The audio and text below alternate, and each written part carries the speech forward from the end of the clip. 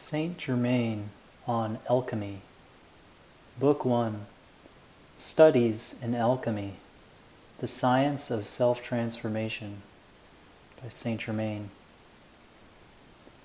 Full many a glorious morning have I seen, flatter the mountain tops with sovereign eye, kissing with golden face the meadows green, gilding pale streams with heavenly alchemy. Shakespeare. Chapter 1.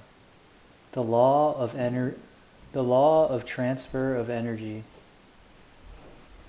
2,000 years ago, when Christ walked upon the waters of the Sea of Galilee, his demonstration was a manifestation of the natural law of levitation, operating within an energy framework of cohesion, adhesion, and magnetism, the very principles which make orbital flight possible. The light atoms composing the body of Christ absorbed at will an additional quantity of cosmic rays and spiritual substance whose kinship to physical light made his whole body light, thereby making it as easy for him to walk upon the sea as upon dry land.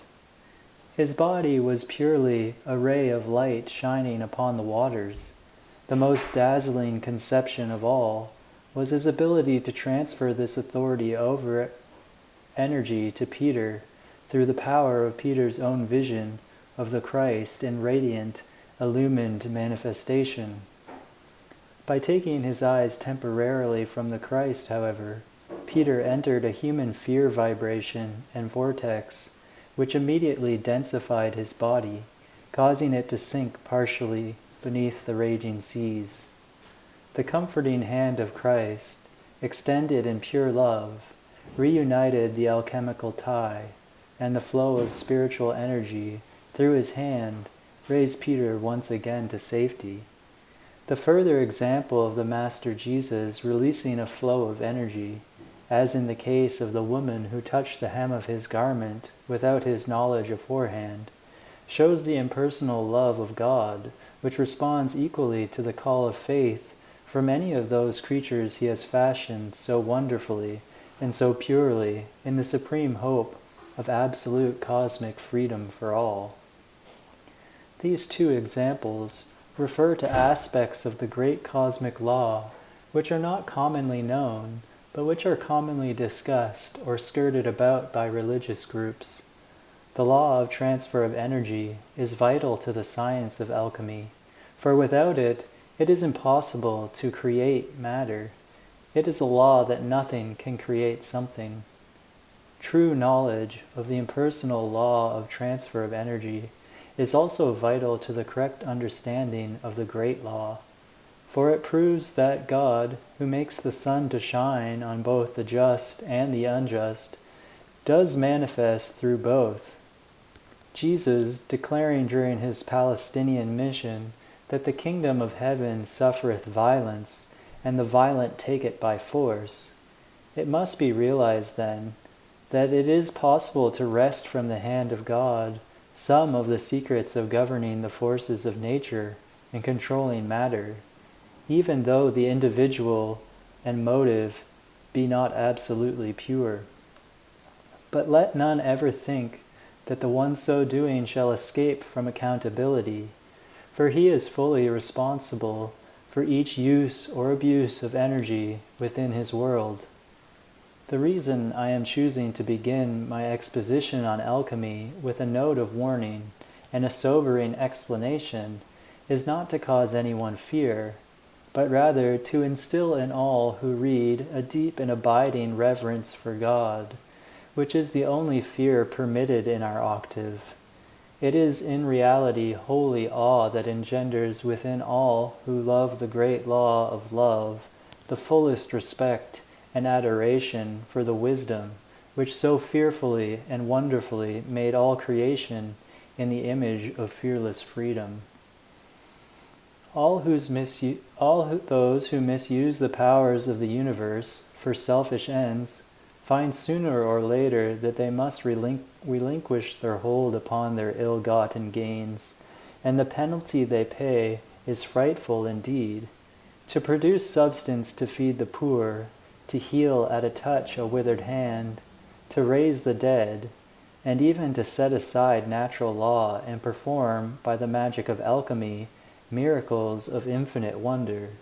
This seems to mankind to be the ultimate in their use of heaven's grace.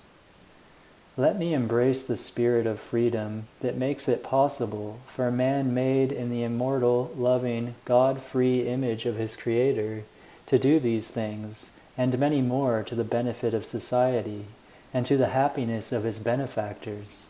But above all, let me praise the proper use of the blessed divine science of spiritual alchemy. The ancient alchemist has ever been a colorful figure, even to his own contemporaries, but time has gilded his image with a glory far greater than that which he ever possessed, and it is ever thus when approaching the aspects of mystery.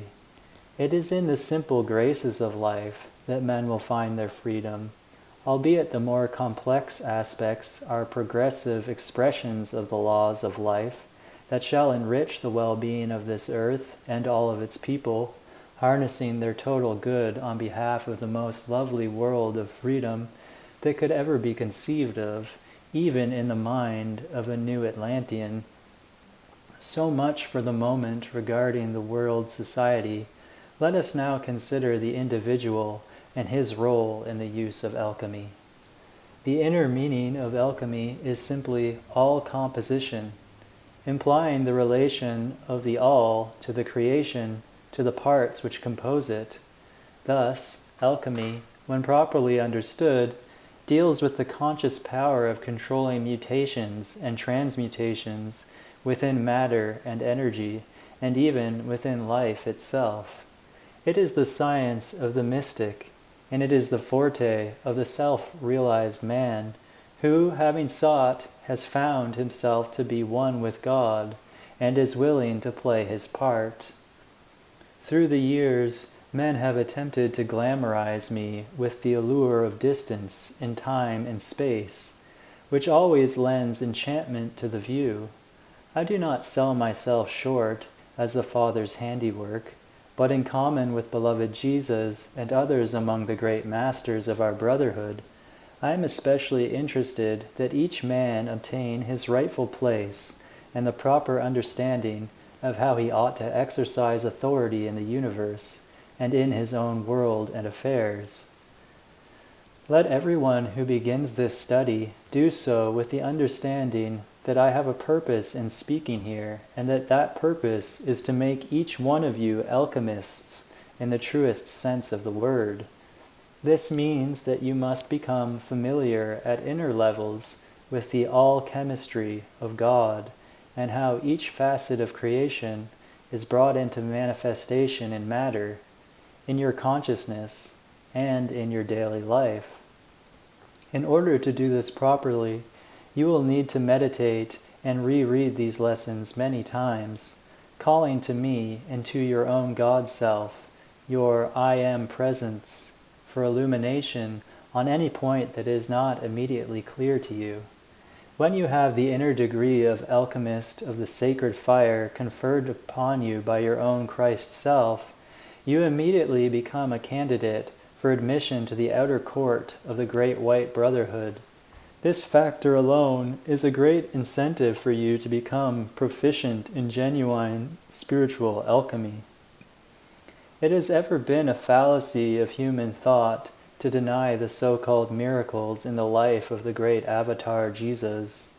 Nonetheless, he, as a Son of God, revealed to all these mighty formulas which, if understood and practiced, would long ago have transformed the planet into a paradise of perfection.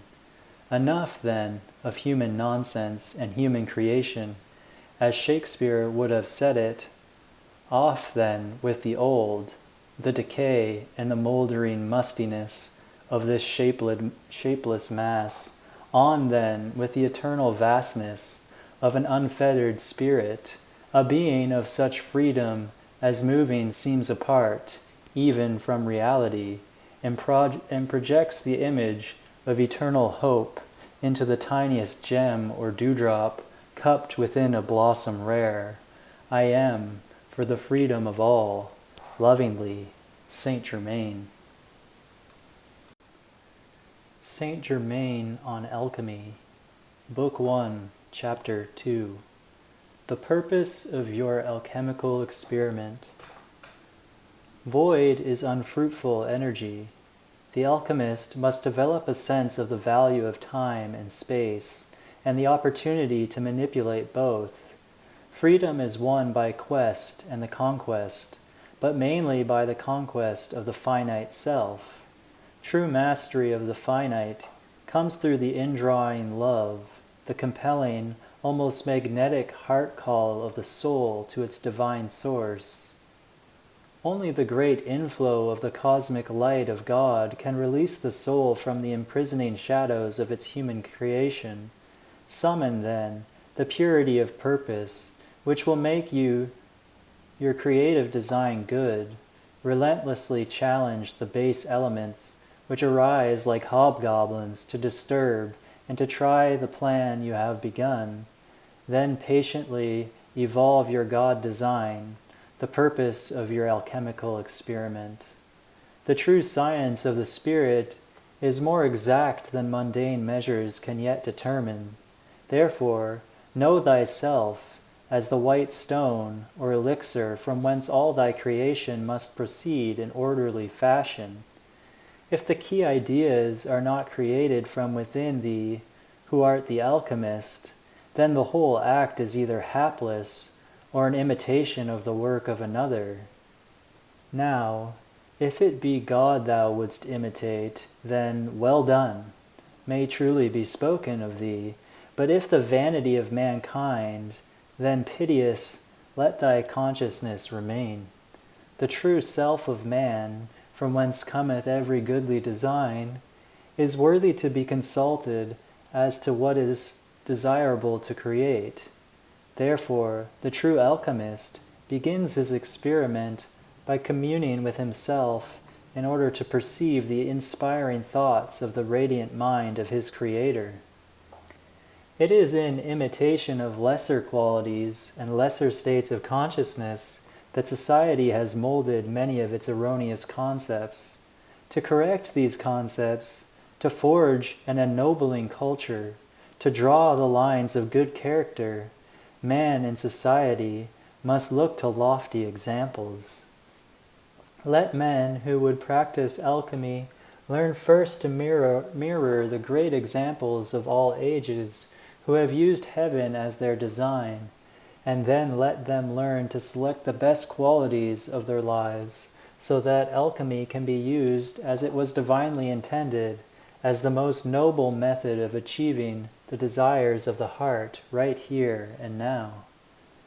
I strongly suspect that many of my auditors, but few, if any, of the most sincere students, are anxious to have imparted unto them at once the philosopher's stone or the magical properties that will make them at will a combination of Aladdin and Midas with a trace of benevolence sprinkled in.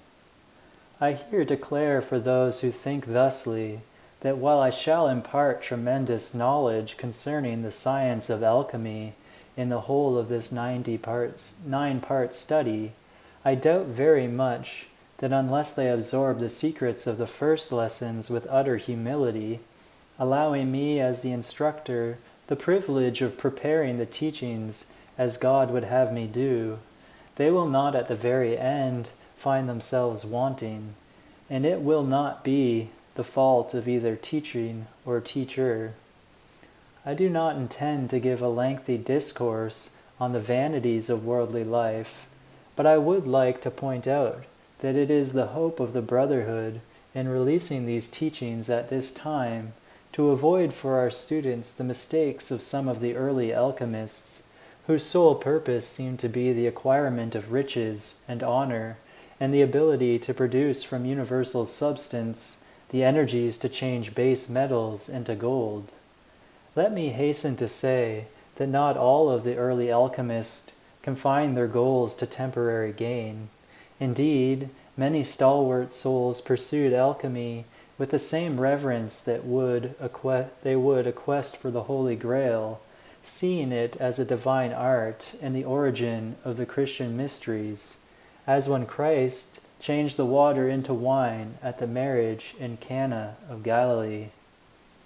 We desire to see the original concepts about alchemy given new meaning, and we desire to see the meaning it acquired in the mystery schools brought to the fore, for the use to which this science is presently put must be translated to a higher dimension if mankind are to reap the full benefits thereof. Unless this spiritual science is applied to the freeing of individuals and society from drudgery, confusion, and compromise with the densities of human thought, as is our wish, the purpose to which God ordained it will remain unfulfilled.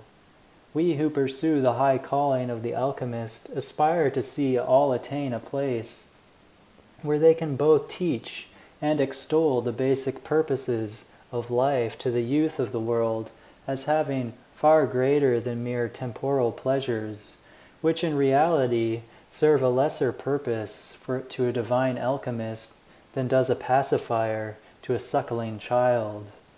Let no one think, because I spend this time in introducing the heart of the subject to you, that my discussion is not pertinent to the facts at hand, unless each one understands that he individually must exercise his God-given right to use power wisely and lovingly.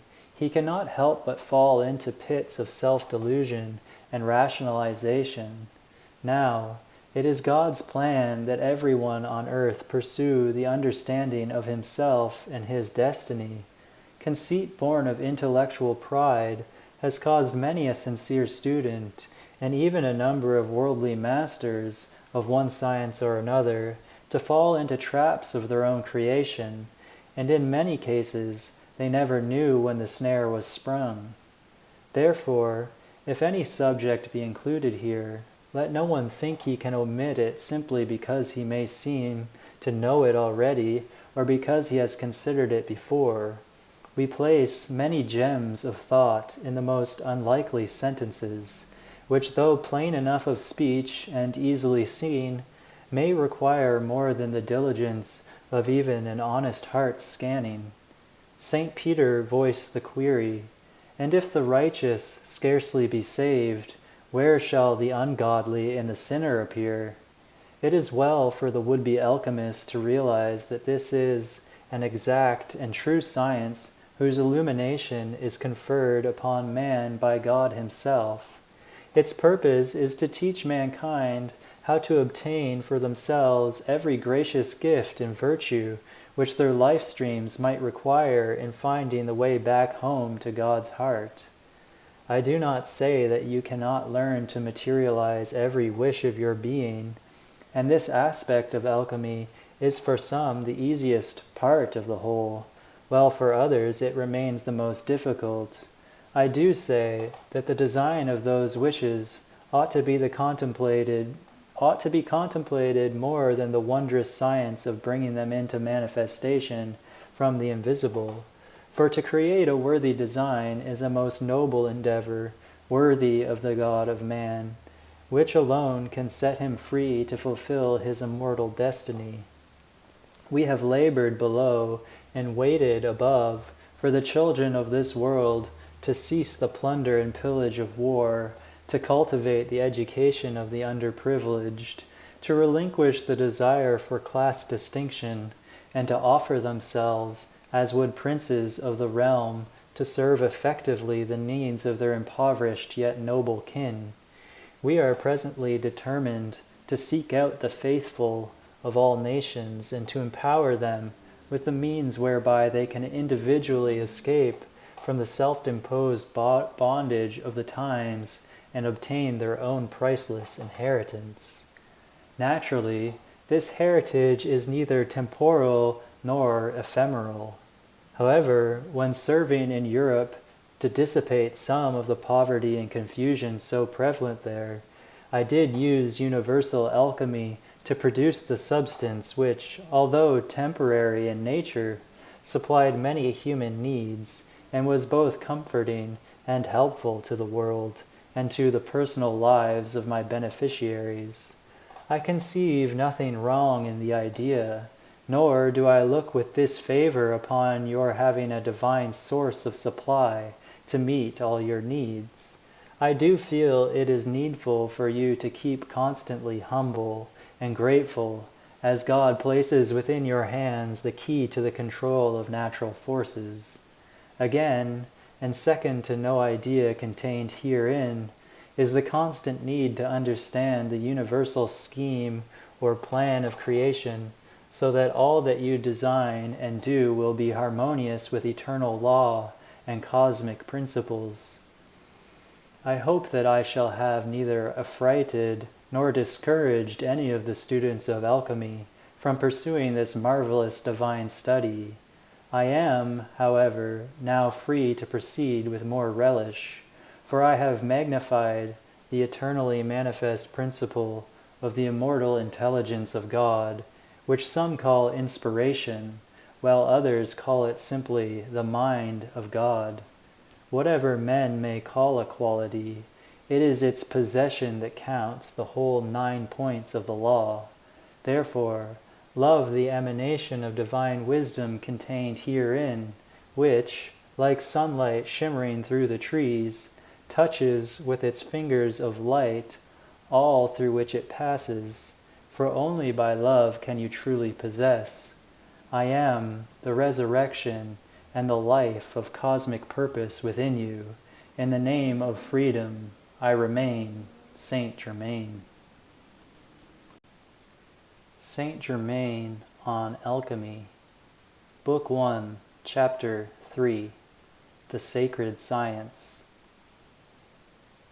The domain of the individual destiny is controlled by an interplay of many cosmic forces, mainly benign, but in the present world society, due to mankind's misunderstanding of both earthly and heavenly purposes, these forces have been turned to other uses, frequently chaotic and disintegrating. Alchemy was originally intended to be a means of enriching individual destiny by making available the technique of changing base metals into gold, thereby producing opulence in the affairs of the successful practitioner. The dedication of the early alchemists to the cause of ferreting out its secrets was complete, and it was sanctified by the coordination of their minds with the works of their hands. These alchemists pursued their experiments under the duress of persecution led by the entrenched reactionary forces of their day, and it is a tribute to their lives and honor that they persisted in the search.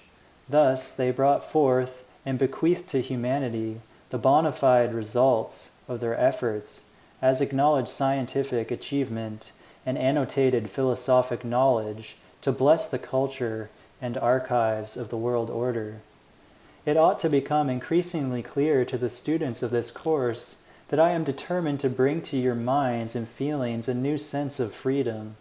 The wholesome concepts presented herein must indicate to your total being that the key to alchemy that must precede the acquisition of all other keys is the mastery of yourself to a greater or lesser degree. This key must be recognized for what it is, for self-mastery is the key to all self-knowledge.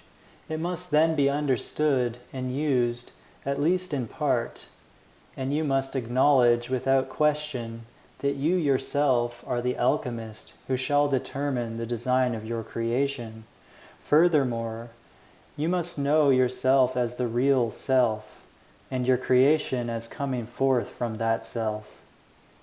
It may surprise some to learn that seething vortices of humanly discordant thoughts and feelings daily impose a hypnotic effect upon almost everyone on earth. These tend to nullify the great concentration of intelligent, creative power that is the birthright of every man, woman, and child on this planet, though it is consciously employed by far too few. While increasing numbers among mankind seek after freedom, the reactionary elements, either with or without purpose, attempt to burden the race with new shackles, each time deliverance from one form or another of human bondage is secured. The alchemist, to be successful, must be consciously aware of his God-given freedom to create. Those restrictions and restraints imposed upon the soul as forms of human bondage must be shunned. Yet in every case, these must be distinguished from the necessary laws which structure society. Beauty and righteousness must be emblazoned upon the left and right hand to remind the would-be alchemist of his responsibility to God and man to behold his works before releasing them, to see that they are indeed good, and good for all men. I am releasing in these studies in alchemy methods of visualization which will give to the students who will apply them, as I did, the ability to perform for God and man a service of the first magnitude. I trust that the myth of human equality will be dispelled, and that in the dignity of equal opportunity, the evolutions of this planetary home will come to know and love the expansive potential of the Christ in all. Thus, the forging ahead of humanity will be marked by a greater malleability of the soul and less ignorance of man's universal purpose to develop his individual talents than has heretofore existed on earth. As the early alchemists attained a measure of success in probing the secrets of the universe, they became acutely aware of the need to band together and to withhold from the public eye certain discoveries which they made. A number of religious orders and secret societies grew out of this need, and the remnants thereof have survived to this present day. The need to repress as well as to express was recognized, just as enlightened men of today realize that harmony in the social order and among the nations and the eradication of the causes of war and civil strife would remove all reasons for withholding any knowledge that would prove to be universally beneficial. Let me declare, because I can speak in the light of true knowledge, that the early alchemists were not nearly so unsuccessful as history would have men believe. Their discoveries were legion, and they included knowledge both secular and religious, scientific and philosophic. Above all, they unlocked many truths which at a later date were made general knowledge. Let not the world discount all of the stories that have been recounted of the suppression of invention and new ideas for economic and political reasons. When it suited their purposes, men in high places have ever so often instructed their hirelings to keep secret the very knowledge which belongs to the ages, and which is the heritage of the people of all nations. Regardless of such dishonorable dealings, the masters of wisdom will never transfer this knowledge to mankind until the alchemy of reason heals the internal breach of selfishness within. Enough of the race that the torch of knowledge may be everlastingly held in the selfless hand of justice. I am preparing your minds in these first 3 lessons to better assimilate the full release of wisdom's flame that has been made a part of this course.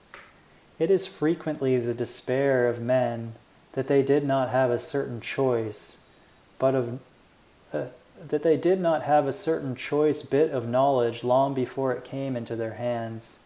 This feeling is certainly understandable, but no lamentation that is without constructive leadings is ever desirable. It is preferable that men perceive the now of the present as God's hour, rather than the folded parchment of ages past. The fading hieroglyphs of yesterday's errors can neither confute the present truth nor act as a panacea to heal their unfortunate sowings. They serve only as a media of contrast to amplify the present sense of gratitude that glories in such progress as now manifests to dispel the ignorance of former times. A determined dedication to use the energies of today to open the doorway into the domain of the future is expected of the student of alchemy. Therefore, let him see to it that his present expansion of the science of alchemy is sufficient to transform the base qualities of the human nature into an altar on which the flame of living reality will fire the grandeur of the golden age now emerging within the Christ mind. Let his endeavors likewise be sufficient to balance the travails of world injustice, and let him work to secure for posterity eras of increasingly abundant progress, enlightenment, happiness, and universal spirituality. When used by the alchemist, symbols and symbology properly understood are literally charged with meaning. For example, Mercury is the symbol of speed and interprets to the consciousness the thought of wakeful, reverent alertness, which swiftly endows the chemistry of action with the intensity of application. Salt equates with the idea of selfhood and reminds mankind of the need to have the self retain the savor of its divine source in preference to the crystallization of identity within the Sodom and Gomorrah of materiality indicated in the historical figure of Lot's wife. Fire, as life, is the catalyst which can be increased from the cosmic light within the cosmic rays in order to intensify and purify the radiance of life in the contemplated design. Moreover, the conscious invocation of life makes all of the alchemist's manifestations doubly secure. Earth symbolizes the natural crystalline densities created out of spirit's energies and sustained by the beings of the elemental kingdom. These tiny creators, in their mimicry of human discord, have transferred to nature mankind's inharmonious patterns. Thus, the convergence of human error upon the planetary body came forth as thorn, thistle, insect, and beast of prey, and the Pandora's box of astral forms was opened by laggard civilizations whose misguided free will and selfishness have perverted life's energies even on other systems of worlds. It is this discord imposed upon the very atoms of substance which the alchemist must remove from his laboratory before he can create. It is this dross which the alchemist will purify by fire. I do not expect that every reader will immediately understand all of the concepts that are included in this course. While it is true that I advocate simplicity in the phrasing of the basic laws of God, I am also aware that thought forms worded in the higher order will be productive of greater good as the world is able to accept them. I therefore include herein elements designed to challenge those of every level of awareness to study to show themselves approved unto the God flame within. Thus, individual alchemical advances will be achieved by all who faithfully apply the teachings. The most insidious type of bondage is that in which the prisoner is not aware of his chains. I am certain that the real science of alchemy can serve to set free everyone on earth who will accept it. Therefore, out of respect for its supreme purpose, I consider it to be the sacred science.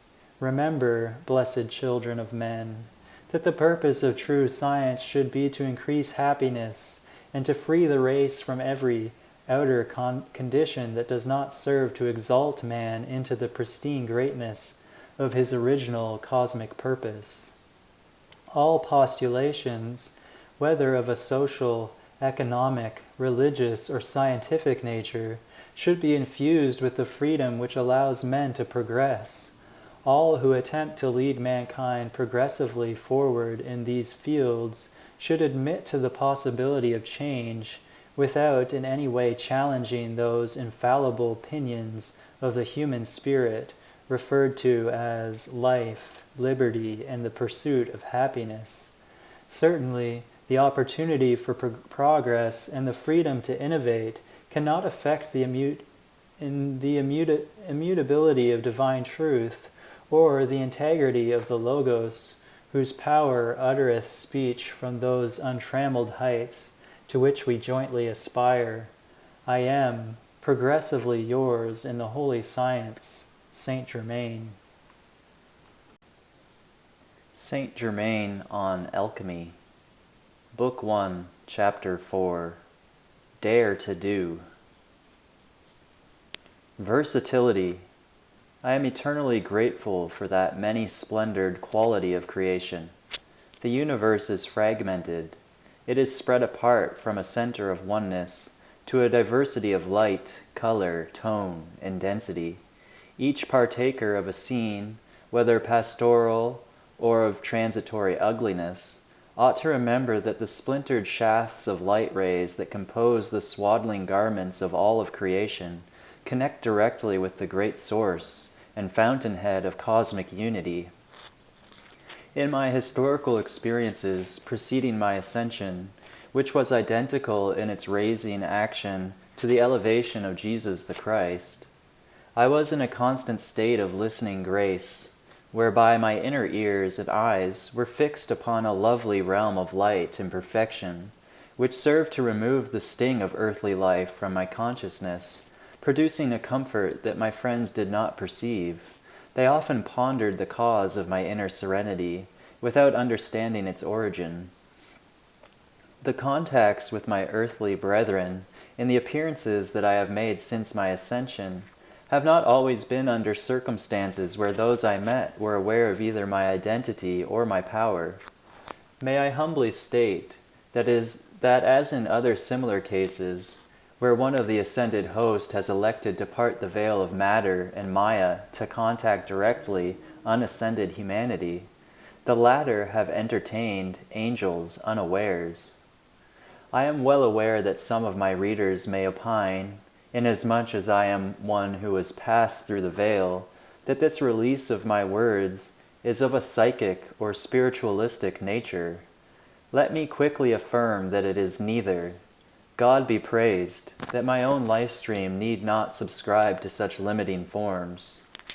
The fact that we are expressing or vibrating our life in higher dimensions where ordinary human faculties of seeing and hearing do not function renders neither our service nor our reality of any less effect, nor does it force me to subscribe to the above-named methods of communication. Blessed ones, you do not by ordinary means perceive radio waves, for they remain inaudible until detected in the miracle of the electronic tube. Therefore, trust in heaven's capacity to communicate with man directly. Because of my dedication to the holy cause of freedom, I have since my ascension consistently maintained a contact with one or more life streams embodied upon earth, and that by cosmic decree and with the approval of the heavenly hierarchy, beloved Jesus and other great luminaries who have descended in the fullness of the divine plan have likewise appeared to their disciples down through the ages, and do occasionally manifest to men and women of today with no more effort than that employed to dial a radio or television. My purpose in discussing the subject of heaven's winged messages from the great cloud of witnesses is not as foreign to alchemy as might at first appear, for it portrays to you a necessary part of my program in the cause of freedom, of which the current series in alchemy is an integral part. You see, blessed ones, the creation of the visible is wholly dependent upon those essences which are not visible to the unaided eye. Yet the central ideas occupying the minds of most people, originating as they do in the transient effects of human causation, are not of enough consequence to deserve comment or to be ordained with permanent reality. I am certain you will agree that even as the range of ordinary human experience becomes monotonous for souls both great and small, so it is a wonderful blessing to them to be able to see into the higher octaves of creation by means of an adjusted consciousness, and thus draw inspiration directly from the mind of nature and nature's God. Ignorance, with its defilement of the law, deprives the individual and society of enlightenment. The only cure is illumined obedience, together with scientific attentiveness to the detail of the law. The benefits of divine wisdom remain unknown to many who suppose that the old familiar theories are adequate to meet the demands of the hour, and that nothing beyond empiricism or the empirical method is required. Actually, the accepted tenets of modern science, being partially true, are incomplete and therefore provide an inadequate foundation upon which to base advanced research and the control of the elements. An attitude of complacency does not allow for progress in any endeavor, human or divine. Thus, where grace might abound, it does not. Complacency remains a bulwark of reactive ignorance, preventing mankind from sharing in the abundance which all heaven stands waiting to shower upon those free souls whose purity of heart and guileless nature make most receptive to our thoughts. Before conferring alchemical knowledge of any depth upon you, I wish to exalt you into that divine nobility which is as real as the light of the day and your greatest strength in meeting the challenges of the morrow. To do this may require some examination of the spirit of those sincere alchemists whose excursions into the unknown were productive in more ways than one.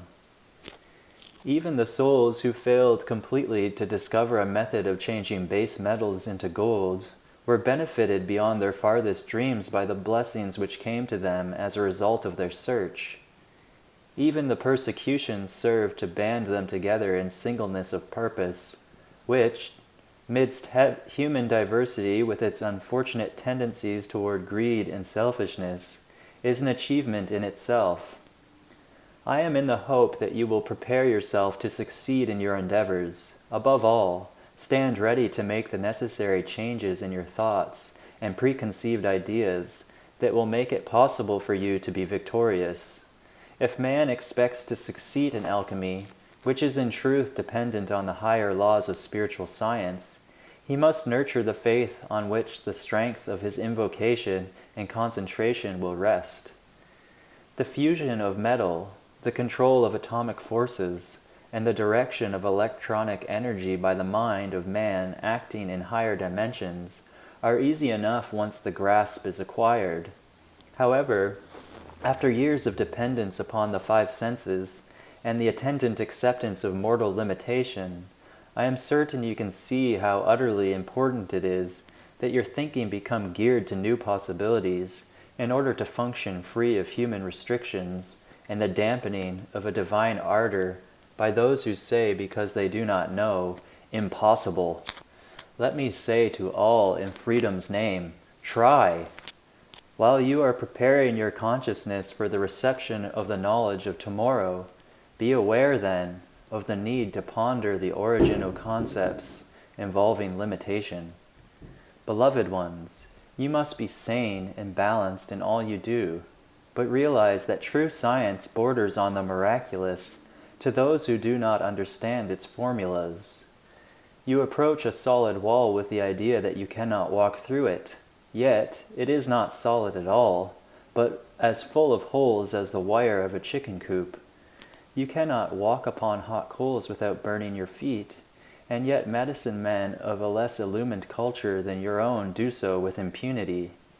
Countless miracles of Christ have been duplicated by men and women of various times and climes since his wondrous advent, and yet because of human skepticism and forgetfulness, the wonder of it all has been relegated to the realm of myth or the imaginings of gullible minds. Let me plead for a renewal of faith in the power of God, for this is a requirement of everyone who would be a wonderman of spiritual accomplishment on behalf of the holy purposes of the universal law itself. Without faith, It is not only impossible to please God, but I declare unto you, it is impossible to manifest the perfection of his laws. As faith is so great a requirement, would it not pay well for each one to re-examine his reasons for doubt? Note well that most doubts arise from patterns of self-deception and the practice of deceit, and the failures of the human mind to fulfill its professed integrity. Seeing, then, that such negative conditions stem from the consciousness of error, would it not be ever so wise for all to look unto me, the presence of Almighty God, and live? With God, all things are possible, but as in every science, proficiency does not usually come about without knowledge and its persistent application. The few who are exceptions to this rule may be called geniuses, but when the whole law is understood, it will be proven that even they had their hours of diligent study and practice. I particularly want to point out that the purpose of our release of alchemical secrets in this course is to place in your hands and in the laboratory of your consciousness the knowledge of the law which we ourselves have used for centuries with the greatest of success and with the reverence for life which is of prime necessity to an inquiring mind poised on the loving intent of an honest heart. Here, idle curiosity is exchanged for that moral grandeur which so lifts a man above his fellows as to make of him a divine star in the firmament of his contemporaries, lifted, then, by no false pride or intellectual misinterpretations. The true alchemist stands with humble mien, gazing expectantly at the teacher who will impart to him, if the attitude and the application be correct, the priceless knowledge of the ages. May I fondly hope that you will reread the early lessons and assimilate therefrom a new sense of progress and of new possibilities.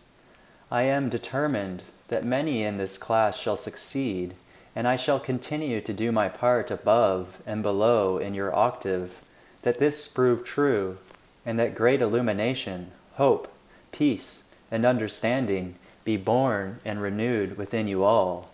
I am, faithfully yours, Saint Germain. Saint Germain on Alchemy, Book 1, Chapter 5. The Need, Power, and Motive to Change. The now of the present hour must be utilized as a chalice of spiritual opportunity. Life must be indulged by its highest objectives, honored by the adoration of exalting principles, and merited by selfless service. Beloved people, the power to change is within every man. Prefer this power and venerate it above every limiting condition, and watch the alchemy of self expand. Transmute the lies of shadowed substance that arrest your spirit's upward soaring. Realize that conditions of human limitation are but ghosts that parade upon the stage of mortal existence, only to be laid to rest forever by eternal reality. Each man must become aware of his choices and select either freedom or fetters as he explores the chemistry of his present state, brings it into focus upon the mirror of truth, and then determines to alter each base condition, constructing within the crucible of the hour that hallowed progress which is born of eternal perception. Destruct, then, the base and senseless mania of your origin in matter consciousness, that possessive nature, the perversion of the mother, which, failing to assess the fullness of cosmic possibilities, limits itself to the baubles and trinkets of temporal possession. Let heaven use your consciousness to expand its window into the infinite, and then behold at last the beautiful possibilities present in the most dire outer conditions. Give wealth to the poor in spirit, understanding to the rich, and compassion to everyone. So often, a life stream may have in abundance the very qualities in which his neighbor is lacking. Exchange your virtues by exalting the valleys of another, and trust life to remove the peaks of his pride as well as your own. Transmute the conditions in your own world that you do not want by determined and persistent effort.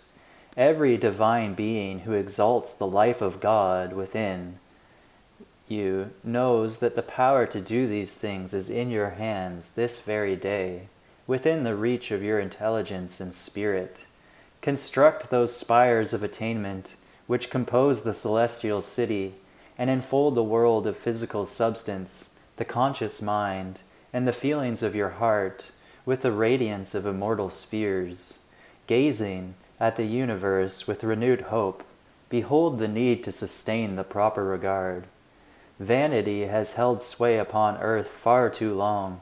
Wondrous opportunities, like spirits in the night, have vanished with the dawn, resisted by the cold shackles that imprison the soul in a mantle of disintegrating moments, descending in the glass of the hours. The son of Elizabeth inquired of the Christ, "Art thou he that should come, or look we for another?"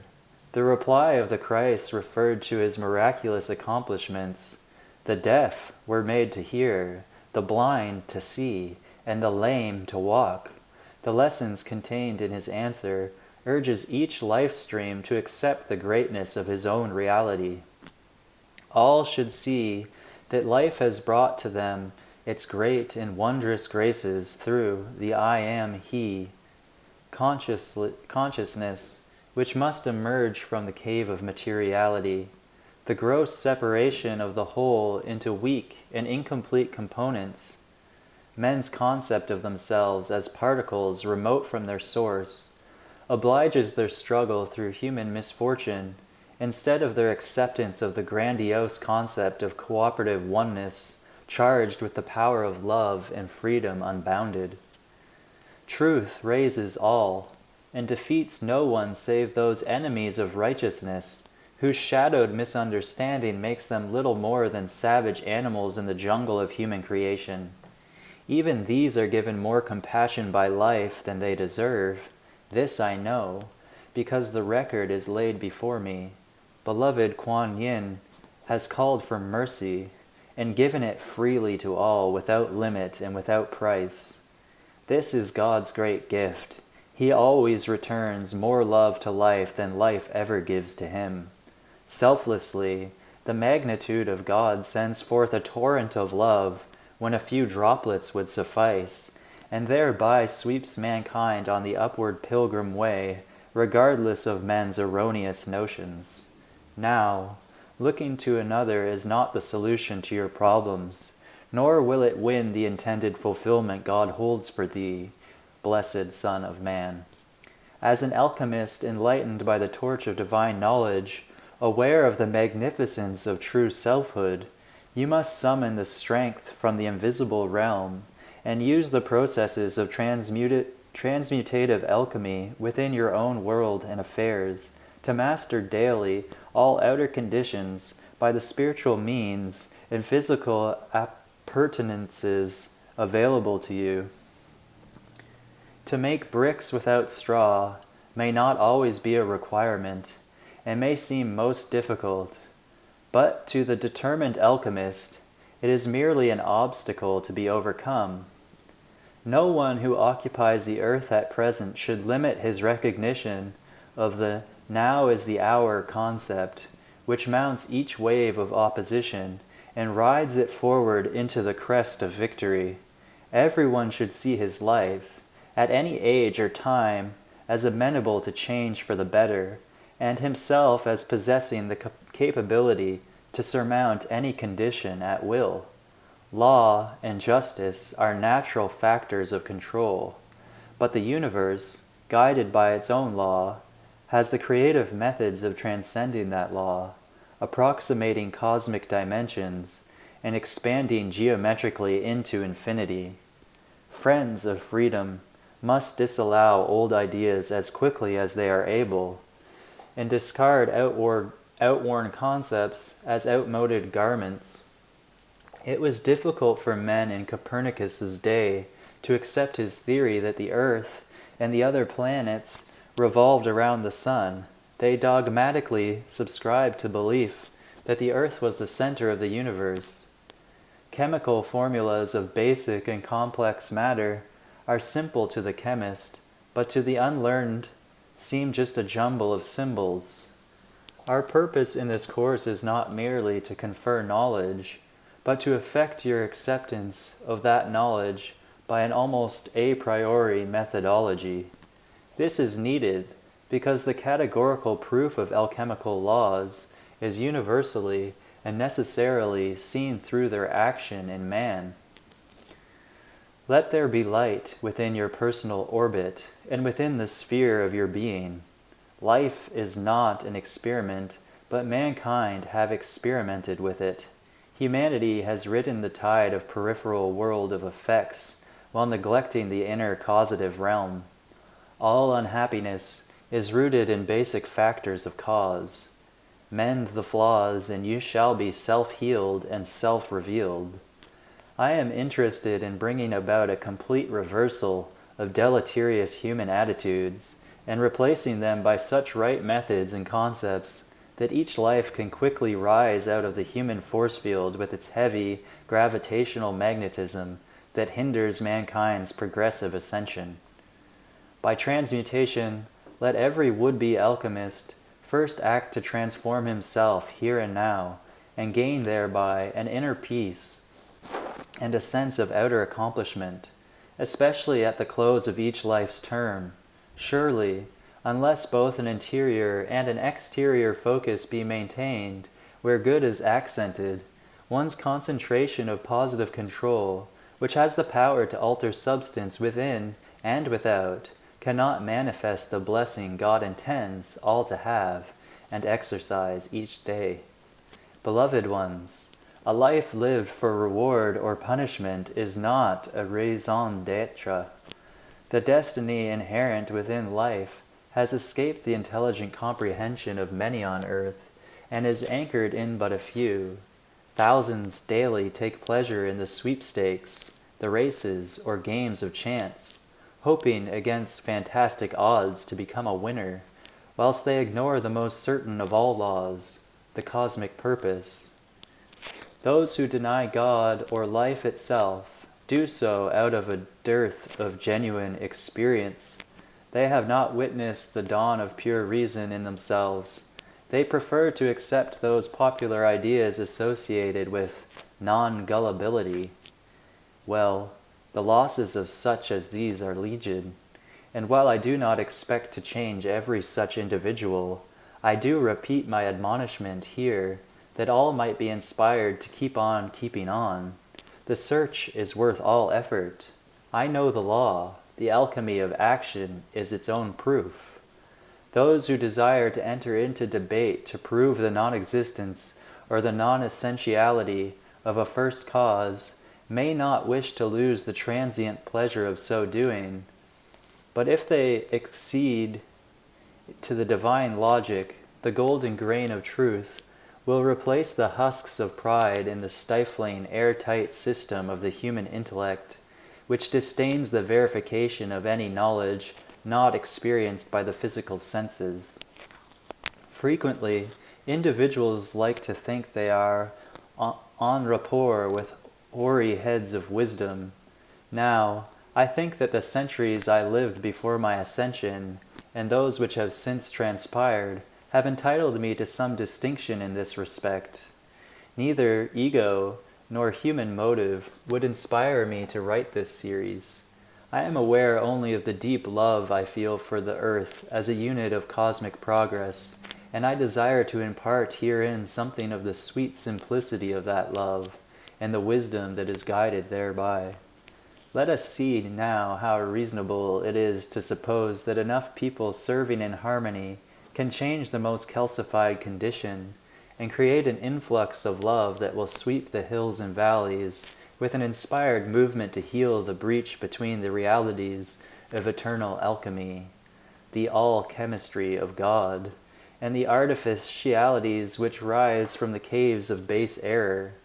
Then, the emerging gold of personal integrity and personal integration will be a gift equally shared by all. Individual man will reflect pure genius, and the social order will reflect the kingdom of heaven. The forces that would bind mankind to their past errors, and thus prevent the flame of peace from being released in the present, must themselves be bound, as in heaven, so on earth, and mankind must arise to sound the death knell of these forces here and now, ere war shall cease. Freedom from confusion can be found only in the true understanding of life and the alchemy of being. Step by step, I am leading you to the right understanding of alchemy. In the first lessons, I reminded you of responsibility, your responsibility to prove the law of your being by the right use of alchemy.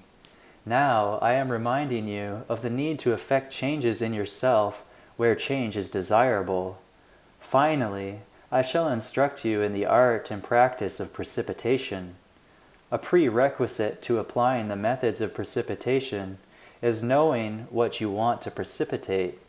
It was this truth which Jesus taught in the Lord's Prayer, and when he said, "Nevertheless, not my will but thine be done." The will of God, the will of the higher, is the will of your real self, the most important part of you, because the lesser you, although it retains through the soul the capacity to contact this higher self, is but a bundle of impulses crowded with bits of human knowledge.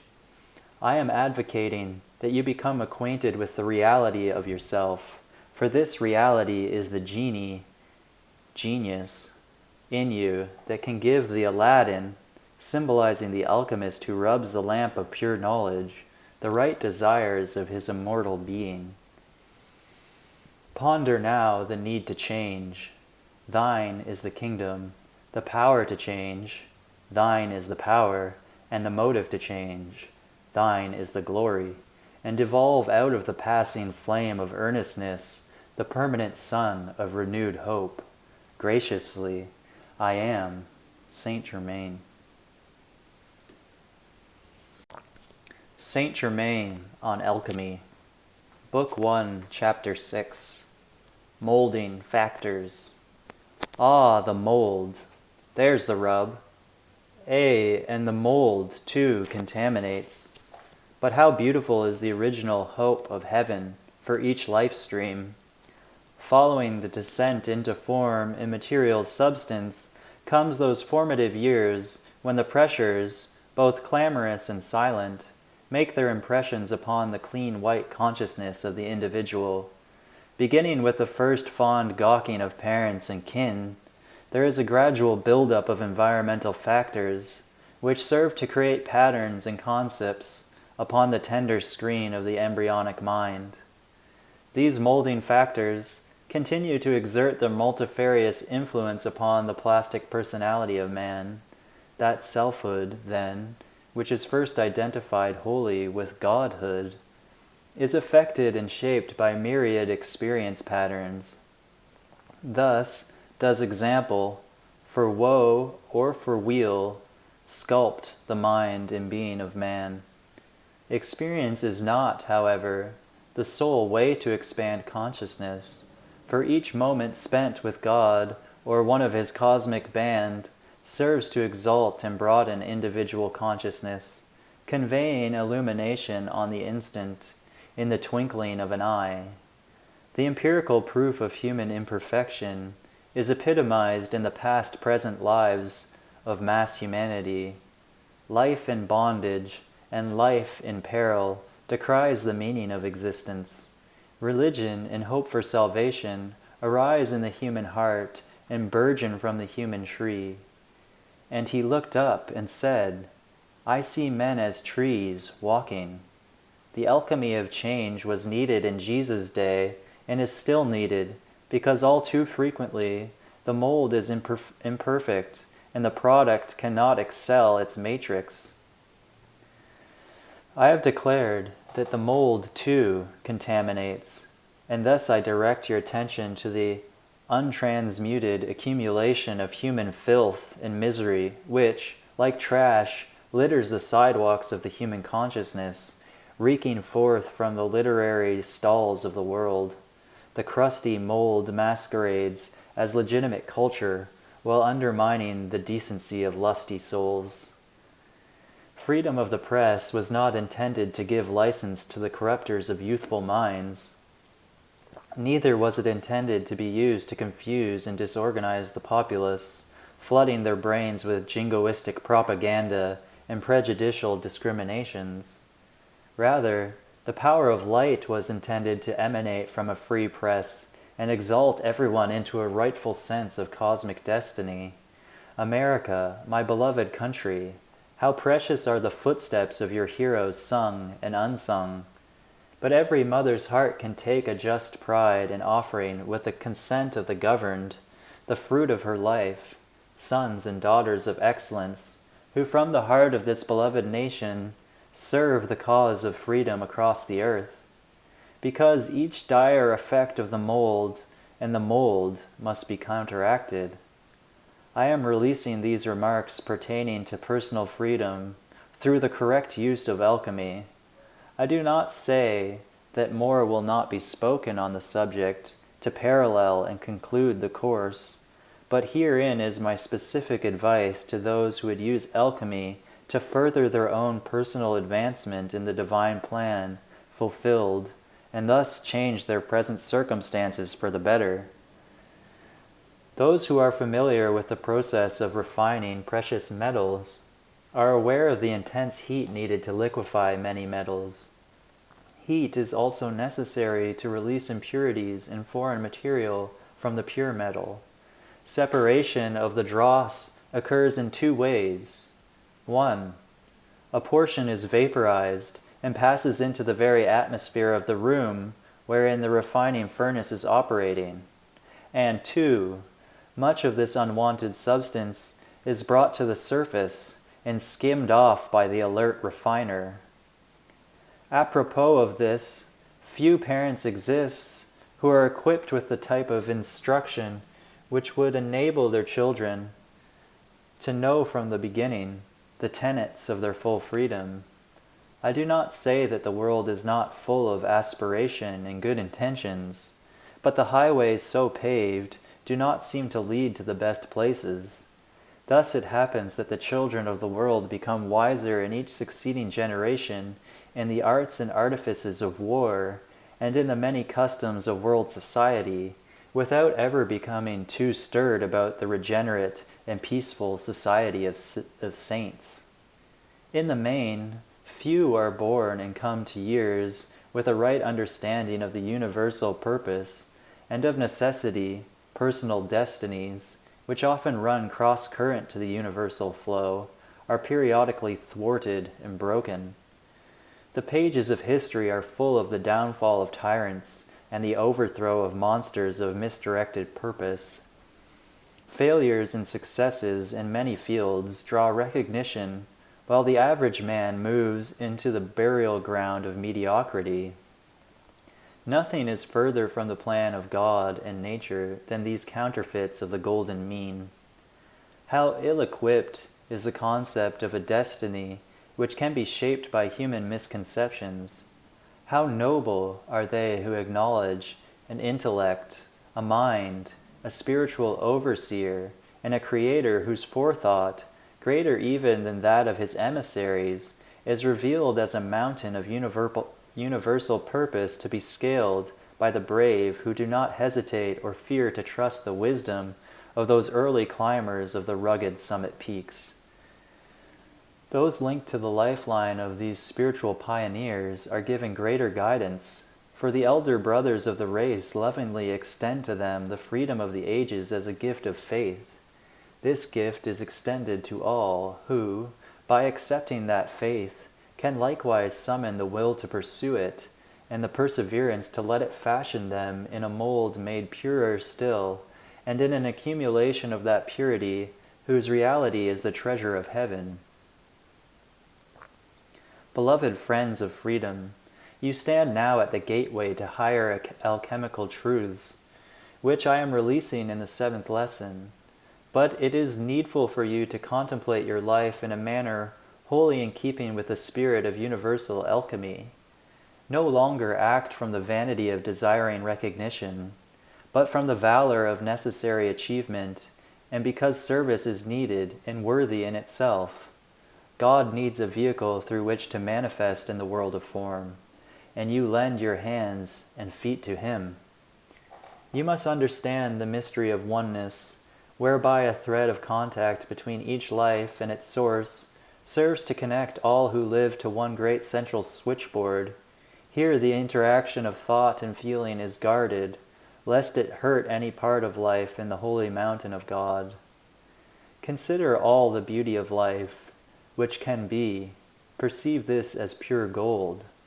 All causes of unhappiness, every vibration of discord, fear, doubt, suspicion, condemnation, criticism, judgment, self-righteousness, and all negative traits are part of either the human mold or the mold which must be purged as dross before purity can so regenerate a life stream as to enable the individual to partake in the waters of life freely.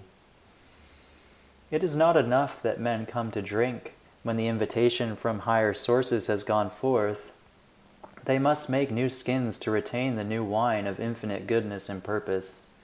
This is spiritual alchemy, and wise are they who first master it in themselves before attempting to govern the elements in others or in nature, for thus is karma justified by wisdom and rendered benign.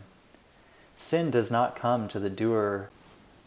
Saint Germain on Alchemy, Book 1, Chapter 7, Methods of Transfer. Light is the alchemical key. The words, "Let there be light," are the first fiat of the creation and the first step in proper precipitation. When man, who himself is a manifestation of God, desires to emulate the Supreme Father and precipitate, as a true son of light should learn to do, he ought to follow those methods used by the Supreme Intelligence, if consistent and worthy results are to be anticipated. By examining the obvious methods of the Creator, and by observing nature, you can deduce much of value if you will school yourself to think independently. For it is necessary to bypass mere human syllogisms, and to penetrate the limitless consciousness of God, who is the great master alchemist, in order to go and do likewise, ever beholding your services as good. When you have determined within yourself to experiment with the art of precipitation, first create a mind blueprint of the object you wish to produce. This should incorporate definite size, proportion, substance, density, color, and quality in detailed picture form. When the visualization of the blueprint within your mind is complete, it ought to be immediately sealed. This is a vital step in its speedy and effective release into the world of matter form. Do not misunderstand this step and think that by sealing your plan you are closing the door to the improvement of its design.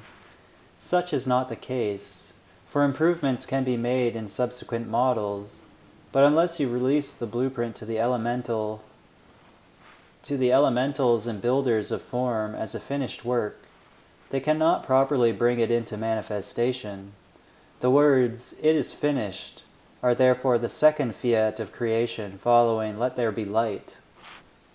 Now that you have created a thought matrix and sealed it against the intrusion of impinging mind radiation from others, set up either consciously, in some cases through jealousy or ego, or unconsciously by the mass mind's collective resistance to progress, you must observe the third rule to protect your creative intent, and tell no man. This too is a law of precipitation, one that allows you to circumvent concentrated beams of human thought and feeling patterns, which can be most disturbing to a successful alchemical experiment, unless certain safeguards are activated. Avoid, then, the dissipation of energy by the intrusion of a multiplicity of minds, except where two or more individuals are specifically cooperating in joint precipitation. Those who are of a scientific nature and are familiar with Coulomb, scattering, and Rutherford's law will understand how thought energy, as waves scattering other waves as if composed of minute particles, can set up a penetration of great enough intensity to break down the field of magnetic thought energy focusing the specific pattern of the creative matrix. Each student should recognize the geometric figures such as the square, the triangle, the circle, the ellipse, and the parallelogram are employed almost universally in creating within the macrocosmic as well as the microcosmic three-dimensional world. Although higher forms of creativity are found in the mathematical world of algebra, calculus, and trigonometry, the highest symbology of all known to us at inner spiritual levels is the science of engrammic rhythms. This study deals with the control and release of energy with engrams, which term we use to refer to the causative key behind the effects observed by worldly scientists and called by them engrams. With the use of mantras, with the storing of photic energy, and with safeguards activating principles of demarcation between the evolutions of the human consciousness in the planes of matter and the world of perfect divine order that exists in the planes of spirit. When contemplating this science, one should bear in mind that even the infinite, omnipresent consciousness of God, as it extends itself into the realm of the material creation, moves through the gamut of creative expression from simple patterns to those of increasing complexity. The student of alchemy should consider the memory, when employed as the instrument of the higher mind, as an invaluable adjunct to his experiment, for the process of the human memory are remarkable indeed, and when these are coordinated with the mental body, superlative action is always forthcoming. Thus, there are a number of individuals who can memorize and execute an entire symphony without noticeable flaw. Mathematicians, too, demonstrate marvelous faculties of mental control in their calculations, which approximate infinite precision. Let each student of alchemy, then, recognize that he has within himself a higher mind that is capable of holding patterns of infinite dimensions.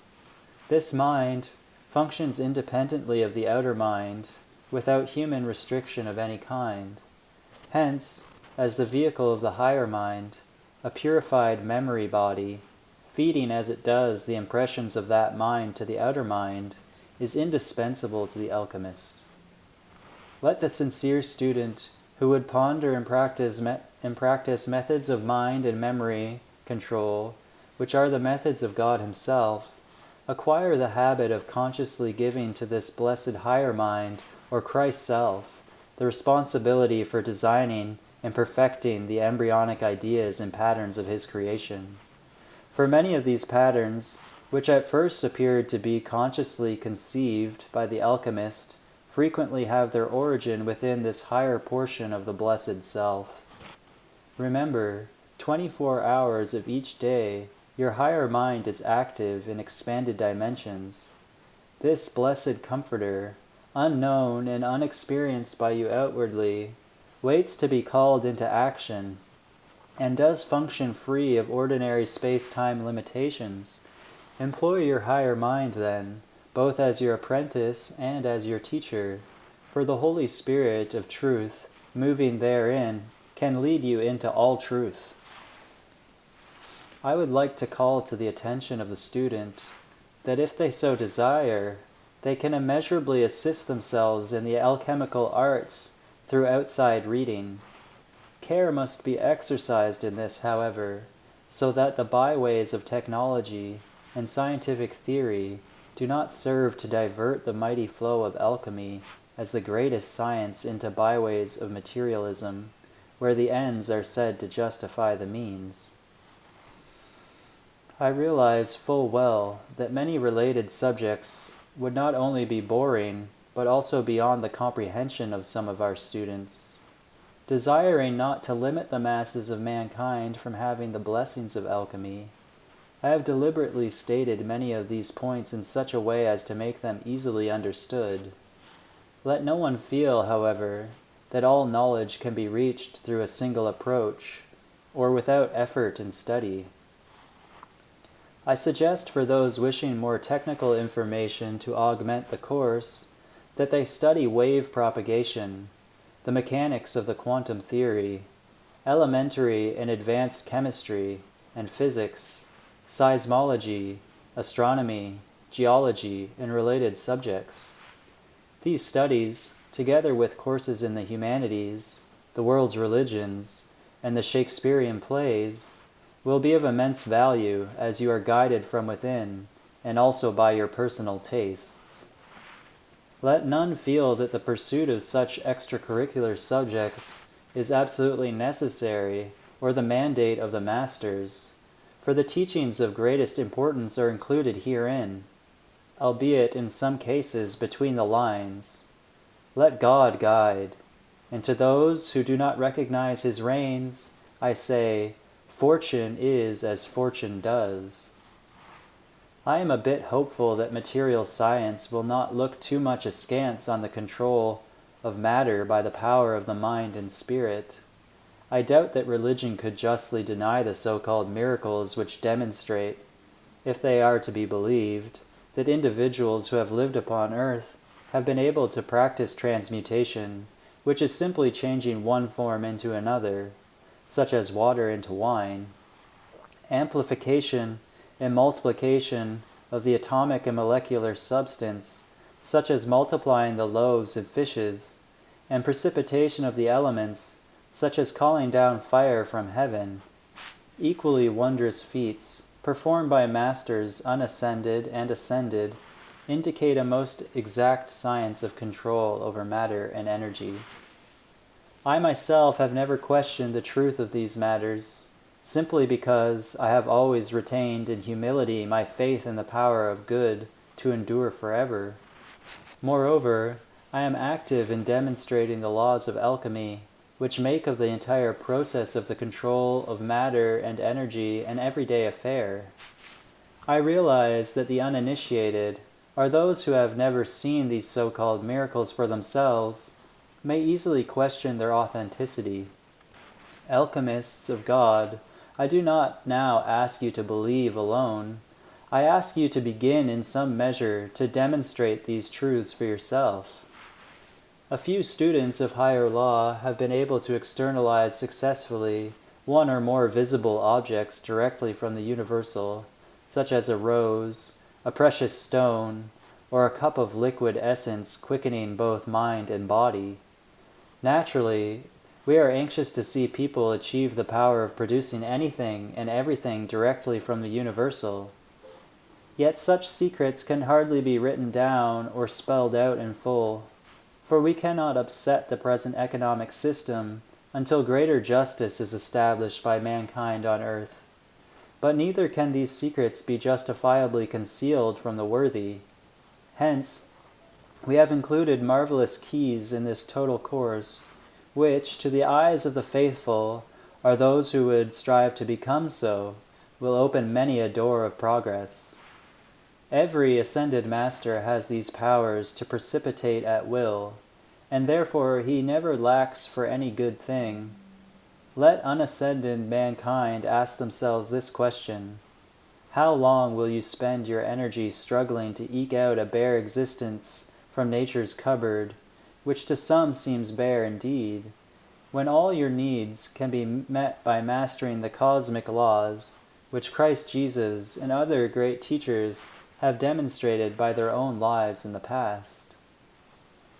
The use of the term light in alchemy includes light in its known visible aspects, as well as in its invisible characteristics, some of which are yet unknown to physical science. When I produce rare gems and precious stones by means of alchemy, the methods I use could not have been easily applied by the average person, who had not by discipline, faith, and meditative quietude established the necessary mind control. These methods are known to every initiate, and only an initiate could be so tempted of the dark forces as Jesus was, who, aware of his alchemical power, rebuked the temptation to use alchemy during the period of the testing of his faith. Rather than relieve physical discomfort by commanding, "These stones be made bread," as he might have done, he rendered his allegiance to the supreme God-presence and the Word of God, and acknowledged these as far more important than the demands of his physical body. This enabled him to pass his test and to prepare for the disciplines which gave him his victory on the cross and in the tomb, and carried him upward from Bethany's hill into the arms of God. However, the alchemy of spiritual progress seems less important to many who prefer the more spectacular modes of psychic phenomena to attain of those transmutative changes which will make them God-like. Little do men dream that the assurance, "All these things shall be added unto you," includes the power of control over wind and wave, of substance and energy. Once man has made the kingdom of God his first and most important objective. Yet balance is needed, and I am delighted once again to tell the students that the use of alchemy to work change in the physical octave is not inordinate in the least, if it is properly used. The methods of alchemy can be simply stated and easily absorbed, but its precepts require the practice of a master artist. Nevertheless, results can come forth in diverse ways if the student will at least begin and try. There are many methods of precipitation, but here I shall outline just one of them in part. First, design a mental matrix of the desired object. Then, determine where you wish it to manifest. If you know the material substance of which it is composed, memorize its atomic pattern. If not, call to the divine intelligence within your higher mind to register the pattern for you upon the universal intelligence and impress it upon your memory body and your mind. Recognize that light is an energy substance universally manifesting on earth. Thanks to the sun center of being, the focal point of the Christ in this solar system, call for light to take on the atomic pattern you are holding, to coalesce around that pattern, and then to densify into form. Call for the multiplication of this atomic structure until molecules of substance begin to fill the void, occupying the space in which you desire the object to appear. When the total outline is filled with the vibratory action of the fourth dimensional substance representing the desired manifestation, ask for the full lowering of the atomic density into three-dimensional form and substance within the pattern established by the matrix of your mind, and then await results. Do not be tense if your manifestation is not immediate, or if after a reasonable length of time it appears that results are not forthcoming. Remember, blessed ones, despair destroys the very faith upon which your experiment is built. For faith is the substance of things hoped for, the evidence of things not seen, and you must hold your faith as you hold the gossamer veil composing the mental image. If you have spent years in the grip of human emotions, absorbing the discord of the mass consciousness and the doubts and fears by humankind, these records must be consumed by alchemical fires to make way for these nobler ideas and forms which you would image forth. To your new ideas you must give your time and your energy. Thus you begin to weave a web of fruition dedicated to spirituality, to the spiritualization of the material consciousness, and to the materialization of heavenly concepts right here on earth, where the kingdom of God must come into manifestation. I would like to point out that the scanning method used in the projection of television pictures, whereby an electronic stream effect fluoresces on a screen, and the electronic particles sweep in a horizontal linear pattern to create within a microsecond an eye picture, cannot be successfully used in alchemical precipitation but is most suitable for the projection of mental pictures at a distance. In precipitation, a rapid expansion of the light rays in 3 dimensions must occur, and in the screen method, the optical image is on a flat, single-plane dimension.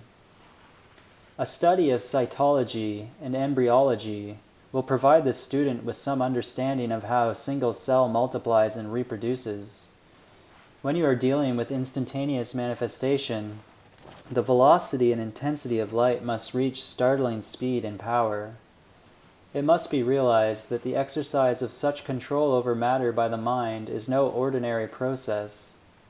While I do not say that ordinary people cannot master the technique of executing these laws, and that the most humble individual cannot be invested with, or invest himself with such authority within the inalienable rights that God gives to man, I do not wish a sense of frustration to arise within those who may attempt to precipitate, and then feel discouraged because they apparently fail. I say apparently, because the law does not fail.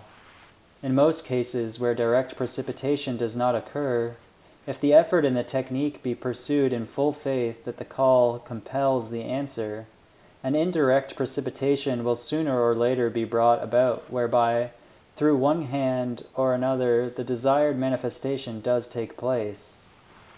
Remember, this is a divine artistry of the highest type. It is also co-creation with God, and as such, is best used by those whose purpose parallel the divine. Thus, when the will of man is aligned with the will of God, the light of God does not fail to precipitate that will in the fullness of time, space, and opportunity. I have devoted 6 lessons to this subject, dealing with practical methods for assisting the spiritual scientist in obtaining greater personal happiness each day through the merger of the person with the patterns of principle itself. Both inner and outer peace and a sense of personal well-being are required for the successful development of one's spiritual powers, albeit some individuals may thrive in the midst of conflict. I admit that upon earth, courageous leaders in many fields are needed to unfold and develop the type of society which could be considered to be designed by the gods. In addition to the alchemy of instantaneous precipitation, the alchemy of preparation is needed, whereby the use of one's energies and opportunities is planned in an intelligent manner so that life does not receive a hit-and-miss return on its investment of energy in an individual life stream. I am hopeful that my readers thus far have not been disappointed in the homey use I have made of their time and attention. I humbly submit that the rereading of this material may further enlighten you, each one, in the true depth of my perceptions, which are calculated to exalt those of various social and religious strata into areas of greater usefulness to themselves, to mankind, and to God. If, when the course is complete, I have in some measure accomplished that, or augmented its possibility, I shall be content.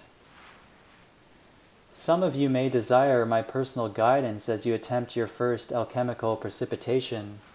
I shall gladly assist all who will silently request my aid, providing the motive be right and the desired change beneficial to your life plan, and providing you exercise care and prayer and seeking that God's will always be done. Let me suggest, then, that you attempt as a first effort the precipitation of an amethyst in the form of a Maltese cross. You see, this would be most excellent, for I have personally used alchemy to make many experimental models, and I am most happy to add my momentum to your own. From the simple to the complex, from the dawn of the beginning of the use of light's ray to the noontide zenith of progress, let all move in the byways of life, as in a caravan of faith. Let each would-be alchemist aim at the mark of achievement. You build in the eternal day right now. I am dedicated to your success. Saint Germain. Saint Germain on Alchemy. Book 1, Chapter 8. Commanding Consciousness. Now we approach with reverent hush, with the awe of sacred awareness, the great spiritual laws governing all outer manifestation. The purposes of God become more near to each one as they become more dear to him. Realize what folly it is to submit to the false tenets of any educational system. Yet it is equally foolish to deny the inherent truth and the tested precepts of academic knowledge. To know nature, know thyself, but master the art of sacred synthesis. Thereby the justice of truth shall serve to integrate within the field of knowing that inner relativity and cosmic measurement between nature and the self, whose precise mathematical action indicates that as God geometricizes, so man is able systematically to perceive and demonstrate a correlated understanding of the wondrous works of God's hands, minus the fallacious wizardry of the carnal mind. By stripping human thought and feeling vibrations from the creative grace enfolded within each atom of the creation, the whole substance of life gleams, purified by eternal hands. Now this is as it should be. The grossest error, the most intense suffering, all are caused by an erroneous approach to pure reason. Do you realize, blessed children of mankind, that few there be upon earth who would knowingly persist in wrongdoing, were they convinced with certainty that they were so engaged? It is up to the master alchemists of the race, then, to serve God and man to the ultimate by removing every trace of malice and ignorance from the screen of the human consciousness, commencing with each one's own personal concepts. Knowing how tenderly the students of this course are hanging on my every word, I am also imbued with a sense of reverence for the service at hand. I cannot conceive of how we can do less than answer the calls made unto us in accordance with the great cosmic law. Even an ascended being in close contact with mankind can become almost possessed with a sense of urgency and a desire to cut the chains which hold any blessed soul in bondage. Yet it is only possible for us to point the way and give such specific guidance and service as the karmic board has prescribed. The injunction, man, know thyself, must be applied by you to the pure truth of being and not to human concepts of what that truth is. It is dangerous, however, to be critical of another or of his concepts, for only the individual can apprehend, through the screen of his own being, his world and the cosmos beyond.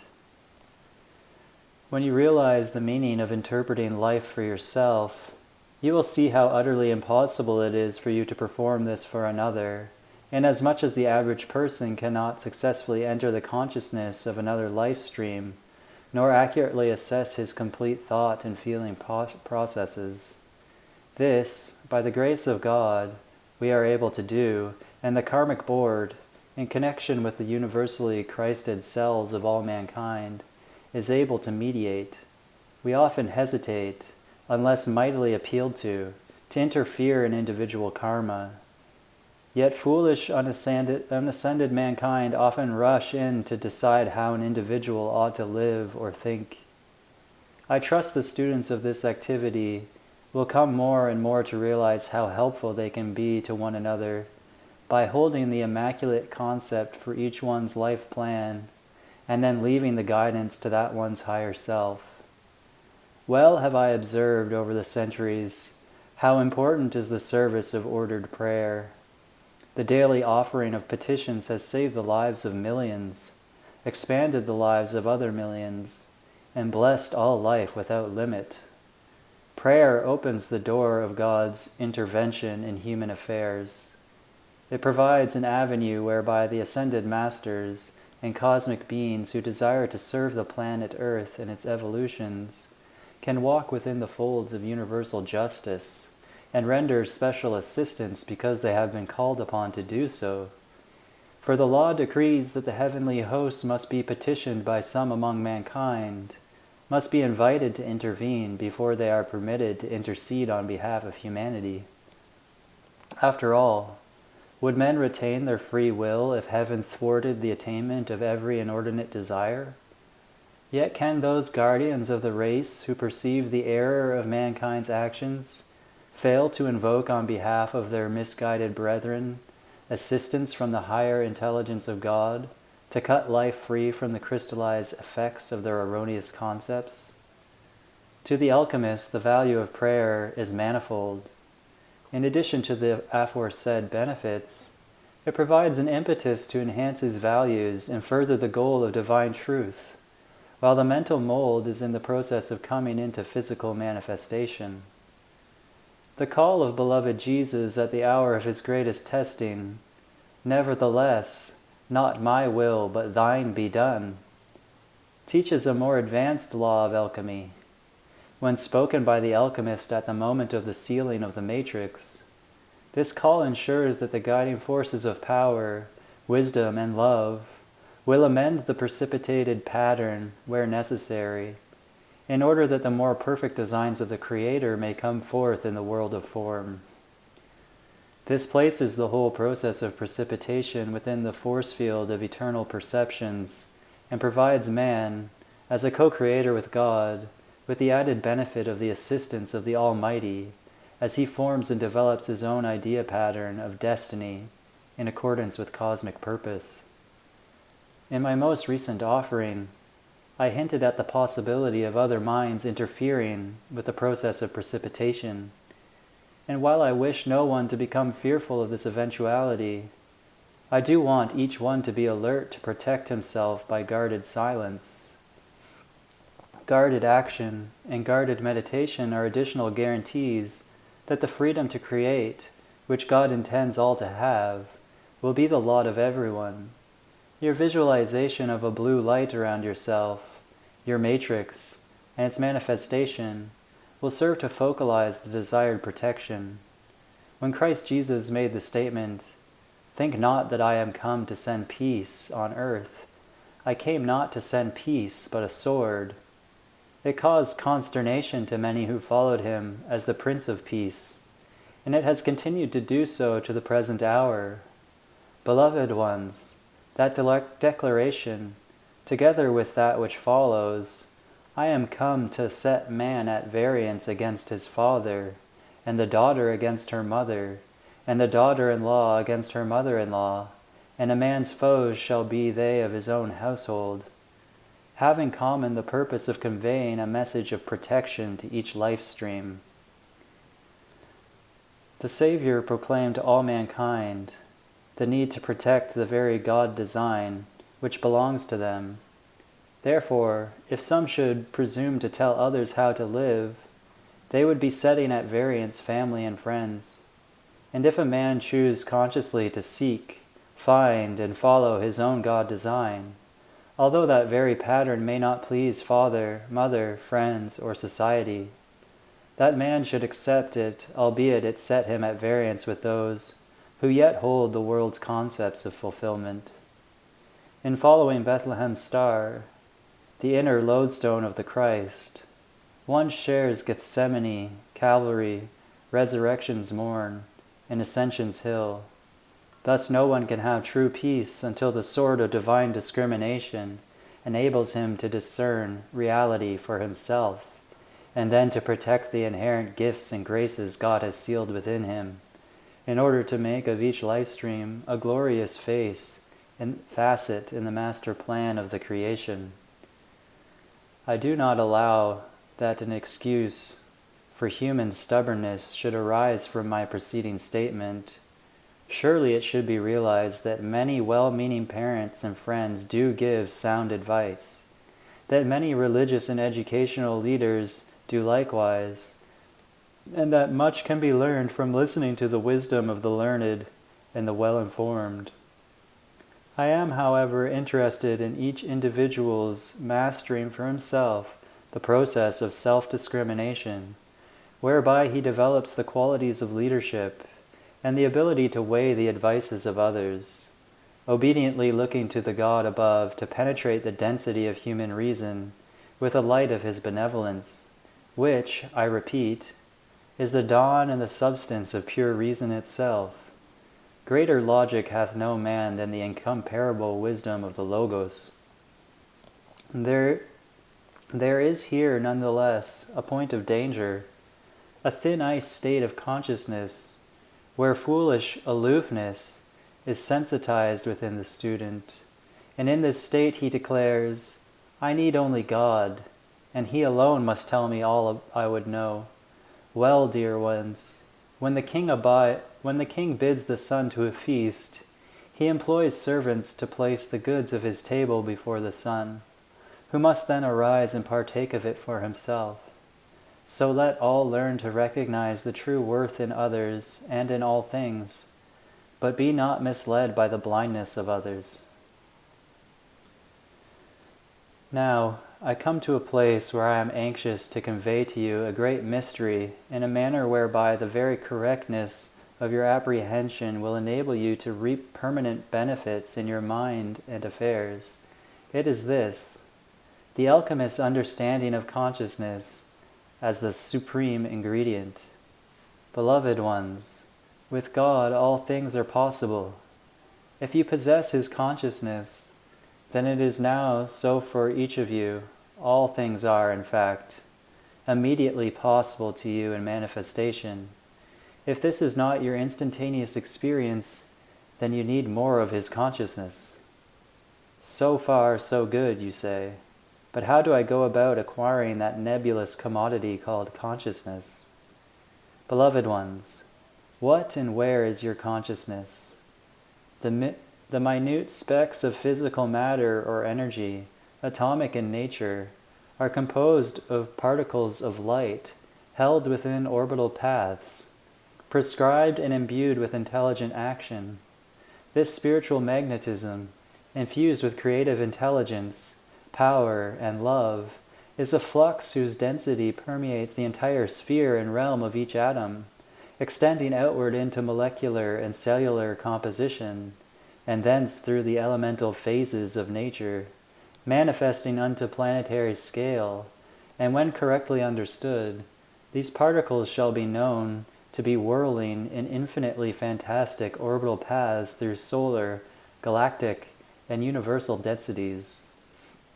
Relative size has enabled mankind to feel that his consciousness is body-confined or cell-confined, as the case may be. This concept of the ghost chained within the human machine is a total mistake. Although the flow of interacting forces may become more complex, still the concept of an expanding consciousness, simultaneous with an expanding universe, must be reckoned with if man will correctly master his affairs. Man is no more confined to his body than he is to an atom of substance within it, or within his brain. Neither are the atoms of physical matter composing that body confined to it and limited in expression by that body, or matter-mind density. The power of reaching outward and becoming a part altogether conscious of a whole in a marvelously spiritual manner is the gift of God to all. No one loses any part of that which is already his own by so doing. And no one takes anything away from anyone else through this sharing of the glories of God. The real meaning of the passage of Scripture in which John the Revelator referred to the little book, which would be sweet in the mouth and bitter in the belly, relates to his digestion of the idea of himself as containing the universe, and the universe containing him. The book of life, spoken of in Revelation, is the lexicon of God, and the lexicon of God embraces the entire cosmos. Inasmuch as it spans all of creation, let none take away another's portion or privilege to enjoy all of its cosmic truth, nor let anyone deprive himself of this, life's greatest privilege. To do so is to take away either one's own or another's portion, and surely then God, as law, shall confine the one so doing to the same sphere of limitation to which he has confined another. Let all, in being their brother's keeper, esteem the highest and best possibilities for everyone. Therefore, expand and contract the consciousness to to sense not only the necessary internal realm of being, but also the externally expanding universe. And you shall find your consciousness leaping into the arms of the eternal alchemist himself. Now, it is not my intention to leave the many subjects included in this course without a spiritual and physical synopsis and an appendage of daily usefulness. Therefore, the next lesson shall include the golden cord, which should perhaps be spelled cord with a CH, for it is intended to create a final harmonizing key in consciousness that will make this course of permanent and inestimable value to all.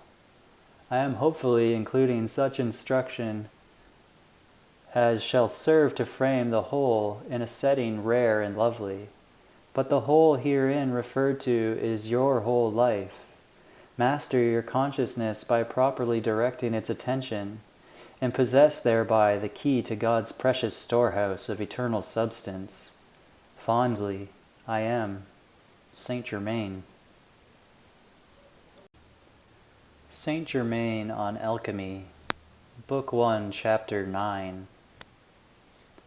Breathes there the man with soul so dead, who never to himself hath said, "This is my own, my native universe."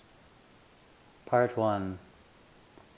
If I could cite one area of application which the students need to work on more than any other, it is that of the expansion of the universal consciousness within the force field of the individual. The greatest need of mankind today, and I say this unequivocally, is the development and the nurturing of the sense of the universal as belonging completely to the individual. From thence is drawn the foregone conclusion that the individual must also be sensed as belonging to that universal cosmos so conceived. As the student of alchemy approaches the temple of being, of life, of oneness, he must, if he would correctly apprehend the meaning of existence and derived happiness therefrom, see himself as a diamond of light's perfection, set in a mounting of perpetual elegance, acknowledging his origin in those permanent realities, which the interpretive mind and heart of being are able to apprehend and hold in the proper focus of perspective progress. Man shall once again renew his intelligently guided drift towards sublime reality. There is no greater deterrent to progress than the isolationism that evolves out of the sense of separation from life, wherein the smallness of the ego, pitted against indeterminate odds, lurks in the shadows of uncertainty. The unforeseeable events of the future, by reason of their opacity, project little comfort into the longing heart which awaits some word from the creative mind of God, some foreknowledge of the depth of that love which God feels for each part of the vast whole of the cosmos, in all of its immensity and greatness. From the least to the greatest minds of earth, all need the benefit of lasting attunement with the universal consciousness of God. Mankind, through various religious concepts, have imagined God to be a creature-creator, simply because they themselves are creator creatures. Using the tremendous outgoing energy of being, men have diligently imagined and imaged forth the nature of God, while only the few have apprehended the truth that God is consciousness, and as consciousness, He is life, intelligence, will, and love manifest in a rich variety of dimensions and attributes. Now I tell you, God is a benign, impersonal personality, a personal impersonality, a personal personality, and an impersonal impersonality, comprising the manifold consciousness of being. He gives and gives of His creative self to the creatures He has made in the hope that they will apprehend His purposes and emulate His consciousness to the fullness with which He has endowed them. As they mature and grow throughout life, people imitate one another, consciously and unconsciously mimicking the personalities that touch their lives. They dwell in such a sense of unreality that they persist in identifying themselves as vile sinners, They accept not only the accusations of the accuser of our brethren, whose machinations are exposed in the 12th chapter of the book of Revelation, but also the burden of mounting waves of mass condemnation, which, like a raging sea, threaten to drown the real image of the higher self in an ocean of emotion. The purpose of thought and feeling is to form the mold of fruitful and progressive experience, which in turn endows mankind with the highest aspects of his divine self. You see, blessed alchemists, your thoughts and feelings are the columnation lines that adjust and align your energies, focusing them through the lens of consciousness, according to your free will for either constructive or destructive designs in the world of form. Mankind, in the mainstream of their influence, have misused the energies of their thoughts and feelings, and, unaware of the consequences of their mental and emotional inconsistencies, irregularities, and incongruities, they have molded light's energies descending into their world into asymmetrical forms, which by reason of their nature could never produce happiness for themselves or any other part of life. The idea of a temperamental, vengeful, or unjust God is abhorrent from the outset. The concept of an arbitrary deity who would show favoritism is likewise distressing. Hence, according to his awareness of the deity, man himself becomes the arbiter of his destiny, and according to his uses of energy, the harbinger of truth or error in his life. The stratification of human consciousness from the aboriginal types unto the erudite 20th century man, skilled in philosophy, science, religion, and the higher mechanics of living, persists in its full range to the present day in various parts of the world. Honest individuals will ever recognize in themselves these progressive steps of consciousness, which, if progress is being made, are constantly in a state of flux. Now, it is true that it may be more comfortable, at least temporarily, for mankind to vegetate neath the sun and the moon in an isolated reverie, remote from the challenges of life, without benefit of the sometimes violent but always disturbing alchemical heat, which, as Christed fires, acts to purge mankind of his dross. But I am certain that the soul which desires to climb the hill of attainment, to reach the summit peaks, will neither find fault with nor reject the necessary chain of experiences that are intended to broaden the mind, sharpen the intellect, exalt the spirit, and test the mettle of a man. While on the subject of the gradations of consciousness, remember that each level represents a phase of the alchemy of transition from the human to the divine. A just sense of the equal opportunity of all to apprentice themselves to the master alchemist is a prerequisite to personal freedom. To recognize the potential of a mobile and malleable consciousness is to recognize the soaring of the spirit. To be willing to accept personal responsibility for changing unwanted conditions within the domain of the self is to accept the responsibility of being a son of God. Those who cater to their egos and allow the energy patterns, i.e. vibrations, of personal jealousy to block the doorway to self-mastery as they court the attainment of another life stream, will be hindered in their progress on the path until they have transmuted this propensity. Jealousy is in fact rooted in the doubt and the fear that Almighty God Himself is unable to bestow upon each one every good and necessary talent contributing to the fulfillment of His divine plan. Inasmuch as jealousy and competition between individual expressions of God are among the basic causes of all unhappiness upon earth, I would definitely underscore the student's need to put them to the flame.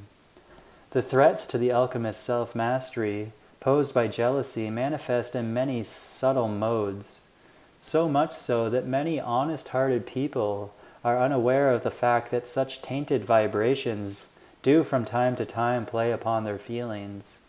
Application made in prayer and supplication, or as invocations and affirmations, called decrees, made in the name of God for the freeing of oneself from all conditions of struggle and strife, will bear the fruit of an active yet peaceful progress. You see, false identification with family and friends, the acceptance of limitations through heredity and environment, attachment to persons and places, to one's race, religion, nationality, or ethnic group, must also be submitted to the flames of the refiner's fire for transmutation.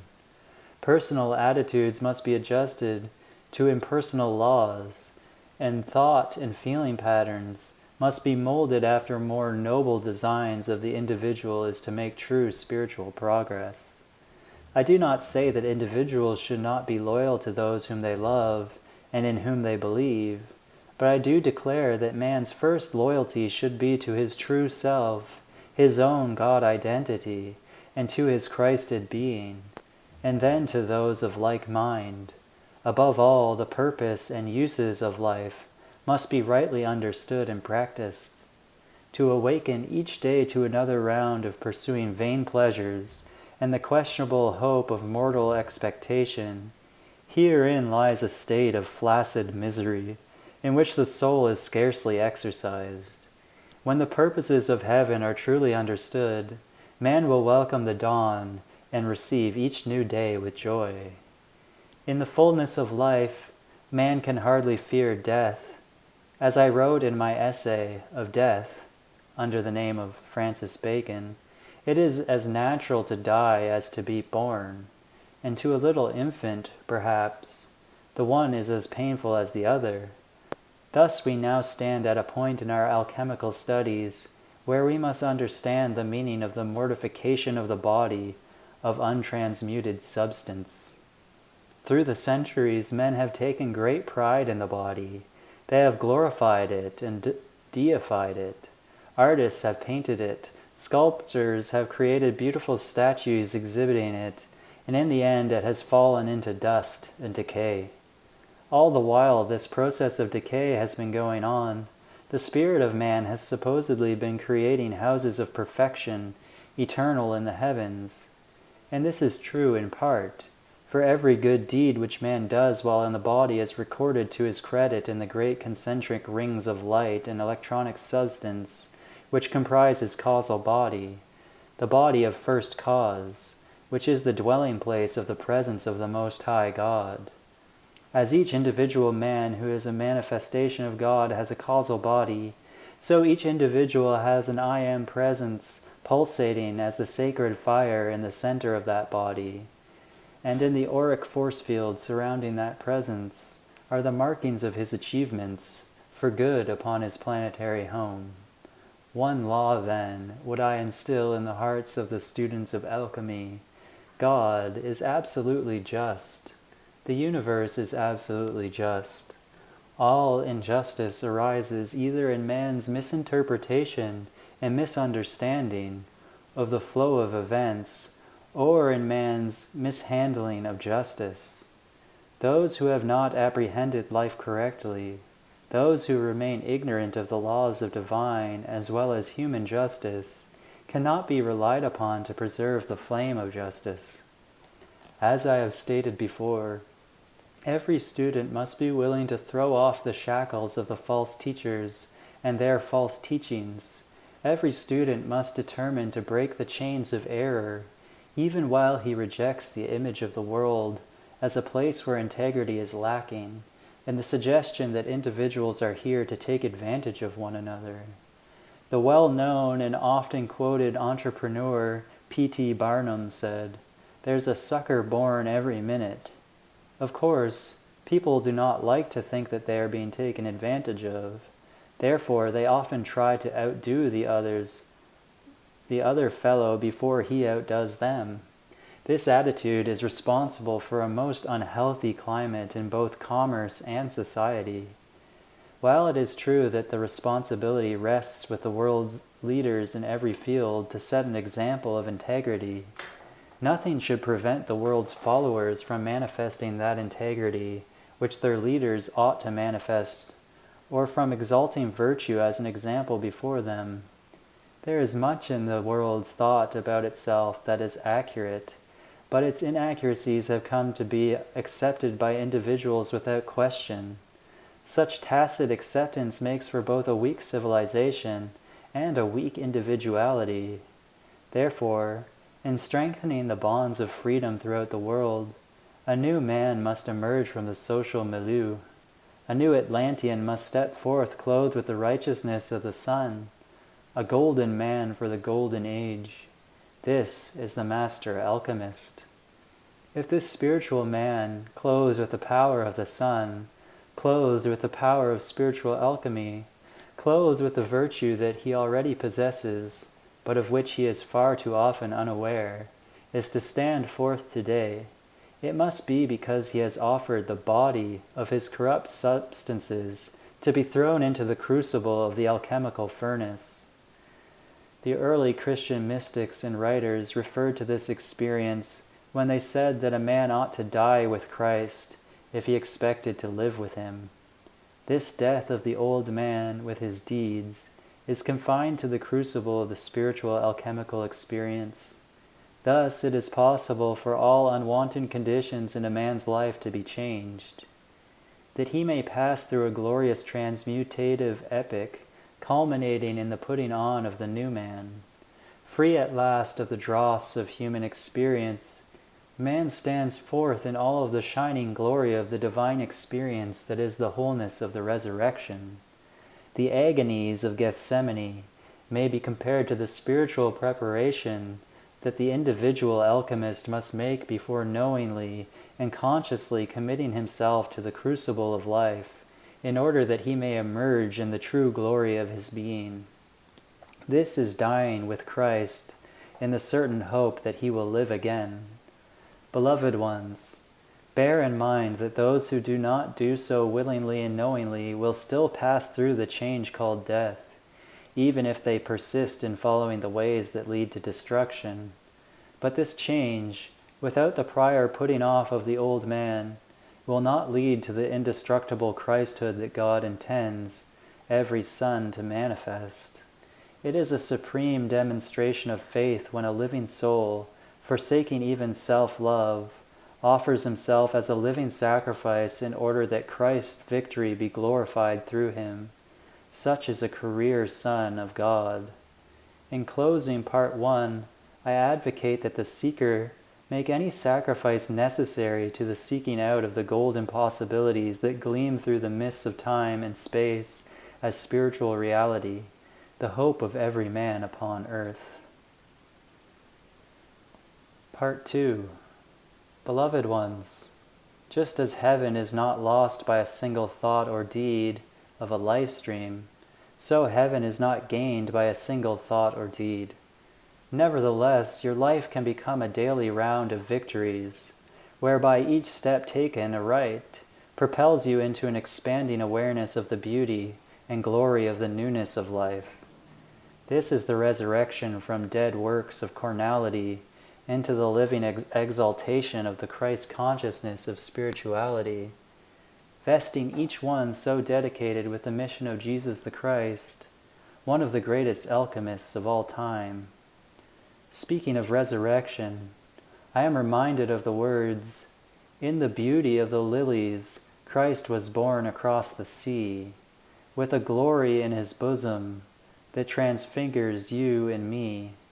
As he died to make men holy, let us live to make men free, while God is marching on." The newly resurrected man, in whom Christ is born, in whom there is a transfiguring glory, is resurrected by the power of change, by the science of divine alchemy. In him the dawn of each new day takes on a spiritual significance never before experienced. He holds each day as a chalice of opportunity to live free and to make all men free. Then all of nature, in sweet communion with the yearning of his life stream to fan the fires of freedom, extends immortal hands of felicity. The trees, the flowers, the rocks, the earth, All of the variegated expressions of nature bow to that man who has made himself the instrument of freedom, and extend to him the care and consideration of the master gardener himself. The Father who created the paradise of God, referred to in Genesis, is now perceived to be in fact the creator of all loveliness. The sylphs of the air, the undines of the sea, the fiery salamanders of the flame, and the gnomes of the earth are recognized as elemental spirits created to assist that one Father in bringing forth a kingdom of supreme loveliness and beauty.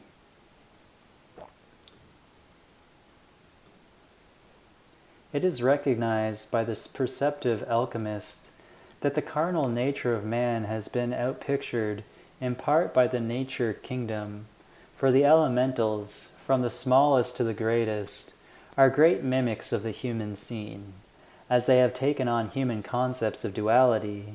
Thorns and thistles, pain and parting have been brought forth upon the screen of life. Yet with all of the despoiling of the virgin beauty of the earth by mankind's discord and inharmony, much that is lovely has remained, showing that the power of God is greater than the power of the deification of evil. Through friendship with the servants of God and man and nature, the compassionate alchemist learns to utilize the great spiritual flow of elemental life, and finds in the presence of the Holy Spirit a cooperation with nature which formerly he did not even dream existed. Looking upon the blessed earth with the grandeur of its rolling plains, its fertile valleys, and its mountain ranges, gazing upon the crystalline mirrors of its lakes and flowing streams, interlacing the terrain and conveying the water element in channels of varying depth, mankind become filled with reverent wonder. The planetary veins and arteries conveying the tireless energy of the Eternal One from place to place, upon the spinning globe of the world, the blue dome of the sky with the golden sun disk, to warm and revivify mankind, the silent night with the crystal moon and diadems of stars like unto the Pleiades.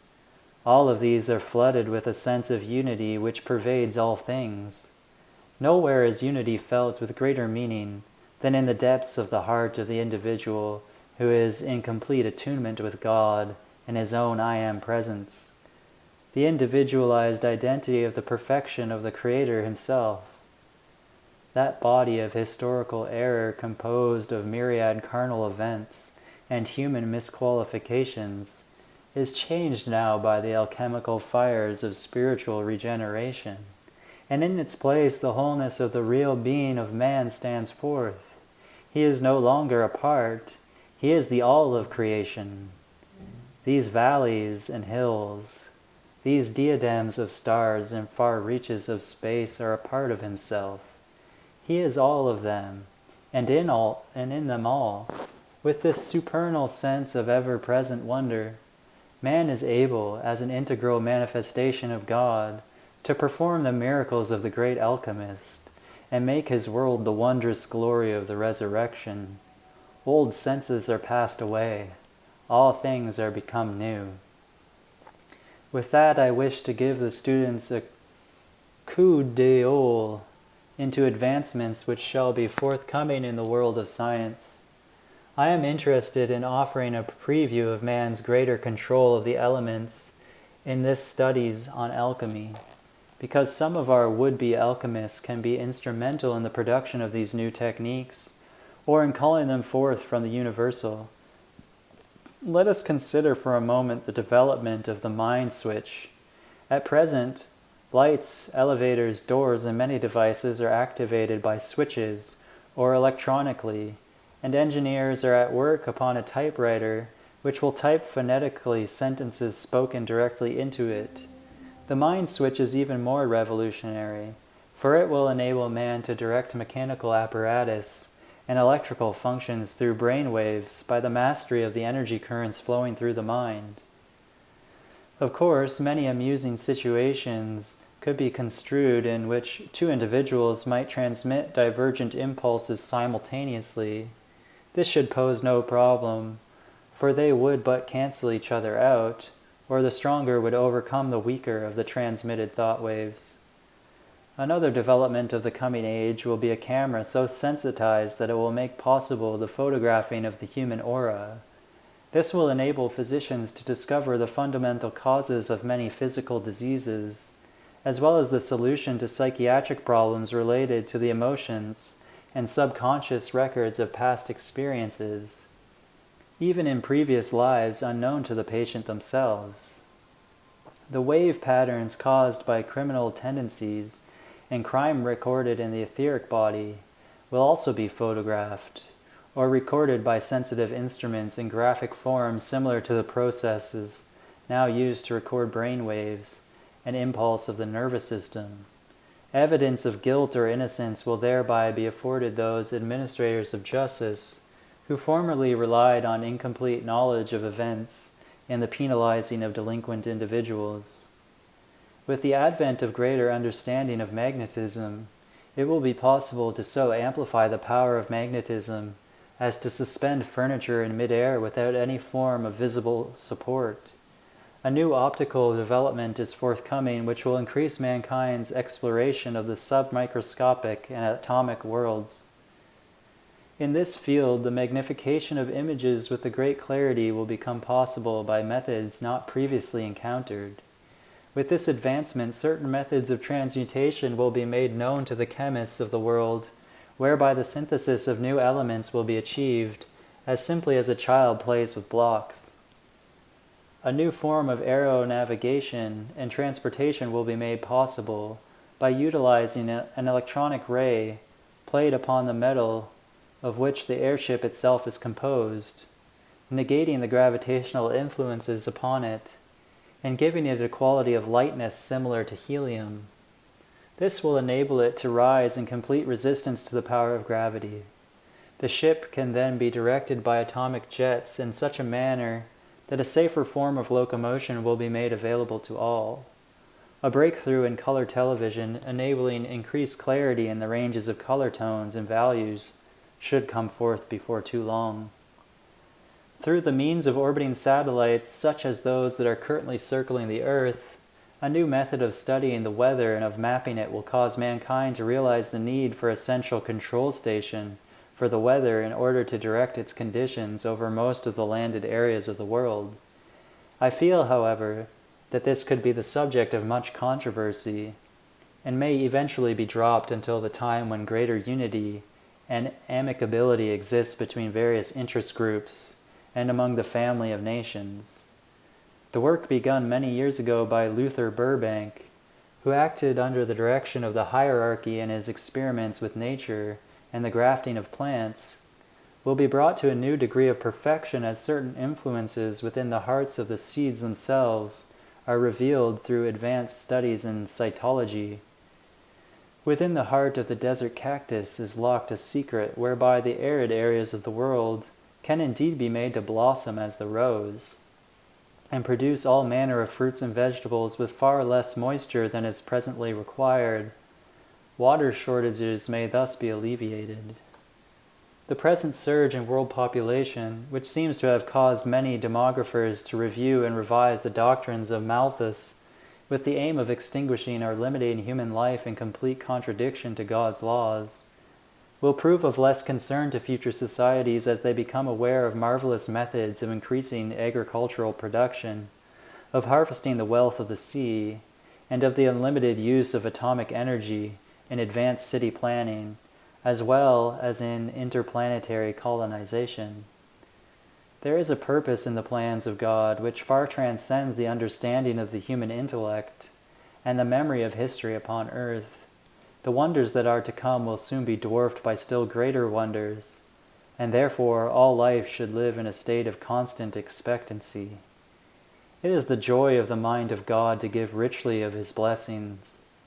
But above all, may I counsel you now, students of the light and all mankind, obtain first from God the Father the wisdom to live peaceably, to deal gently and courteously with one another, to promote the education of mankind, the world around, and especially by honest efforts to prevent the increase in number of those indigent individuals who are prone to commit crimes against society. The value of training the young in a proper manner and encouraging them to live lives of useful service and good character cannot be overestimated. Political scandals within the nations of the world and the harshness of police-state methods, as enforced in communist-dominated countries, must be overridden by the sword of the Prince of Peace. The Prince of Peace is imagined in the compassionate Christ going forth to teach all nations that the way of God is good, that his wonders are intended to be used and possessed by all and exclusively by none. A higher way of life than vain competition must be pursued. Men must become God-spurred and less motivated by status seeking. Teach this truth. The sharing of the grace of heaven is a message of eternal watchfulness from the great white brotherhood to all upon earth. Abundance and peace go hand in hand, and this state of felicity is the will of God.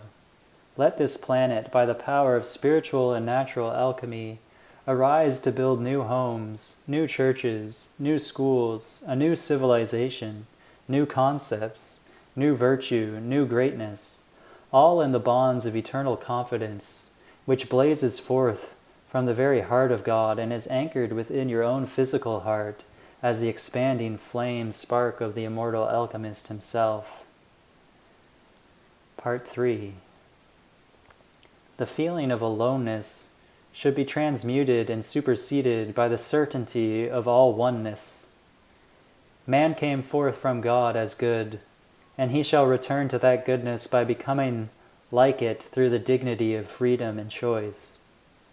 The power, love, and wisdom of God are never tyrannical, but gently bestow upon each individual creature of the creation the blessedness of opportunity to know God without limit, forgiveness, mercy, justice, peace, achievement, and progress toward ultimate supremacy are the gifts which life holds for all.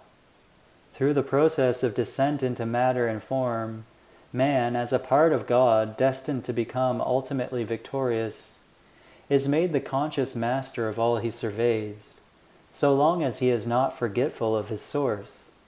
By identifying with the gross, man becomes almost at once entangled in a web of human creation whose snarls, like the thread of Ariadne, weaving through the labyrinthian cave of subterranean matter, bring him face to face with the Minotaur who dwells in the lower octaves of consciousness, waiting to devour the Christ.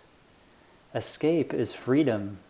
That which descends and is committed to form and density must, in obtaining its freedom, ascend back to that source from whence it came. To do this prematurely is an error, and therefore the Father, or I Am Presence, which knows of each life stream the day and hour when he is truly ready, until the fullness of outer circumstances transcended and transmuted in a manner whereby the life stream has fulfilled his original purposes for entering the orbit of Earth, he should continue his training and preparation in accordance with the universal plan. Surely, thoughtful individuals will quickly recognize that marrying and the giving in marriage, procreation, and the perpetuation of present modes of civilization are not of themselves the ultimate purposes of life. All the world as a stage is not the cosmic Colosseum, and ere the curtain is drawn on the final act, the drama of man's existence shall be played out in many corners of the universe, undreamed of by either early or modern man. Men's dreams of heaven are but fond glimpses into the imagery of Elysium, graciously afforded mankind as encouragement, until the time when they are able to expand their own spiritual vision and behold reality in the wonders of the Father and his many cosmic mansions. The supreme purpose of God for every life stream upon earth is the self-same victory which beloved Jesus manifested from the hill of Bethany, the accent of Christendom upon the agony of Gethsemane, the crucifixion, and the vigil in the tomb of Joseph of Arimathea has often eclipsed the great significance for every man, woman, and child of the glories of the resurrection, and mysteries of the ascension. Misunderstanding of the law of cause and effect, and failure to apprehend the at-one-ment of the universal Christ originated in the human concepts that were introduced in the parable of Eden and continue to the present day, perpetuated by the hoary mists of time and dogma. Unfortunately, the vicarious atonement has been ignorantly accepted and is widely used as an excuse for wrongdoings and their continuation. Thus, surrounded by an aura of godly but needless fear, men have persisted in passing on fallacies from generation to generation in the name of God and Holy Writ. The registering of discord and wrongdoing upon man's four lower bodies, i.e. the physical, mental, memory, and emotional bodies, is affected by scientific law, cosmically ordained in itself the very instrument of creation. As creators, men have sown the wind and reaped a karmic whirlwind. The victory of the universal Christ, which beloved Jesus demonstrated, was intended to show to man the way that would conduct him safely back to God's image. That way was revealed as the Christ or divine light within every man that cometh into the world. It is this wondrous light, then, which is the light and life of the world, of every man's individual world. Only by walking in the light as He, the universal Christ, is in the light, can men return to the Father's house. The forgiveness of sins is a merciful instrument of the great law, whereby retribution, or the penalty for wrongdoing, is held in abeyance in order that a life stream may have the freedom to go and sin no more, and then be given the opportunity for greater spiritual progress. However, forgiveness does not absolve the soul of the requirement to balance the energies misused by the alchemical fires of transmutation. The balancing of wrongs done to every part of life, including the self, must be accomplished in full with cosmic precision. Hence every jot and tittle of the law must be fulfilled, either here or hereafter. This process need not be a fearful looking for or of judgment, but it should preferably be a happy expectation of opportunity for service to life and the freeing of life's imprisoned splendor. For by ministering unto life individually and universally, and by calling forth the alchemical fires on the altar of being, the individual can undo all of the inharmonies which he has thoughtlessly cast upon its beauteous presence. Truly, those who have been given much can love much, for they perceive the need to be everlastingly grateful for the goodness and mercy of God which endure forever. One of the major causes of recalcitrance, arrogance, willful wrongdoing, disobedience, rebellion, and stubbornness is the vain hope of individual attainment without individual effort, or of personal salvation without personal sacrifice. Mankind do not relish the idea of painstakingly withdrawing every thread and snarl they have placed in the garment of life, or of attaining heaven by honest application. Yet they must one day face this truth of themselves. Therefore, the present, when truth and justice of opportunity are at hand, is the right and accepted time. Behold, now is the accepted time. Behold, now is the day of salvation. The desire to find a scapegoat for one's sins in a world teacher or savior is not in keeping with the cosmic principles undergirding the law of the atonement. A master of great light such as Jesus the Christ or Gautama Buddha may hold the balance for millions of souls who are not able to carry the weight of their own sinful sense. This holding action is a staying of the law whereby, through mercy and through the personal sacrifice of one who keeps the flame for all, mankind might find their way back to God, and then, in the power of the rebirth and in the presence of the Holy Spirit, return to take up the unfinished business of balancing their debts to life.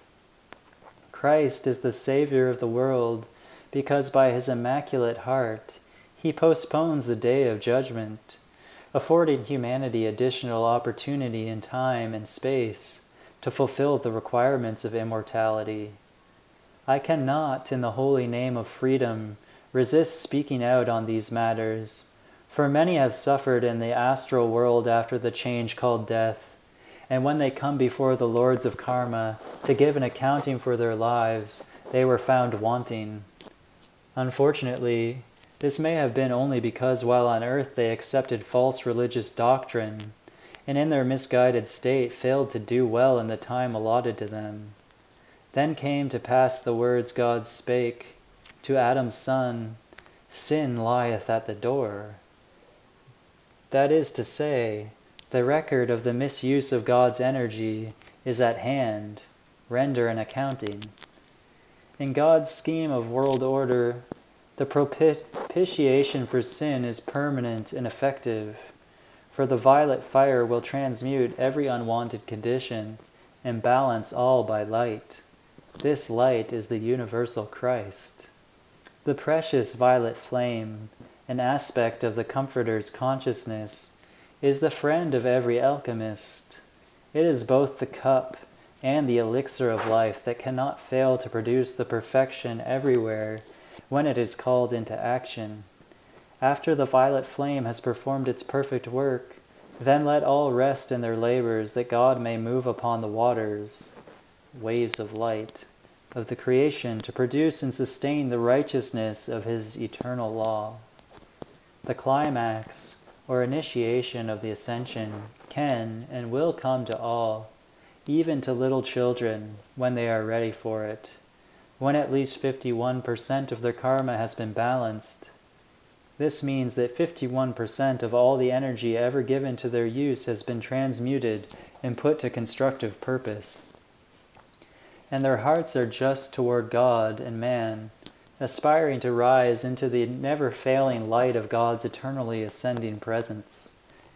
When this gift is given to anyone by his own I Am presence and the karmic board, the appearance of age drops from him as swiftly as a smile can raise the lips, and the magnetism and energy of that one becomes the unlimited power of God surging through his being. The dross of the physical, the weariness of the emotional body, tired of hatred and its monstrous creations, the ceaseless rote of the mental body, all drop away and are replaced in perfect ease by their divine counterparts. The feelings become charged by the love of God and the angels. The mind is the diamond-shining mind of God, omnipresent, omniscient, omnipotent. The total being is inspired and aspiring. Thus, that which once hopefully descended now ascends back into the light from whence it came, one with the company of angels and the nature and friendship of the ascended masters, and in fellowship with the august fraternity of the great white brotherhood. Each such one, by the divine merit within, attains the fullness of all that God would ever bestow upon each son, without respect of any man's person, but in joyful acknowledgement of man's victory. Thou art my beloved Son. This day have I begotten thee. Epilogue. Religion and spirituality are no shame. These are the implements of the eternally creative arts. These are the friends of the alchemist, who would change every base element of human nature and all life into the gold of Christed accomplishment. In this teaching are keys to the highest portal. They must be fitted in the lock to gain entrance to the highest initiation. I am the door to the progressive unfoldment of ever-ascending planes of consciousness, all within your lovely God presence. I am. Blessed ones, you are not limited in alchemy merely to the drawing forth from the universal light of three-dimensional objects. Alchemy can be mastered in order to illumine the mind, to heal any unwanted condition, and to spiritually exalt man's total nature from its base state to the golden standard where the golden rule is law. Within you, as with God, all things are possible. There is no other or higher way. For example, the brilliance of present Soviet science cannot win the universe for the blessed children of Mother Russia. Only God can bring eternal satisfaction to the whole earth. Let the ungodly tremble, for they shall be cut down as grass, but the righteous shall shine as the sons of the great alchemist, Almighty God. Further studies in alchemy are available to all who would progressively advance in this science of self-dominion. Some of this material I am releasing in the lessons of the Keepers of the Flame Fraternity, some in the weekly Pearls of Wisdom written by the Masters of our Brotherhood, and some I shall bring to you individually in answer to your heart's calls. But call you must if this cause, which is just, shall be fulfilled in you. Call upon me, and I will answer thee, declares the Most High God. The Father shall reward you openly for each prayerful call you make in secret, within the inner recesses of your heart, unknown by any man, you may ever silently call. There in your heart is the crucible of the eternal essence, the white stone, the elixir and full potency of life. Alchemists of the sacred fire, here is the sacred cosmic formula. Theos equals God. Rule equals law. You equals being. Theos plus rule plus you equals God's law, active as principle within your being. Try. I am in constant attunement with your true being. Pax vobiscum, Sanctus Germanus.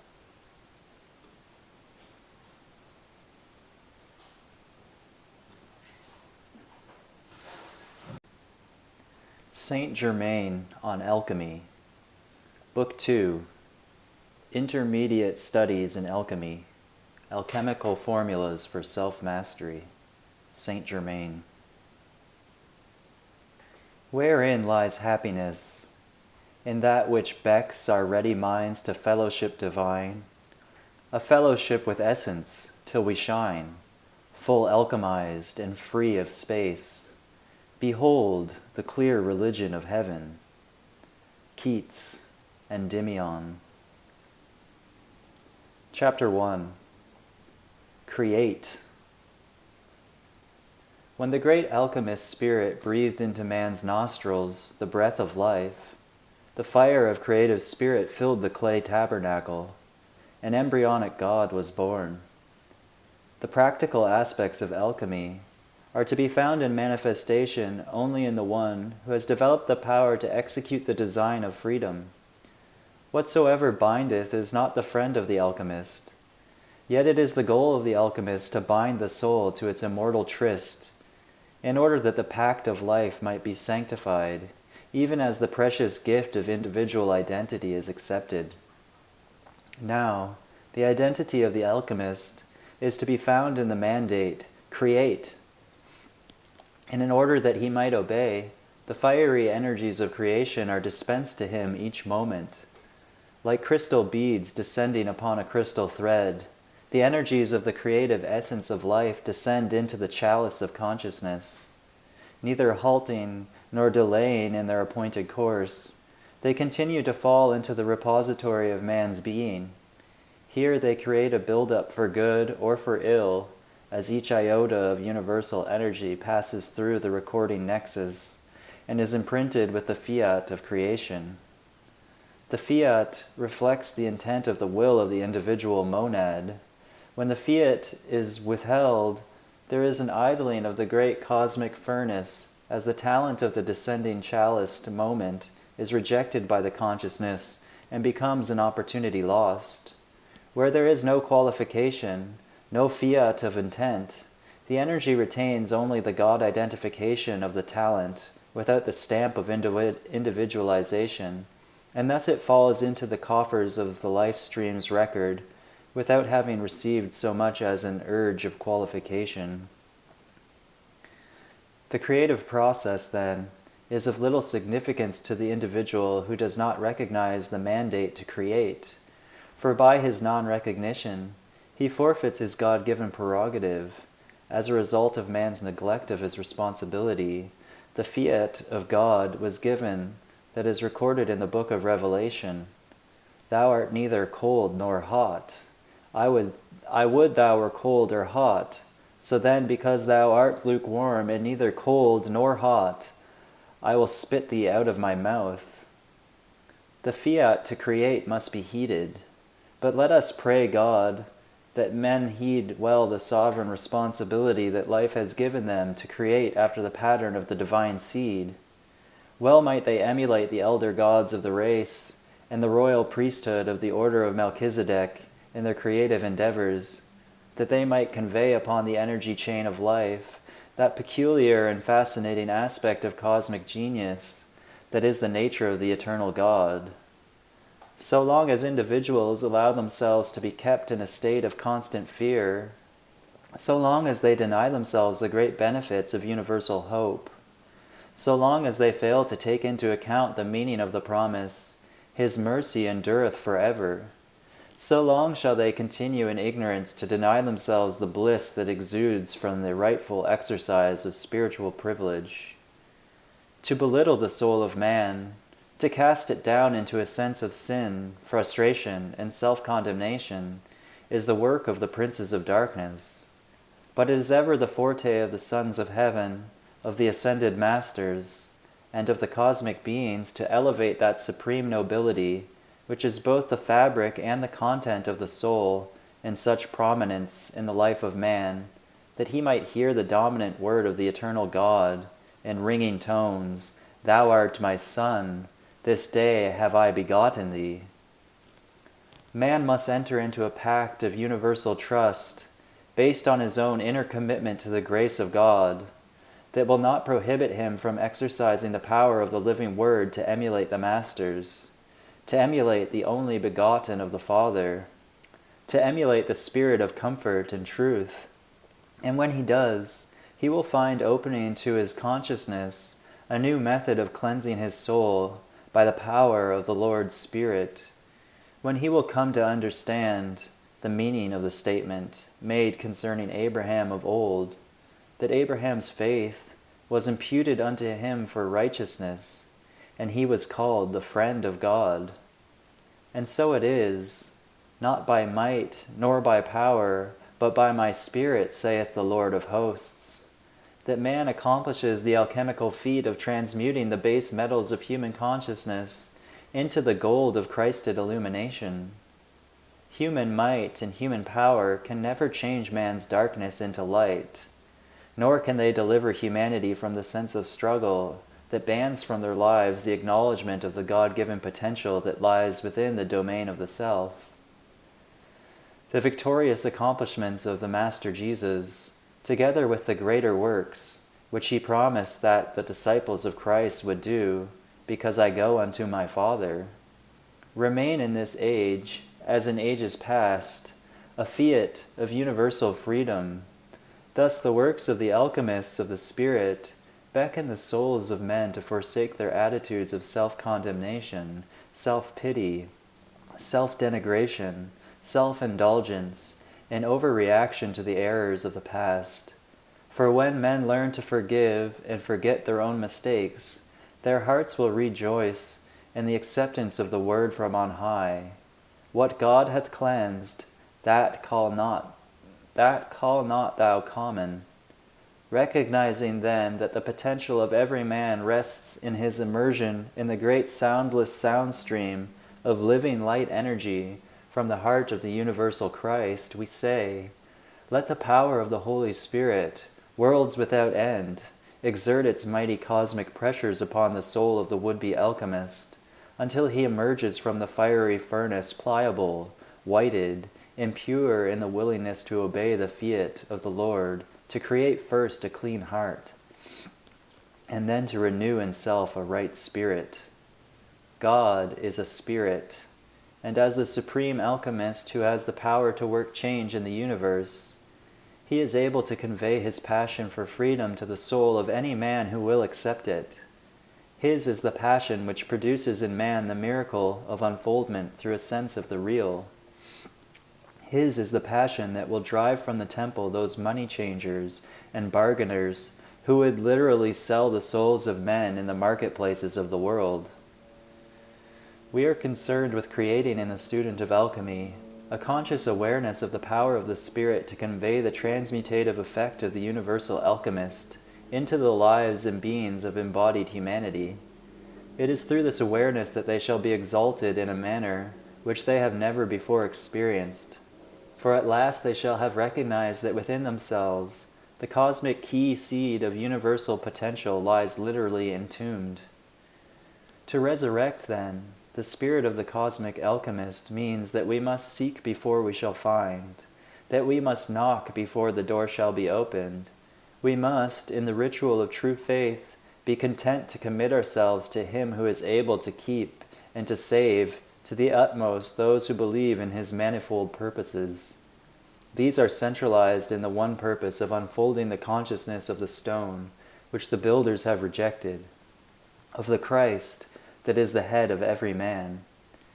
In the concept of the abundant life is to be found the radioactive principle of the expanding God consciousness, into which any man may drink without depriving his brother of one iota of his inheritance.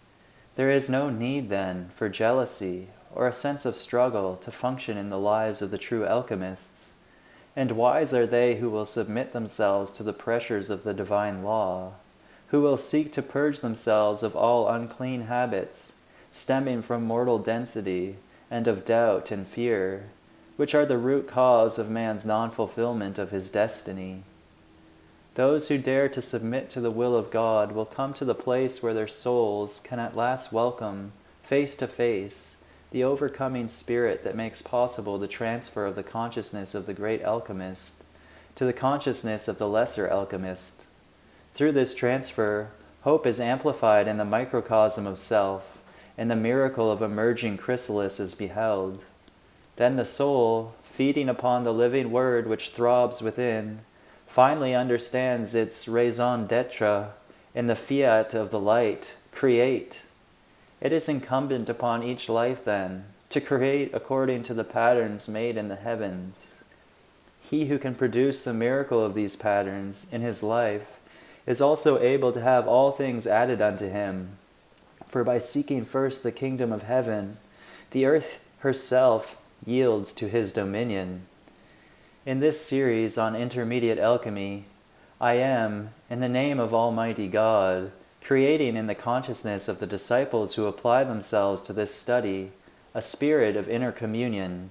Through this spirit, a focus of my own flame, the Most High God and the hierarchy of light shall focus, by the power of universal love, a climate within the consciousness of the student that shall enable him to obtain his rightful place in the divine scheme. Then the kingdom will flower, and men will perceive that they need not engage in struggle, or seek by violent means to obtain that which God is ever ready to give unto them. The lingering fear in the worlds of men is of the dark, whereas faith, hope, and charity are the great triune bearers of light, who exalt reality and lead men towards the light, ready for action. I remain the Knight Commander, Saint Germain. Saint Germain on Alchemy, Book 2, Chapter 2, Practical Alchemy. The history of man's devotion to the cause of freedom may never be written, either for the planet or for the individual. Therefore, man will never know by outward study the true story of freedom.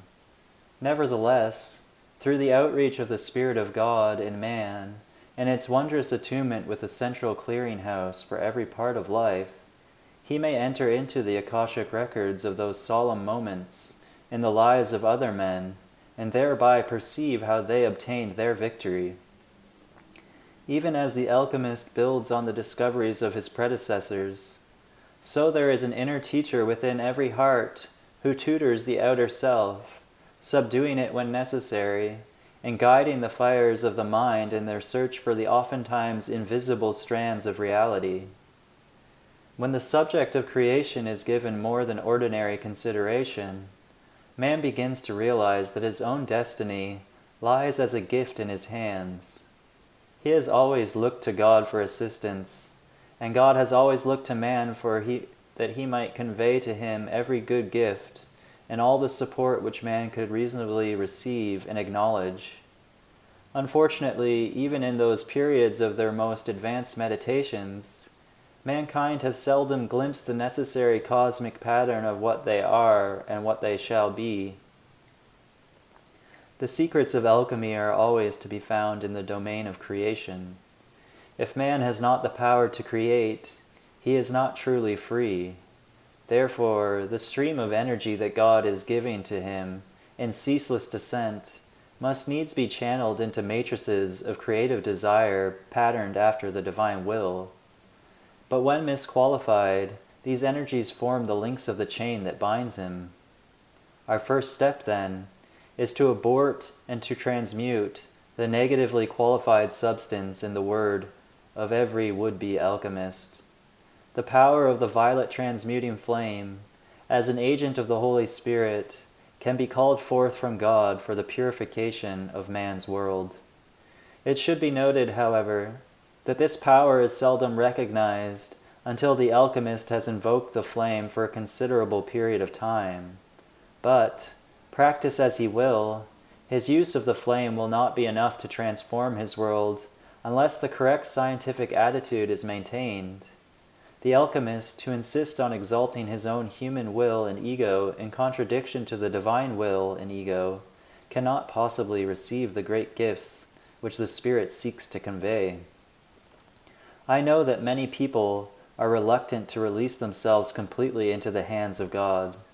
They are willing to go part of the way, and they gingerly step forward when the higher will seems to flatter their own. But because they have not let go of the human will, they find in the end that their efforts are unrewarded. Man cannot bargain with God. Nevertheless, Cosmos is far more ready to give every good and perfect gift to man than man is ready to receive it. The problem, then, lies not in the ocean that is filled with pearls, but in the diver himself, who must be willing to acknowledge the presence of the treasures of heaven in the cosmic depths, treasures that heaven intends man not only to discover, but also to possess. By incorrect attitudes, men have kept themselves from the kingdom of heaven. They have sought through magic, and, unfortunately, even through witchcraft, to win for themselves that which could be obtained on a permanent basis only by willing submission to the will of God, to his intents and his purposes. How long will men deceive themselves? How long will they prevent themselves by their fears from surrendering to the living purpose of God? It is as though they would not relinquish their money to the merchants in the shops until they held in hand the intended purchase. There is no bargaining with God or with Cosmos. Cosmos is ever willing to convey the highest and best gifts to man, but in order to receive them, man must change his attitude. Those who are schooled in the knowledge of the world may believe in their hearts that they have found through academic pursuits the key to governing of the senses and to gaining entry into the realms of the spirit. We say, not so, for neither by intellect nor by self-righteousness shall men obtain the highest gifts. These gifts will come as the natural unfoldment of the soul, who submits to the grace of God and understands that having done so, he can rightfully expect the divine revelation to manifest within himself. And when that revelation comes forth, it is received within the hallowed circle of righteousness and reason, a righteousness that does not do despite to his neighbor, that seeks no harm to any, and a reason that understands that the best gifts of the Spirit relate to the realm of the practical. The practicality of God must not be employed as a weapon to destroy the mystical beauties of the Spirit. On the contrary, It must be used to draw the divine mystery to the focal point of individual manifestation. As the flesh came forth and was animated by the Spirit, so practicality must come forth and be animated by the creative purpose of God. Then God will take man by the hand and lead him through the realm of perfect order to a place where man will perceive that the world and all things in it were originally created according to a perfect cosmic pattern. Here he will be shown that each individual was intended to manifest a specific facet of the divine intent, and that each facet of the grand design was created to complement the other, and to produce thereby the miracle beauty of an everlasting kingdom, worlds without end. How can men imagine that the mind that created man, in all of his wondrous parts, the universe, the stars, the suns, the spiritual realms, would be so lacking in foresight as to fail to provide a way of escape for those who might wander from the cosmic blueprint? Did not his practicality bestow upon man the fullness of the divine conveyance expressed in the command, "Take dominion over the earth"? Man, then, was and is intended to be a practical manifestation of God, learning how to master his environment by cosmic wisdom, united with his own natural intelligence. We have seen, however, that man becomes discouraged when he realizes that although he has exercised his mental faculties to the point where his mind is literally crammed with an encyclopedic knowledge of the world, he is nevertheless mentally muscle-bound and powerless to take dominion over his personal affairs, much less the earth, because he is spiritually anemic. Now, such discouragement is the result of the individual's failure to recognize the fact that he is actually a monadic part of God. He does not know, for he has not been told, that in this silent eternal union with the mind of God, he is tied to a giant computer. Through this computer, all knowledge is immediately available by spiritual transmission to those who will use it to do the will of God. But the bounds of man's habitation, including the bounds of his mental probings, which are prescribed by cosmic law, cause this wisdom to be withheld from that part of the universe which is not yet ready to assume its role in taking dominion over the earth and in making itself functional with the powers of the universal Christ.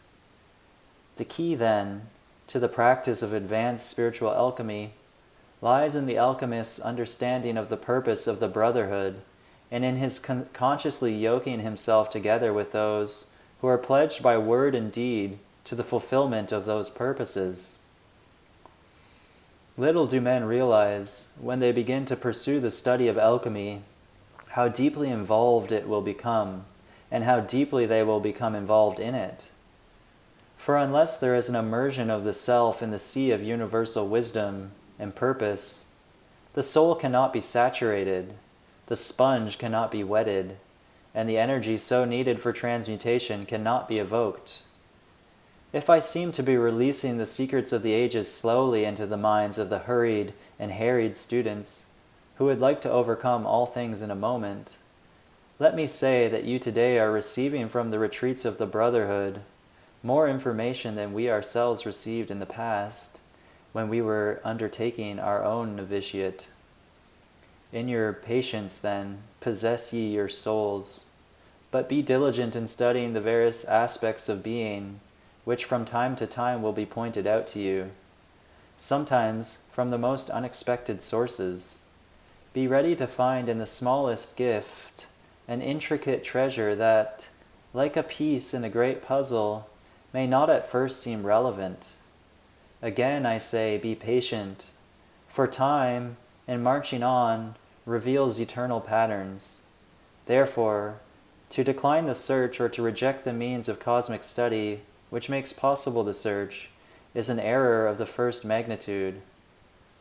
Let all who are receiving this form of instruction rejoice and be glad, seeing in the very opportunity for self-study the need to render the service to the brothers of acquainting others with the teaching. Thus, by making available the gift of life to receptive souls, Heaven shall respond and give a greater gift to the souls of you who have proven that you are willing to labor and to wait. Perfection is forthcoming, and it is the perfection of a master mason, a builder who, in idealizing perfection in the universe, has no alternative but to idealize it in himself. This is the builder who sees the need to cleanse the very foundation of residue in this world, to submit the washing of the water by the word, and to the cleansing of the sacred fire. This is the builder who sees the need to know what the tools of the aspirant are, and how these tools may be employed in the service of self, in the service of humanity, and thus ultimately in the service of his God. Let us then reiterate for all that life is not so simple as men have dreamed, but it is a scheme so vast and tall as to literally enfold us all, men and gods and masters too. Parts of life you do not view right now, but one day will, if you will only learn to listen and be still, knowing I am God within, to his glory I live. Saint Germain. Saint Germain on Alchemy, Book 2, Chapter 3. Little does the beginning alchemist realize the need for a spiritual alliance. If men are critical of the appearance of oppositional aspects in religious endeavor, such as struggles among the brethren, their ungodly attitudes, their criticism, condemnation, and judgment of one another, let them realize that which is below is not the product of that which is above, but remains a part of human creation which is no real part of God. It is to genuine spiritual brotherhood, then, that we would direct your attention, for the alchemist who seeks but his own unfoldment can never manifest aught but a relatively weak potential. Those who ally themselves with the brotherhood of light are utilizing the functional power of the great alchemist, not as a mighty ocean pouring through a narrow inlet, but as the great ocean roaring to the perfection of itself. Thus, in all too true striving, the hand, aware of the head, blesses the feet that march in progress toward an appointed goal. Freedom, then, is a name and a game, but the stakes are very high. The great alchemist demands absolute obedience from every adherent, and from all who would practice the game of victorious becoming. Man is a limited creature. He is limited by the misalliances he has formed, often in the bane of ignorance.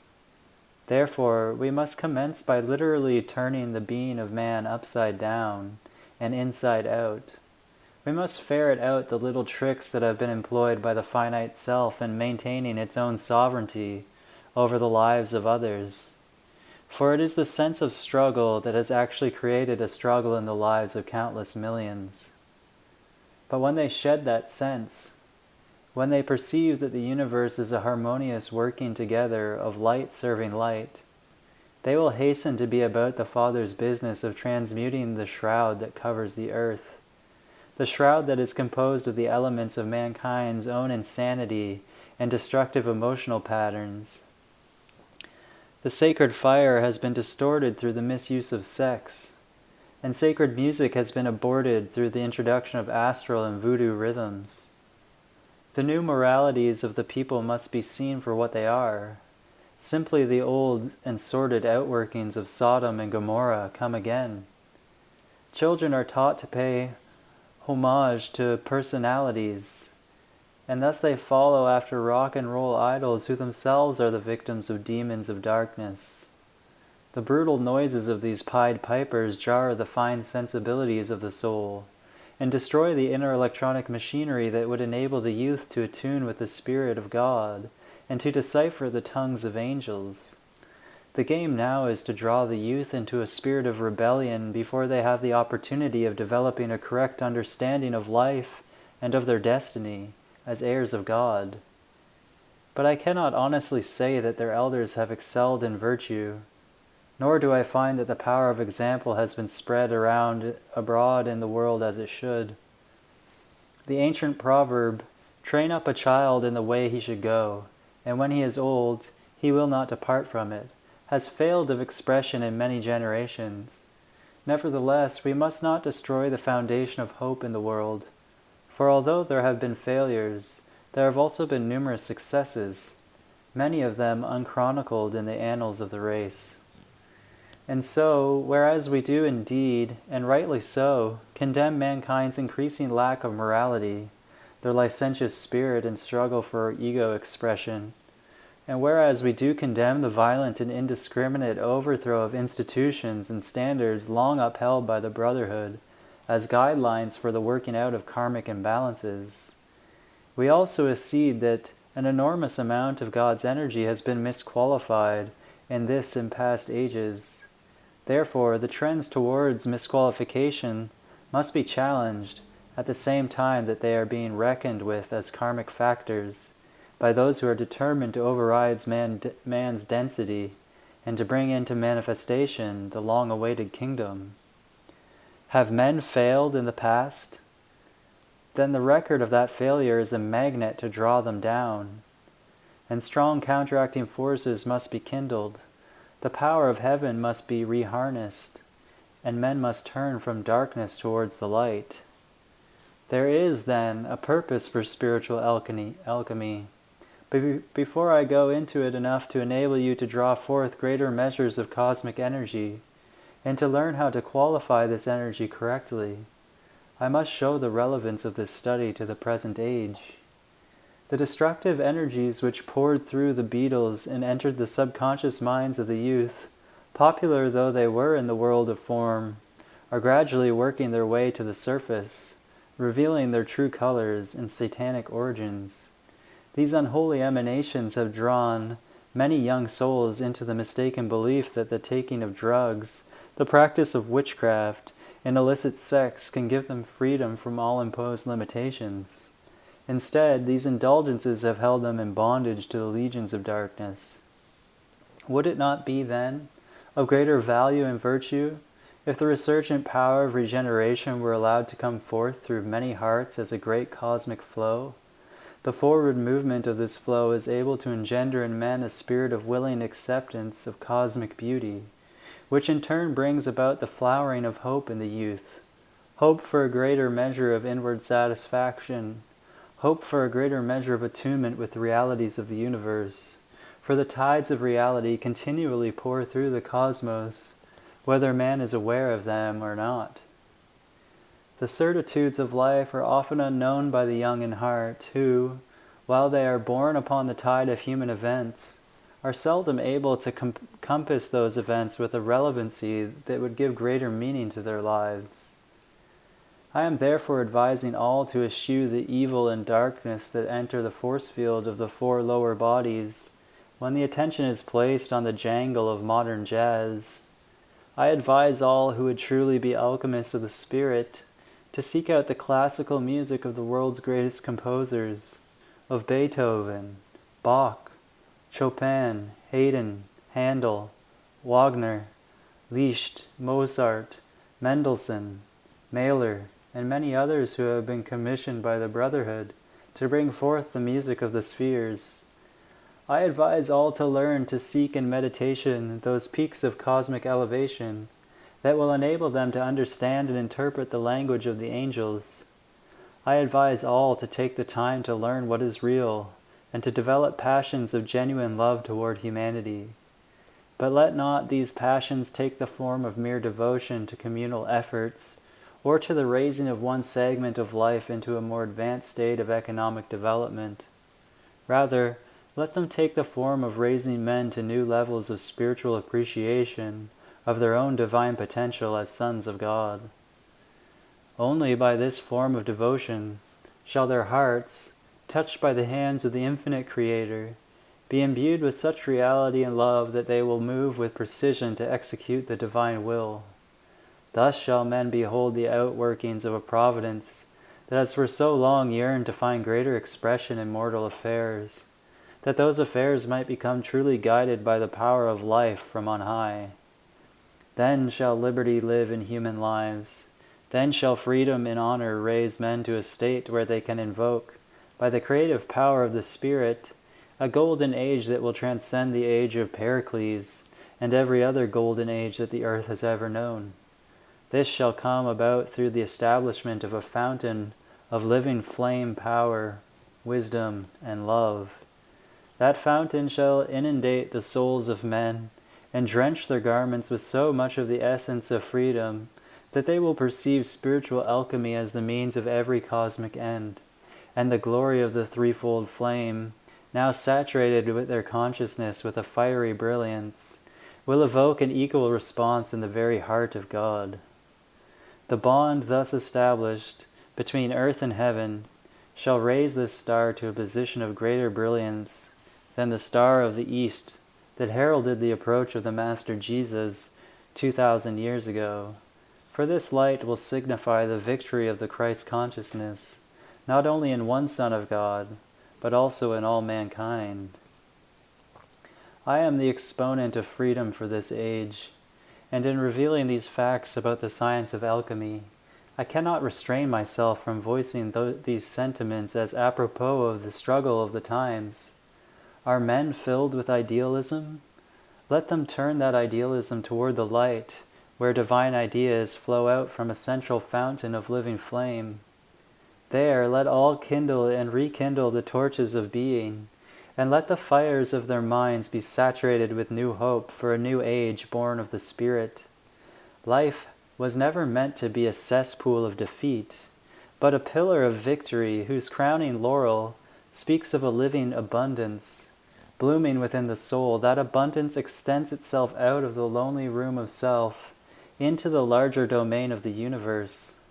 The Ascended Master's consciousness is a vital power which will assist the devotee in performing a more than ordinary activity of genuine service and renewal. For we are about the Father's business of renewing the consciousness of men, not by applying old patches over old patches, but by renovating the entire garment of consciousness.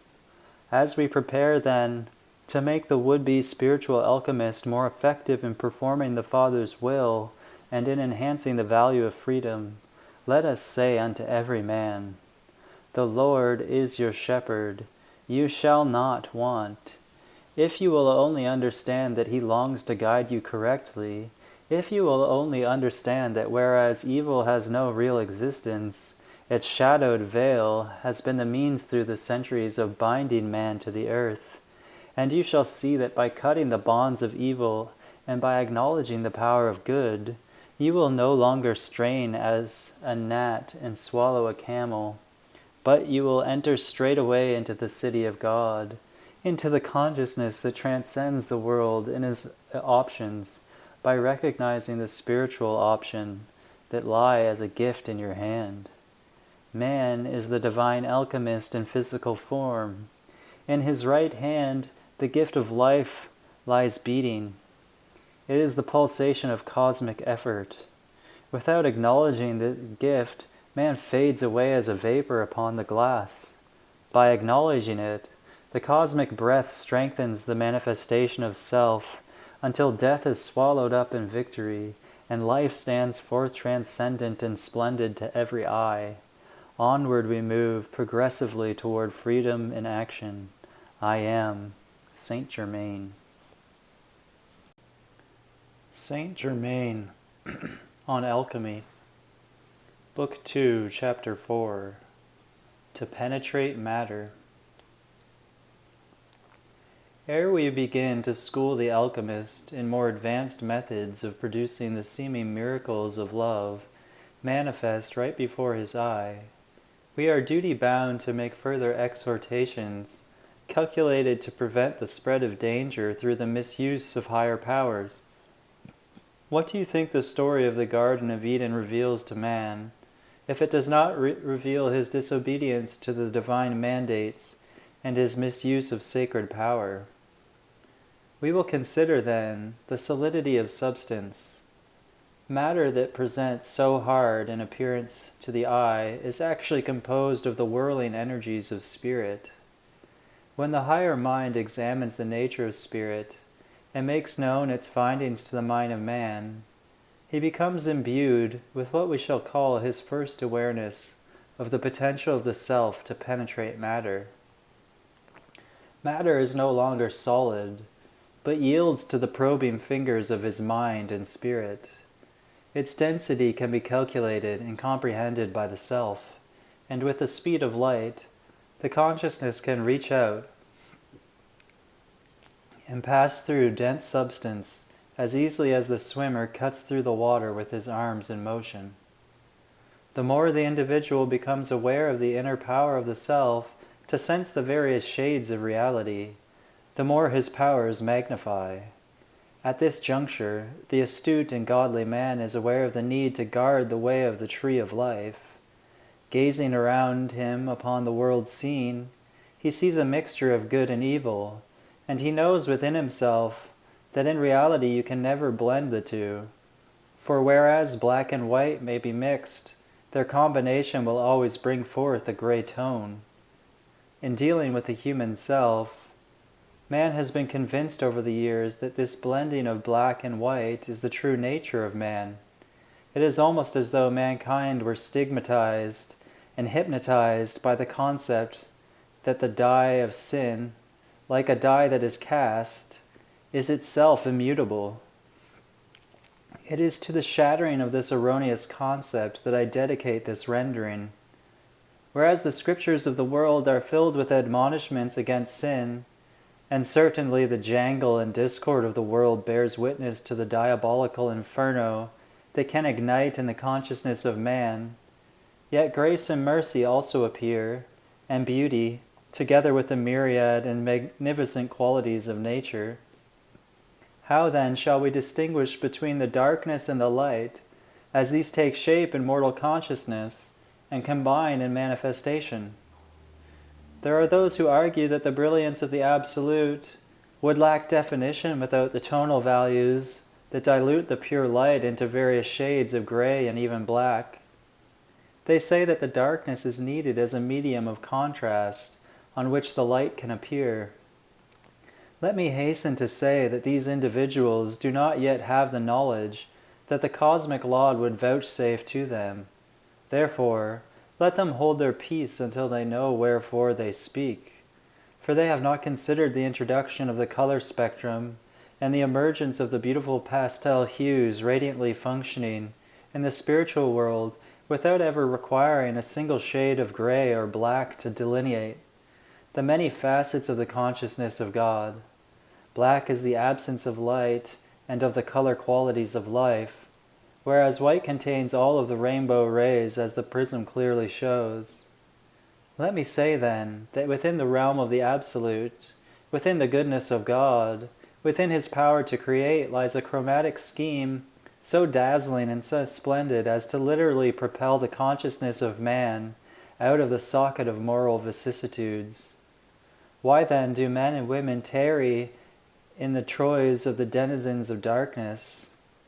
I say it is through a common ignorance and the unfortunate spread of suspicion and doubt. This distrust of the invisible yet all-powerful spiritual world by men and women is a strange phenomenon, for they are so easily persuaded to give their all in the cause of faithlessness, contending that God is not, and expounding and expanding upon their doubts. They never seem to realize that the energies that they use, if properly directed toward a higher faith, would produce the miracle of alchemy. And these tangible manifestations of the divine power would utterly convince them as to the tightness of the divine plan and ideal. It has always been inconceivable to the many sincere and religious people that any man would succumb, as Faust did, to Mephistopheles, and sell his soul to the forces of nihilism. But this is not so hard to understand if men will recognize that it is possible for faith and doubt to live side by side in the consciousness of the individual. The presence of the two opposing forces creates vacillation. Therefore, in moments of faith, Individuals are able to believe in the miraculous powers of nature and of alchemy, but when they allow projections of doubt concerning their own reality to be anchored within their consciousness, they are able to rationalize their selfish conduct. Through habit, men use the energies of God to draw forth the elements of the good life which they desire. At the same time, they take pleasure in preventing the manifestation of good in the lives of the innocent and those who may be far more virtuous than themselves. Hence, we warn of the degradations of witchcraft and black magic. Remember that the goal of spiritual alchemy is to create nobility in the soul and virtue everywhere, particularly in the realm of the self. For how can men extend to the boundaries of other lives that which they cannot manifest in their own? Here lies the great error of the impatient black magician, or the advocate of witchcraft. He is not willing to wait for the externalization of his own spiritual dedication and the release of the divine afflatus into the capsule of identity before exerting his energies on behalf of controlling the universe. Now this chapter is the last that I shall write in this vein. In succeeding ones, it is my intent to release some very interesting keys to the students of the light. But cosmic law demands that I explain that the light must always be used to produce the fervent beauty of dedication to God, love for humanity, and those divine qualities that enable the soul to adhere to the tenets of the Great White Brotherhood. When this is accomplished, we are certain that we will have not just a few students in our class on the Science of Alchemy, or the Science of Wondrous Change, as our students have come to call it, but we will have many. These many will also be forewarned and forearmed against the misuse of energy, so that all of their earnest efforts will cooperate successfully in achieving the divine plan for the golden age oncoming. Only the few are aware of the enormous effort being made in the higher reaches of cosmos to assist humanity in awakening from the lethargy of their long sleep in the realm of the human ego, that fantastic and complex force field of individuality, out of which a god can be born and out of which can emerge monstrous forms of discord and confusion. To the domain of the real self that is locked within it, waiting to be released, the greatest secrets of all time. Today is the Lord's day. Today is the day of the God Self. The ages have not marred the power of Him who has said, I am, the same yesterday and today and forever. Therefore, be assured of a kindly response to those efforts which are made in hope, in faith, and in charity, for the greatest masters function in this domain. To be a mortal adept, to move mountains for the sake of greed and the aggrandizement of the human person, is as nothing. For He who has said, Seek ye first the kingdom of God and His righteousness, and all these things shall be added unto you, meant every word of it. Right now, today, you stand upon the threshold of fulfillment in your lives as you realize the beauty of nobility, so ably stated by Sir Galahad of old. My strength is as the strength of 10, because my heart is pure. Let us ready ourselves now for that purity which precedes the greatest alchemical manifestation. For your advancement and achievement, I remain Saint Germain. Saint Germain on Alchemy, Book 2, Chapter 5. Formulas for Precipitation.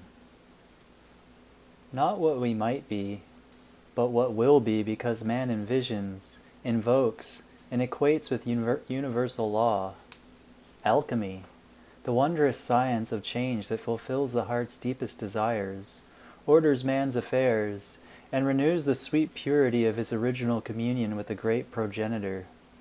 The concept of the multiplication of cells points to the law of nature that provides for a continual addendum. This law, which governs the reproduction of life after its kind, does not involve the physical body alone, but the mind, the feelings, and the memory, as well as the pure spirit of man.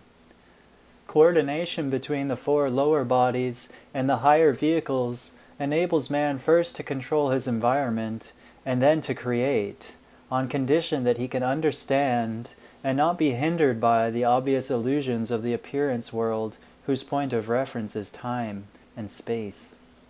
Now, the presence or absence of certain factors may either lengthen or shorten the time of precipitation, even though all other components be in order.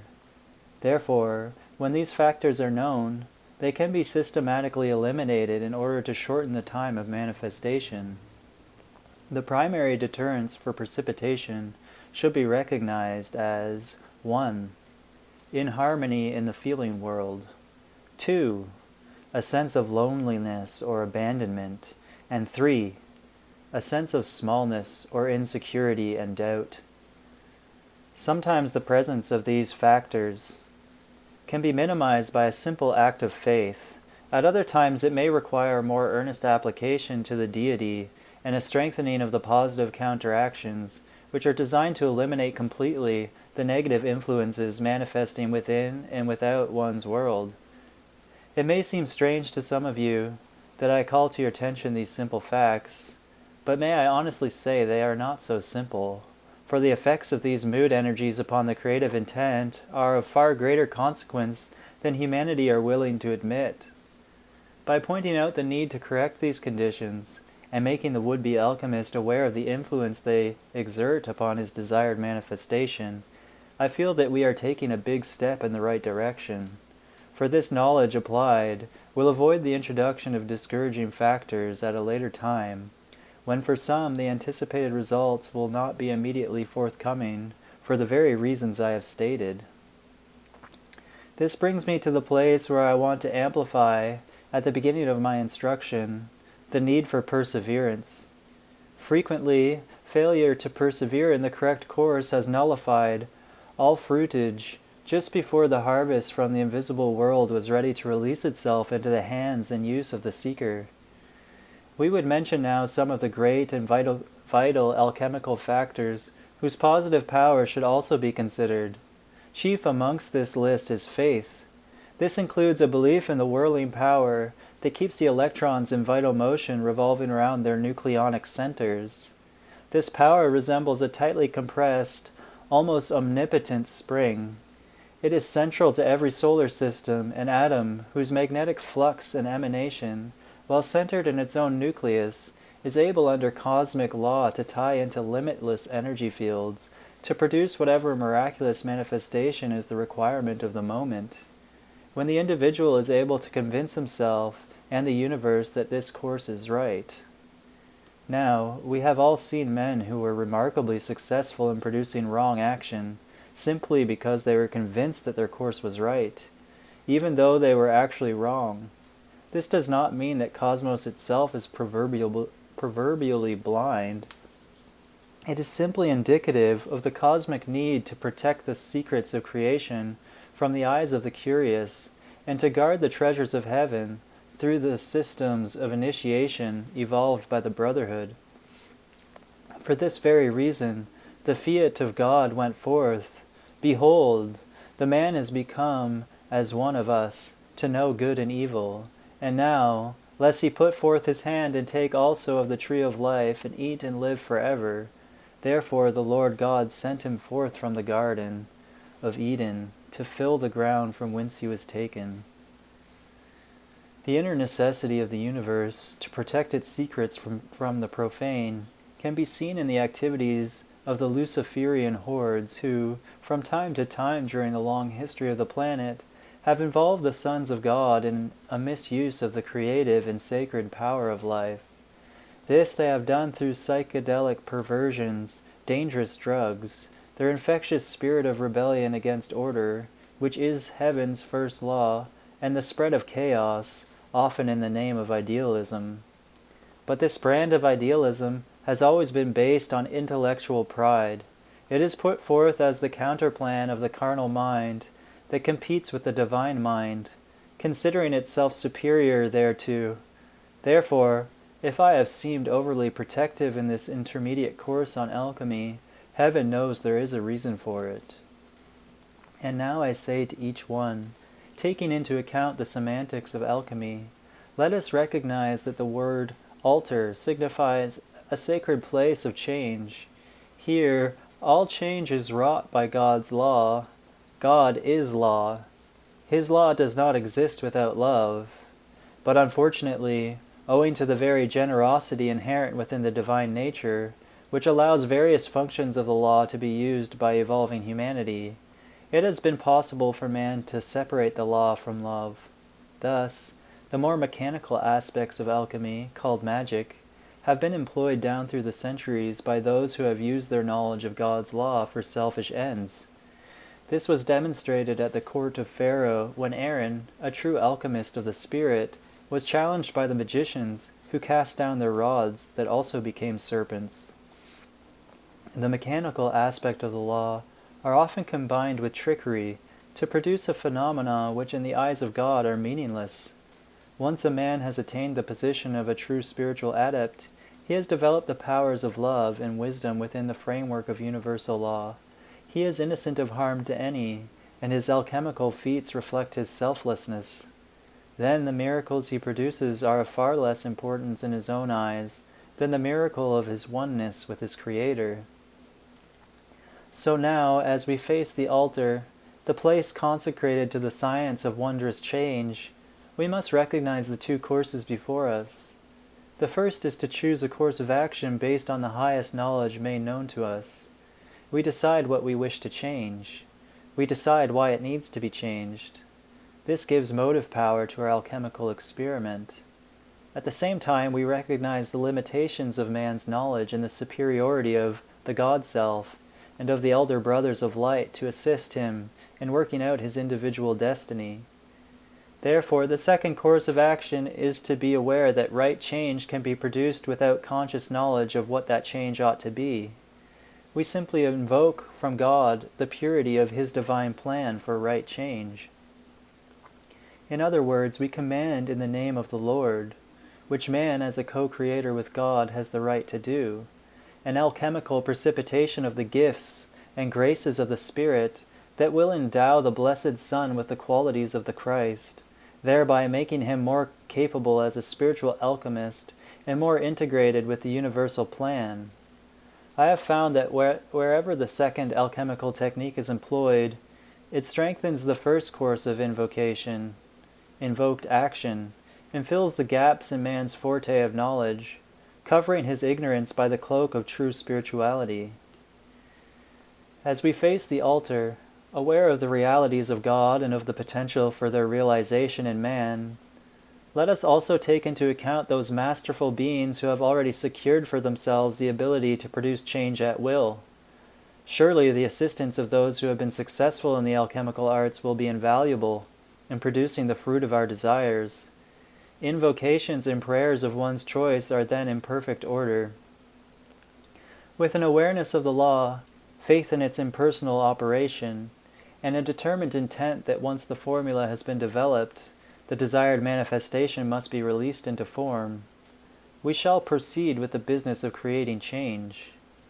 Now, one of the most effective means by which change can be produced, and this which I here make known to you, is a deep and wondrous secret held by many of the Eastern and Western adepts, is through what I will call the creation of the cloud. St. Paul referred to a cloud of witnesses. I am referring to a cloud of infinite energy which, someone like the ether so popularized by the scientists of a century ago, is everywhere present but nowhere manifest until it is called into action. At first reading, to those who are empirically minded, skilled only in the material aspects of science and in what the senses can perceive, my foregoing remarks may seem to be just so much foolishness. If any think that, I can only have compassion for them. I cannot help them, nor does the law require me to apologize, for I have proved this principle many times with the greatest of success, and I think that where the great adepts do not consciously use it, then it is automated for them through their contact with the higher mind. But for most of our beginning and intermediate students, it will be essential that they learn the process carefully in order that they can first consciously create the cloud, and then wait until its appearance becomes an automated process in their beings. I shall continue next week with this very important activity. Create, and the cloud. Onward. Saint Germain.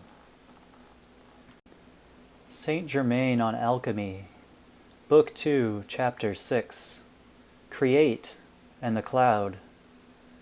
How deeply many have yearned to know how to produce constructive change both in themselves and in the world. Let them realize, then, that to bring about change is a creative act. Alchemy is the creative science whereby man is enabled to obey the original fiat of God, take dominion over the earth. This command was indicative of the Father's plan for his Son, and the means to implement it are discovered as one learns the ancient secrets of the sacred science. Practicing the principles of alchemy, the individual is able to rise from being a puppet to the will of other egos, to the will of disobedient spirits, to the passing fancies of the times, or to the dictates of the brothers of the shadow, who induce the young adept to practice black magic and witchcraft, flattering his ego and often quoting scriptures saying, "If thou be the Son of God, command that these stones be made bread." Now we are on the verge of taking our initial steps in producing change, not a change that gears man to the contemporary scene, whereas every effort is molded by environmental factors, but a change that will bring him closer to his real image. We will create the means whereby change can be produced by our sovereign will, whereby we can take dominion over the earth.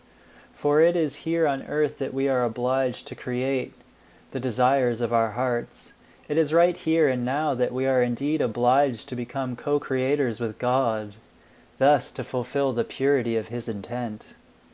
Whereas I recognize that there may seem to be mechanistic factors in the scientific direction that I am about to give you, I am sure you have noticed the many safeguards which I have inserted into this course to make certain that you are never of the wrong opinion. For none should ever assume that by a mere scientific or mechanical ritual he will be able to perform the highest types of alchemical manifestation. Not so. For the highest alchemy, the greatest change, is that which changes man into a god, wherein the Son becomes one with the Father, and this can never be accomplished by mechanical means. Stand now before your altar, honoring the living God and His fiat. For He who is God has commanded it, take dominion. You are rightfully functioning then, as you do just that. You are about to create, and you will first create the cloud from the enormous power of God stored at every point in space, waiting to be invoked. The power of vision is central to our invocation. Therefore, we shall create in our minds first a milky white radiance, and we shall see this milky white radiance as an electronic vibratory action of vital, moving, ineffable light. The concentration of the light, which we call the density of the light, is that which makes the milky white color. If the cloud were attenuated, we would be able to see through it as though the scenes around us were enveloped in a fog. Now, having created in our minds this form of a bright translucent cloud, we allow it to enfold our physical bodies and to occupy our force field. For a moment we become lost in the midst of the cloud, and then it seems as though it has always been there. Its atmosphere is familiar, comfortable. We recognize that the mind has the power to expand its circle of influence, but we must not try to move far from the parent tree of self. Let this bright and shining cloud at first be 9 feet in diameter around oneself. Later, perhaps we shall expand it to a diameter of 90 feet, then 900 feet, and further. In our early meditations, we shall concentrate on intensifying the action of the white light in our mind. From thence we shall transfer that action to the 9-foot area around the physical form. Once we have developed the sense of this cloud being around our physical forms, we shall understand that whereas the cloud can be made visible to the physical light, our primary concern is to keep its high vibratory action purely spiritual. Those of you who are familiar with electronics and the workings of a rheostat will understand that by a simple twist of the dial of consciousness, we can intensify the vibratory action of the cloud. In this case, we coalesce more light around each central point of light. For our cloud is composed of many light points, whose auras diffuse and blend with one another, making the total effect one of a lacy yet highly concentrated white radiance, a pure swirling cloud of cosmic energy. What is this mighty cloud that we have created, this force field of vibrating energy, and why did we create it in the first place? Actually, whereas I have used the word create, it would be more appropriate if perhaps I used the word magnetize, for we are actually magnetizing that which is already everywhere present in space. We are amplifying an intense action of the light from within its own force field, more than would normally manifest in a given area. We are thereby drawing upon universal God power to produce this cloud that first penetrates and then hallows our immediate force field, in order that we may have a spiritual altar upon which we may project the pictures of reality that we desire to create. Bear in mind that this cloud can be used therapeutically for the healing of the nations and the soul of a planet, or you can use it as a platform to invoke, as Christ did upon the Mount of Transfiguration, the presence of the ascended masters, of beloved Jesus, Mother Mary, the Master Serapis Bey from Luxor, the Maha Chohan, Lord Maitreya, Archangel Michael, to assist you not only in your alchemical experiments but also in your ministrations to life. Where you are yet ignorant of just what you ought to produce for yourself and others, you can, in a gentle, childlike manner, ask God to produce out of the great pool of His light energy the miracle of His healing love, not only in your life and in the lives of your loved ones, but also in the lives of the multitudes in the world at large. You can ask the power of God and of the kingdom of heaven to come into manifestation upon earth. You can ask for the golden age to be born, for an end to strife and struggle and all negative and hateful manifestations. You can ask for love to take dominion over the world. If you will open your heart to the needs of the world and to the love of the Divine Mother that seeks expression through your uplifted consciousness, limitless ideas for universal service will flow into your mind.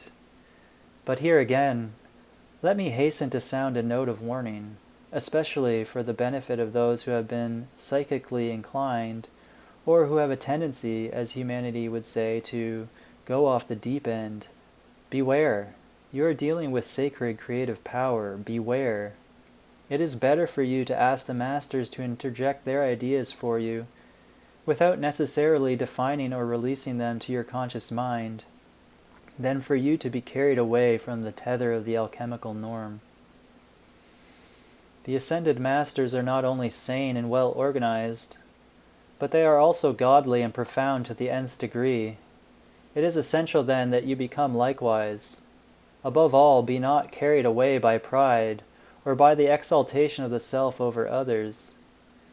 As you gain spiritual power through these periods of meditation upon the cloud, which at first should not exceed 15 minutes a day, try to understand that the creative cloud, once it is dispersed by your fiat at the conclusion of your creative ceremony, will continue to expand and expand and expand throughout the universe as a globe of translucent white fire, eddying in ever-widening spheres to contact all that is real and that is really yours.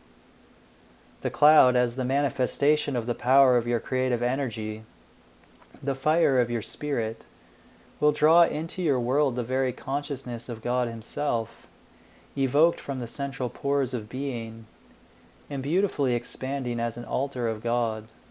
The cloud will hallow space wherever it expands.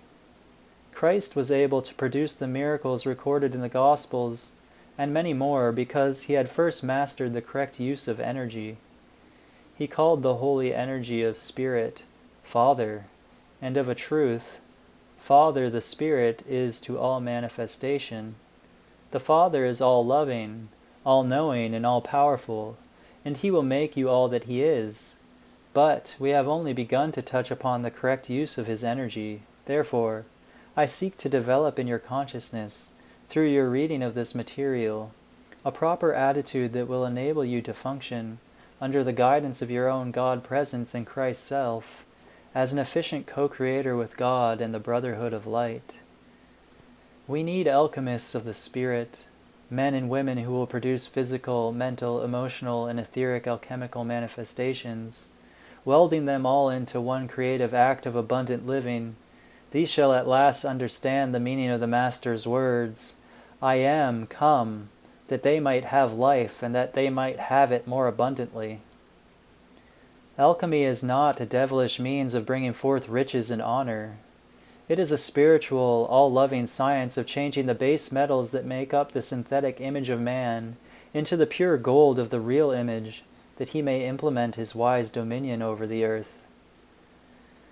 Eventually, the great alchemist will teach the apprentice the seraphic science, whereby man shall produce that wondrous final change of which Paul spoke, "Behold, I shew you a mystery.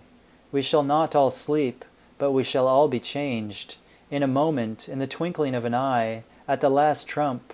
For the trumpet shall sound, and the dead shall be raised incorruptible, and we shall be changed." Bear in mind that I have only lightly touched upon this great creative energy that is within you even now. In the name of the Master of Masters, in the name of the Lord Christ, I remain his servant and your advocate forever, Saint Germain. Saint Germain on Alchemy. Book 2, Chapter 7. The Science of Picturization. Remember that once you have held the vision of the cloud and turned it over to your higher self to sustain, to the latent God faculties within you, your God presence will sustain it for the required period. In time you will find that the glow of the cloud will softly suffuse itself through your physical body, and as this takes place there will come a sharpening of the mind and a new sense of awareness of all life everywhere. As you perform this ritual exercise of creating the cloud through attunement with the creative power of the universe, becoming thereby a co-creator with God, you will gain a feeling of detachment from the world, as though you were merely an observer to what is taking place around you. This will occur as you allow yourself to flow automatically into the great creative power of the macrocosm. This experience and flow, whereby the lesser consciousness of man flows into the greater consciousness of God, is what is known as going up into the mountain. It is called a mountaintop experience because through it man discovers the summit of his being, the place where the lower self is wed to the higher, and matter and spirit merge. Therefore, throughout this ritual, your consciousness must be kept pure, charged with love, aware of the infinite potential of the cosmic mind of God, and completely identified with all constructive momentums. If there is an introduction of hatred, or even mild dislike of any one, or an attempt to interfere with the cosmic flow of the infinite plan through any part of life, such activity will, of course, create a karmic situation that will prove most unfortunate to the individual who allows his energies to become so engaged. Those who have irresponsibly used the alchemical techniques, whether in ignorance or with the intent of bringing harm to other life streams, have in fact brought about great harm to themselves. Others who harbor feelings of criticism, jealousy, and irritation concerning the actions and accomplishments of friend or foe may create just as much harm as those whose malice is intended. Gossip itself is one of the most deadly forms of black magic, and can bring about the physical death of its victims. Seeing that all harm eventually returns to the one sending it forth, would it not be well for all true alchemists to take the vow of harmlessness, at the same time recognizing that the defense of truth and freedom sometimes necessitates making a choice between the lesser of evils? I urge, then, that all understand the need to magnetize the grand design of God for all parts of life. Naturally, everyone cannot be expected to be in sympathy with your aims. After all, on the great ladder of souls ascending progressively, hopefully towards the light of purpose, there are many levels of attainment. None should condemn those of lesser understanding, or do aught except to emulate those of greater understanding. Above all, do not be jealous of those who may be more successful than you in their application of the science of intermediate alchemy. Remember that it is practice that makes perfect, that it is motive that transfigures design, that it is beauty that transfixes the soul. Thus, the loving purpose of God come to fruition in man as he originally intended them to do, for the Garden of Eden was a place where the beauty of communion with the Lord and the understanding of his laws could be imparted to man. It was intended to be the most beautiful school in all the world, where the dreams of God could flow through the branches of the tall trees, where the billowing clouds of morning, of noon, and even would be highlighted by the sacred glow of the luminous sun, a light to light the day. Lament not, for the Edenic school shall be re-established in this day and age to fulfill the plan of paradise ere the golden age shall manifest. And it shall appear when enough alchemists of the Spirit unite in the common goal of bearing witness to the truth. Now let us place our attention upon the science of picturization, for without it nothing shall appear. You will find this science illustrated in the story of Jacob, who used alchemy to increase the numbers of his cattle. Visualization is important to the alchemist, because it is the overlay of his visualization upon the creative cloud that actually produces the miracle of alchemical manifestation. If you wish a more youthful appearance, you must visualize yourself as having just that. If you wish more vitality, you must visualize yourself already having that vitality, your muscles rippling with God's energy, your mind brimming over with vital ideas, tingling with life and light and love.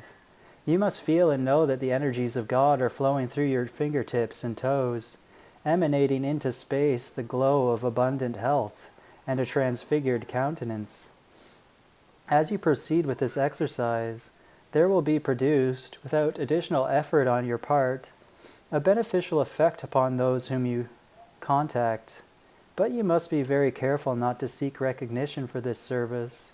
Otherwise, as it is written in the book of life, ye have no reward of your Father which is in heaven. I know that you will smile when I say that we are aware of some students who, when they are given this material, may become so enthused with it that they will say to those who are uninformed of their efforts to become more godly, "Do you feel something when I am near?" And of course this will spoil the whole effect of any virtue they may have developed during their study. Calling attention to one's accomplishments produces a concentration of energy upon the personality and away from the soul whence the radiance of the source is derived. Whereas the inherent God qualities of the soul are like radioactive substance embedded in and composing the soul, the radiant cloud is the soul's own alchemical altar, which makes possible the soul's expansion, like unto the expanding universe, from the fires of its own central sun out into space. Some may ask, how can we produce miracles that affect others without taking that energy which belongs to them, or without depriving them of the opportunity of producing their own wondrous changes? These seem to be of the opinion that the fires of God have a decay rate, and that sometime, somewhere, these fires will come to an end, or burn themselves out. Let me hasten to assure you that though all of the suns in the physical universe were to fall as burning cinders into the central sun, and the central sun by God's law were to be dissolved in its physical manifestation, the fires of the soul of God would never burn out. They are immutable, infinite, and eternal. Have no fear, then, that you are using up God's energies, or that you are taking that energy which might be used more profitably by another. When the fiat, create, went forth, it was the signal of God's gift of freedom to man. Therefore, man should be free to create.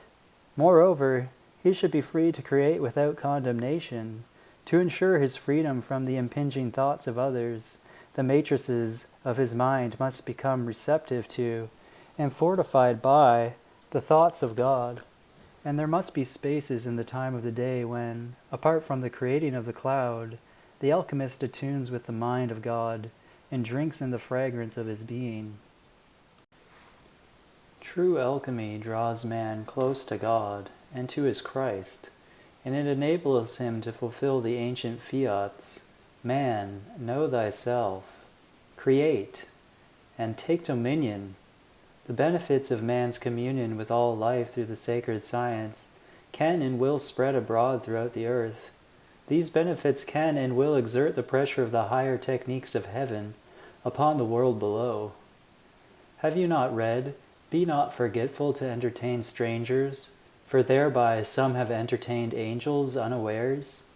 Let men entertain you as angels unawares.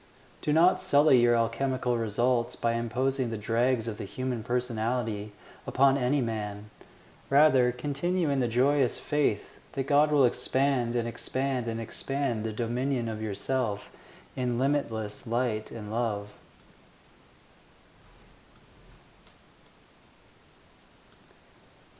One of the most important points for you to understand in the science of intermediate alchemy is that whereas you are only beginning your training, this is not the only opportunity you will have to use these laws, for you will be able to use them not only all the days of this life, but should you not win your ascension at the close of this embodiment, you will find that so long as you live upon this earth, the science of God's alchemy will help you to be changed from glory to glory, even as by the Spirit of the Lord.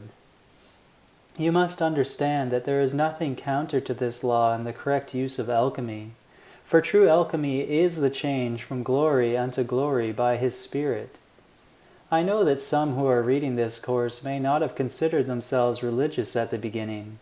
Perhaps the intended functions of the spoilers, the brothers of the shadow, to ruin the purpose of religion by ruining the lives of those who profess to follow religion, may have corroded your acceptance of the laws of cosmos. But I think that some of you have already begun to experience profound results in your lives through the practice of the rituals I have given you, and I am certain that those of you who have not will begin to do so as your faith mounts, and as you counteract all your negatives by the exhilarating sense that you can change your world, and that you can make your life what God wants it to be, and what you, deep inside, want it to be. For you can find success in all that you are doing, and that success need not be confined to the spiritual side of life, but it can include the material. The Lord has said, "Seek ye first the kingdom of God and His righteousness, and all these things shall be added unto you." Saint Germain on Alchemy, Book 2, Chapter 8. What alchemy can mean for a decaying world. The moon rules the night side of life, and is the lesser light, the reflective light of the solar energy of God. In its reflective state, it exerts enormous control over the tides and over the water element. Luna, the moon, the great whirling satellite that rules the night, governs in part then the emotional body of man, and can easily become either his greatest enemy or his best friend. For when properly harnessed, the energies of the moon, being put under his feet, can help him to achieve alchemical control over his emotions, over his energy in motion. Let us see how this is so. The moon reflects the astral body of earth. When dealing with the moon, then, we deal with the reflected light of the sun. When the astral body is under the dominion of the Christ, its power becomes limitless. When its purified energies are magnified in turn by the moon, which is nothing more than a giant reflector, their power is multiplied in almost infinite proportion. But until such time as the mass consciousness is ruled by the light of the sun instead of being ruled by the night, the moon will reflect the astral effluvia of the planet. Thus men will continue to be victims of their own horrendous miscreations, and that to an even greater degree during the cycle of the full moon. Now, the alchemist uses his purified consciousness as a reflector of solar energies, much like the moon reflects the light of the sun. The waters of his mind reflect the light of the day and the night, even as the waters of the sea reflect the golden pathway of both the sun and the moon. But the Christ consciousness, the prism of purity like the sea of glass, filters out the impurities of the moon even as it refracts the light of the sun. All energy being God's energy, the humanly misqualified energies reflected by the moon, sent back to the earth from whence they came, according to karmic law, may be freed from the impositions of the carnal mind through the process of transmutation. They may then be used to create, in the tradition of the great alchemists, more perfect works of art, until the patterns of the heavens transform the patterns of the earth, and the moon becomes a golden orb of rarefied power. Most of you know only too well that when your emotions become disturbed over outer conditions, feelings, or concepts, there is a moment when you are yet able to wrest control of your energies from your own emotional body. Subsequently, if these energies are permitted to continue to rage unabated, that moment of control is lost, and then it is easy for people to do, to think, or to say that which they will one day regret. Conversely, most of you are aware of the great joy and peace that has come to your souls when you have been able to accomplish something for someone else. This happens because deep within yourself there is a loving desire to serve your fellow man. This desire is what prompted the descent of the Christ, the Son of David, in his role as the Messiahs of old. The Shepherd King, a man after God's own heart, communed with God and prepared himself for greater service as he tended his sheep. Nowhere was the luster of his soul more apparent than in the beauty of his meditations upon the Spirit of the Lord, recorded in the book of Psalms. One of the most skillful ways in which the tired businessman or executive, the frustrated mother or wife, the confused young man or woman can find integration and wholeness for themselves is to develop the discipline of being able to direct their emotions to do for them exactly what they want. Such discipline will completely change their outlook, for they will then face life with joyous expectancy, not with dissatisfaction. For example, if it is love for another that you would express, then you must always guard against that love which is selfish, which would exact from the beloved the expectancies of your own mind and heart, without ever understanding the givingness of love. In order to love as God loves, you must first give freedom to all parts of life, including yourself, and then you must place your trust, as does a nesting bird, in the heart of God, in the heart of goodness and mercy. Having given all, you will then receive the most joyful, eternal gifts from God that you could ever imagine, and some even beyond that which you could imagine. These will come not only through the chalice of your own heart, but also through the hearts of your compeers. If then you would truly love, you must learn to discipline the base emotions of selfishness, envy, jealousy, resentment, stubbornness, and ingratitude. We urge, therefore, at this juncture in our alchemical studies, that the control of the emotions be considered, for the emotions will play a very important role in the creative cloud action which we are considering and out of which we are functioning. The only way to be truly happy is to give oneself totally to the universe and to God, at the same time being aware of and expecting from God the return gift of one's real self. One of the greatest dangers in the religious quest has been brought about as men have given themselves to God, thinking that that was all they had to do. Not understanding the responsibilities of free will, they then acted the part of the nebulous ninny. Having no will of their own, they would flip and flop back and forth, blown by every wind, obsessed with what we will call the law of uncertainty. For if the trumpet give an uncertain sound, who shall prepare himself to the battle? Men should understand that although their surrender to God be complete, following surrender they must wait for the fiat of bestowal that is pronounced by the God presence as a restatement of the blessing given by God at the birth of his offspring. Thou art my beloved Son.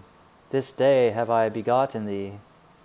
This takes place when one has relinquished the control of his four lower bodies to his Christ self, thus enabling his true self, the Christ, to obey the fiat take dominion over the earth being one's own footstool kingdom, the four lower bodies. Remember that even Jesus the Christ came to the moment of his anointing. The Holy Spirit descended, and the voice of God renewed the ancient covenant. This is my beloved Son, in whom I am well pleased.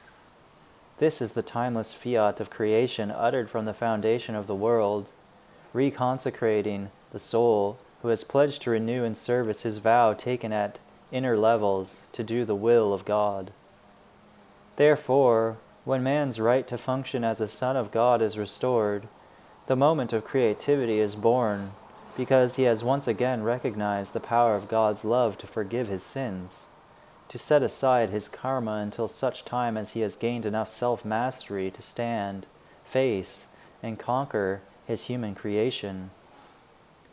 Now the bond of life within itself weds him to the highest purposes of alchemy, and that, mind you, without ever robbing him of his true identity. What shall it profit a man if he shall gain the whole world through the use of alchemy, and lose his soul?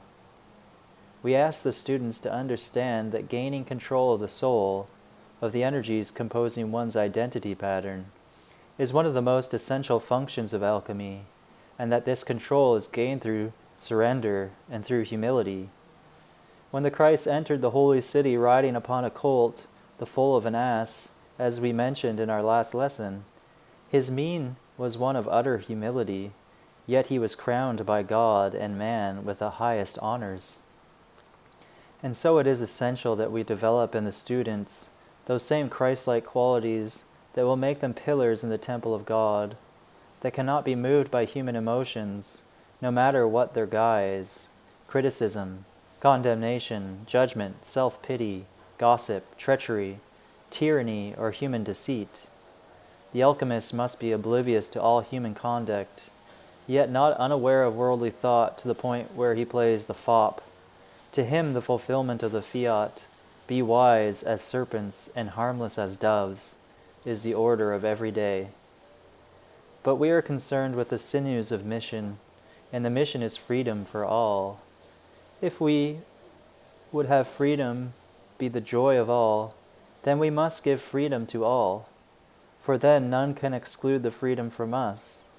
It is therefore to the passions of freedom that our experiments in alchemy must be dedicated. We must rise to emotional control, for when God said, "Take dominion over the earth," he meant individual dominion over one's energies, one's consciousness, and one's four lower bodies. Collective dominion comes about when the contributing spirit of the group, the nation, the planet, recognizes all that it has received from life, joyously offers itself and all that it has received to the great spirit of life. At that point, man, the individual, and man, the collective unit, ponder the enrichment of the real self and the true mystical identity of the group through the increase of individual talents. These gifts of God, when multiplied, are like stars in the firmament of being that glow in the grand design of universal destiny.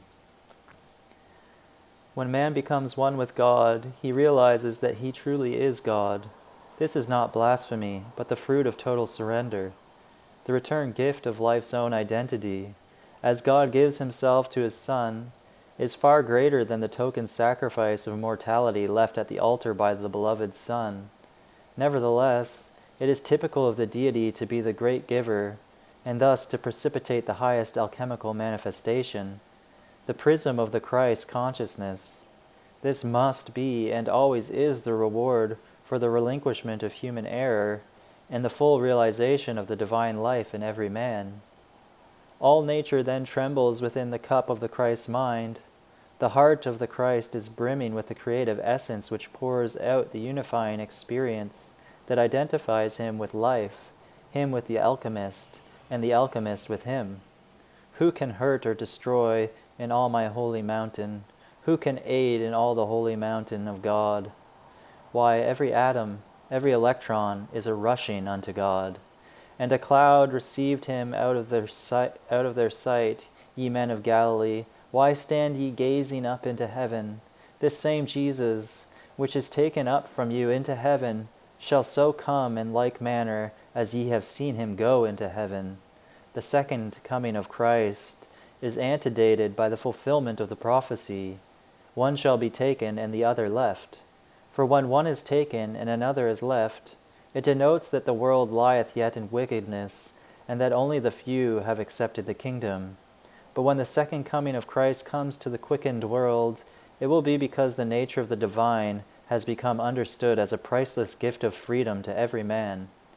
When this miracle of Christ's love is produced in the world, it will be because the students of alchemy, whether known by that name or any other, whether in the churches or out of the churches, in fact, whether in the body or out of the body, are expressing universally the radiance of the Christ design. Imbued with the fires of the Holy Spirit, their minds will then become a cosmic reactor, a central furnace of universal ideas for freedom and for the breaking of the chains of bondage that a recalcitrant humanity have forged. Now we reveal in this 8th lesson what alchemy can mean to a decaying world, what it can mean to slaves in bondage to the senses, what it can mean to the self surrounded by confusion and chaos as it becomes an ordered, purposeful exhibit of universal grace, expressing through the force field of the individual identity of man. Do you see now why El Morya and Mother Mary and all the ascended masters are offering their energies freely for the good of humanity? Do you see why the creative cloud invoked by us, literally an individualized cloud of witnesses by day and a pillar of fire by night, enables man to understand that the crucible of identity, while it may at first be nothing but an experimental test tube, can become a radiant altar of reality? Faithfully, I am Saint Germain. Saint Germain on Alchemy, Book 2, Chapter 9, Anxiety and the Anxiety Syndrome. For this lesson, we will permit the students to experiment with and develop proficiency in the creation of the cloud, while we go afield for a moment to discuss one of the major deterrents of successful alchemy. I refer to anxiety and the anxiety syndrome.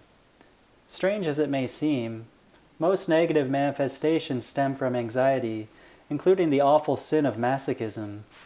Since it is generally acknowledged that humanity have a desire to be happy, and that they have the right to pursue happiness, we ask this question: would it not be wise for people in all walks of life to work towards the healing of those conditions which they bring upon themselves through their unfruitful anxieties?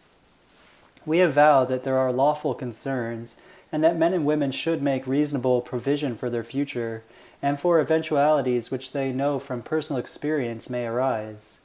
But it is so unnecessary for them to become apprehensive about life in general, or even life specifically, to the point where their apprehensions unbalance their thinking, their emotions, and their entire psyche. Anxiety is the great warp of life. It warps perspective without producing any perceptible benefit whatsoever.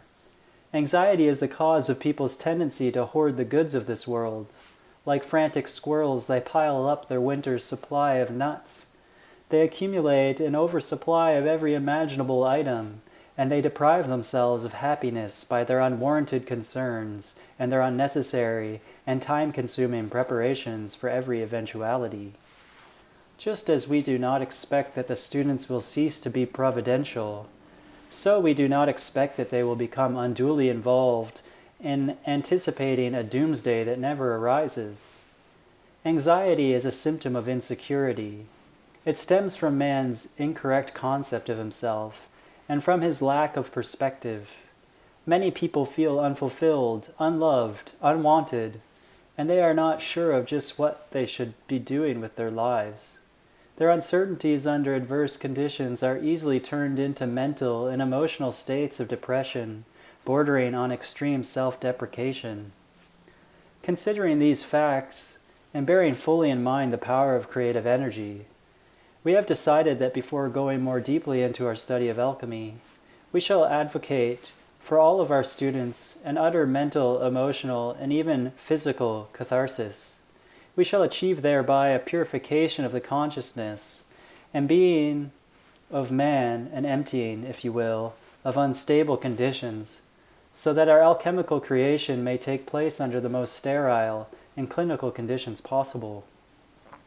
You see, it is so easy for a negative ingredient to creep into our formula that we must take every possible precaution before we begin our experiments. Without first purging ourselves of all undesirable qualities, we would find ourselves with the best of motives, amplifying our negatives instead of our positives, as we proceeded to employ the wondrous power of alchemy. This is one of the problems that arise among those who follow some of the so-called mystery schools, where the ego is catered to at the personal level, instead of being disciplined at the impersonal level. As these students develop soul power, it is inevitable that they amplify their negative momentums along with the great positive qualities which they seek to manifest. For whatever is in their worlds when they are brought into direct contact with the sacred fire must expand even as their total consciousness expands. In some cases, the negatives completely cancel out the positives, and many times, because of earthly affinities, the additional boost of power that comes about as the result of experimentation will make a magnet out of their negatives, even when they are completely involved in the divine search. Thus will their own negative momentums, hidden in the recesses of their subconscious minds, draw to themselves more of their kind from the thoughts and feelings of others. This phenomena is often the underlying cause of disharmony in religious groups. Now, we earnestly desire to have the body of God upon earth forewarned about these conditions, for unless the deterrent forces which are embedded in the psyche of man are brought under the power of divine grace and emptied of their content, i.e. of the misqualified energies which sustain their forms, they will peer as haunting specters, waiting to devour the offspring of all benign activities, and to literally turn man's light into darkness. We would do the opposite. We would create in the lives of the would-be alchemists the transmutative effects that will enable them, through awareness and through dedication to the Christ spirit of living harmony, to manifest all good things under divine control. Thus shall divine grace fill the temple of the mind and heart of the alchemist, and make him truly a wonder-worker for God. How many times have we seen concern for his fellow man take shape in the consciousness of the student, as he gazes upon world conditions or upon the problems of his own family? He is often almost obsessed with the desire to produce the miracle of saving grace for his loved ones, as well as for those who are in need in the world around him. So strong does this desire become that his brotherly love is many times the central motivation behind his search for greater spirituality and self-realization. Ours is not to discourage those who would serve, but to help them realize their objectives in peace and in honor. Therefore, consider the lilies of the field. They toil not, neither do they spin. And yet I say unto you that even Solomon in all his glory was not arrayed like one of these. The care of God for the birds of the air, the great abundance manifest in nature and in the lilies of the field, shows the supreme value that God places upon each of his children. Let us look to him, then, to teach us how to meet the needs of our brethren here below. Anxiety stems from a lack of faith in the ultimate purposes of life. The hard experiences that have come to many in childhood and in later years, creating stresses and strains and producing the fruit of bitterness, have prevented their development in that refined spirit which would enable them to shed their anxieties. In reality, the lessons Jesus taught on the Father's watchful care for man and nature should give all of the understanding that will heal their insecurity, their anxiety, and their personal pain involving the mind and self. This healing is brought about through the overpowering radiance of God's loving concern for every man. I urge, therefore, that all students take into account the tender care and consideration of the universe manifest in the wondrous working of the physical body, when it is not interfered with by human pollutants. And I urge that they then make an attempt throughout the coming days to heal the breach caused by their sense of separation, the separation of the individual from his true identity, and hence from the Eternal One. In him you live and move and have your being. Without him you have neither life nor identity. Ask yourself this question: is it wise for you to pollute the divine identity by the intrusions of self-will and self-indulgence? Ask yourself this question: have you really given the Father a chance? Or has yours been an on-again, off-again, vacillating attempt to realize God? There is nothing complex about the origin of the soul and its everlasting communion with Him. To become as a little child, then, as we shall see in our next lesson, is to prepare the way for the greatest manifestations of alchemy. Now, alchemy is not witchcraft. It is not variance. It is the exercise of a stable, God-intended control over nature, and it involves far more than men imagine. Through alchemy, the shedding of your anxieties can be accomplished, but first you must build a mountain of faith to counteract the negative thoughts of the world, which are primarily responsible for man's failures. How is this so? Each time individuals have a failure and lament it, each time they have a problem and sorrow over it rather than commit it unto the Father, each time individuals resent their problems and see them not as the return of karma or as a test but as an act of deity whom they defy, they are building up in their own world's frustration, resentment, anxiety, and confusion, and these momentums draw to their own doorsteps the negative conditions of the outside world. If ever there was a secondary enemy to anxiety, it is confusion.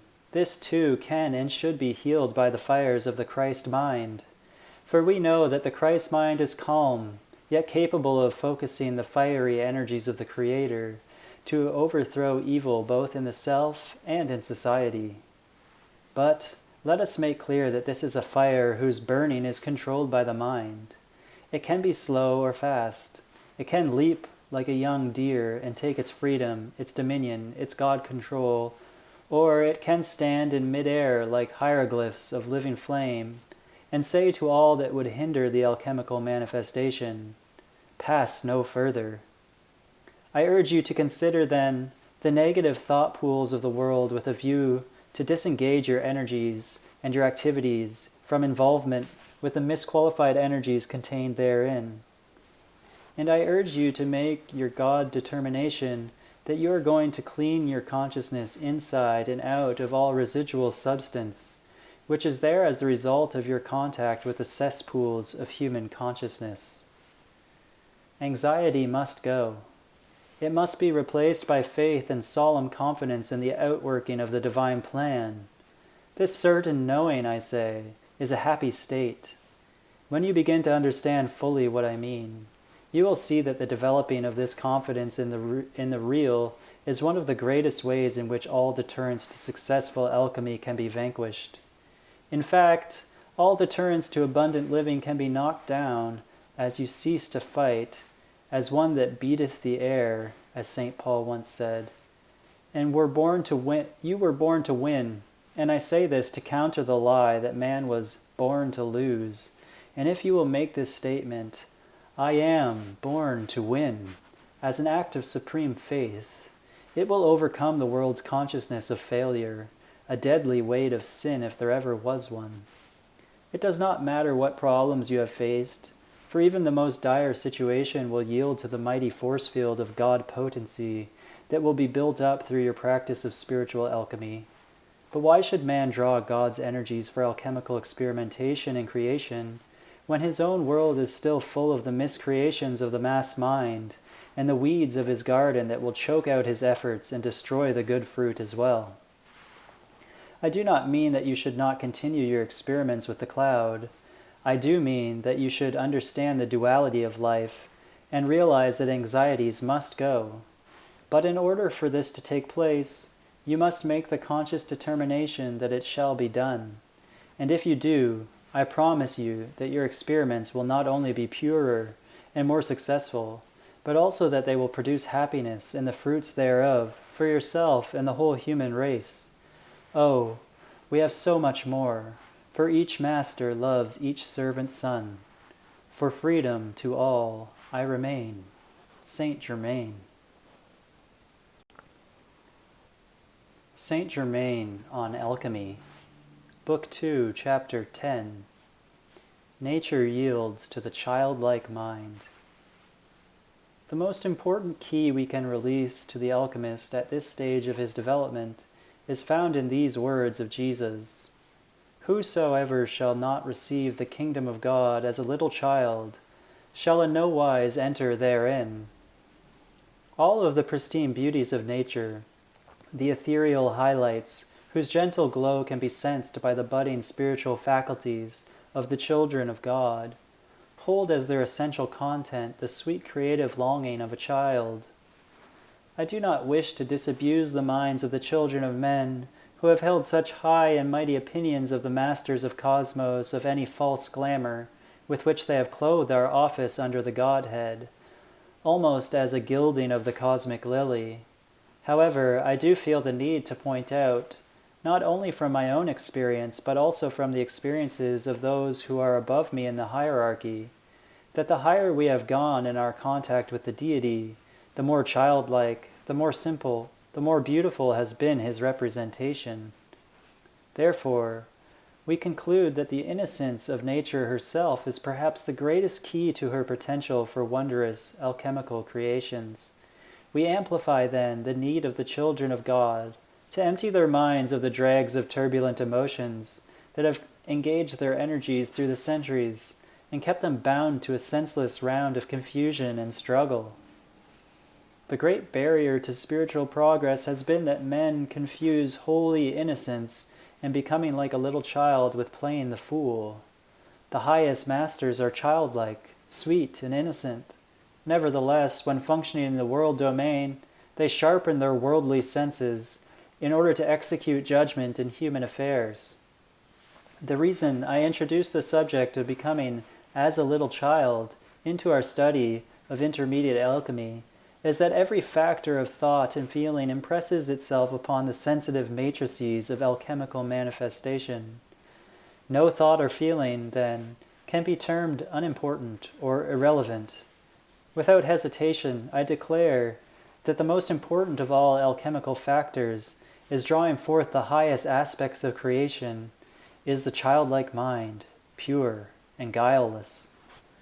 The child mind is the greatest mind because its innocence is its best and sure defense, because it is not surrounded by crowding concepts, and because it is free to develop symmetry, color, sound, light, and new ideas.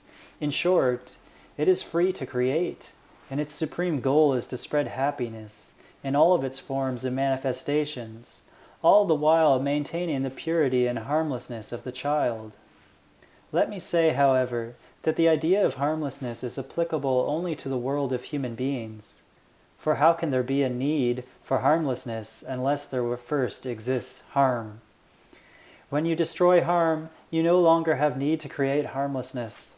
In the absence of harm or harmlessness, the innocence of childhood prevails, enabling the souls of men to commune gently with nature and nature's God. The vast drama that keeps the way of the tree of life, that guards the alchemical secrets, has also been born of necessity. Man's disobedience to cosmic law, his hesitancy in matters of the spirit, his gathering momentums of destructivity upon earth, these have necessitated the curbing of his activities in heaven. In a very real sense, then, man has been confined to the earth to work out his destiny. Eden, the garden of God, and the secrets of life contained therein have been denied him because he would not heed the divine injunction. In the day that thou eatest thereof thou shalt surely die. Now and always, man must understand that when he partakes of the consciousness of evil, he becomes the subject unto the laws of mortality. Yet God has always been ready to receive him again as a little child. The compassion of the Christ toward those who had lost their innocence was apparent in his lamentation. O Jerusalem, Jerusalem, thou that killest the prophets, and stonest them which are sent unto thee, how often would I have gathered thy children together, even as a hen gathereth her chickens under her wings, and ye would not. We come, therefore, before the court of innocence, and we plead for a communication to humanity of the flames of purity, truth, and cosmic innocence. Among the greatest misconceptions that have ever been formed in the minds of men is that which concerns the nature of spiritual realms. Men either think that heaven is remote, unfulfilling, and lacking in the joys of this world, or they imagine that it is the ultimate goal, the reward of their faithful, and their relief from the oppressions of a world of sin, a place where they will have nothing further to do and all progress will cease. In both cases, the fallacy is in thinking that the future will bring man something that is not available to him today. Life is abundant, here, now, and forever. Wherever you are, it needs only to be tapped. May I say then, that I have walked and talked with the elder gods of the race. I have met with the greatest interplanetary masters, cosmic and angelic beings. I have attended ceremonies in the grand halls of the retreats and strolled the cosmic highways. In short, I have had the most wondrous experiences since my ascension, and with me still is the memory of all of my earthly experiences prior to my ascension. But none of these are worthy, even the highest of them, to be compared with the experiences I have had in the mind of the divine man-child. Thus, should the alchemist realize that neither heaven nor earth can give him that which he has not already found within himself.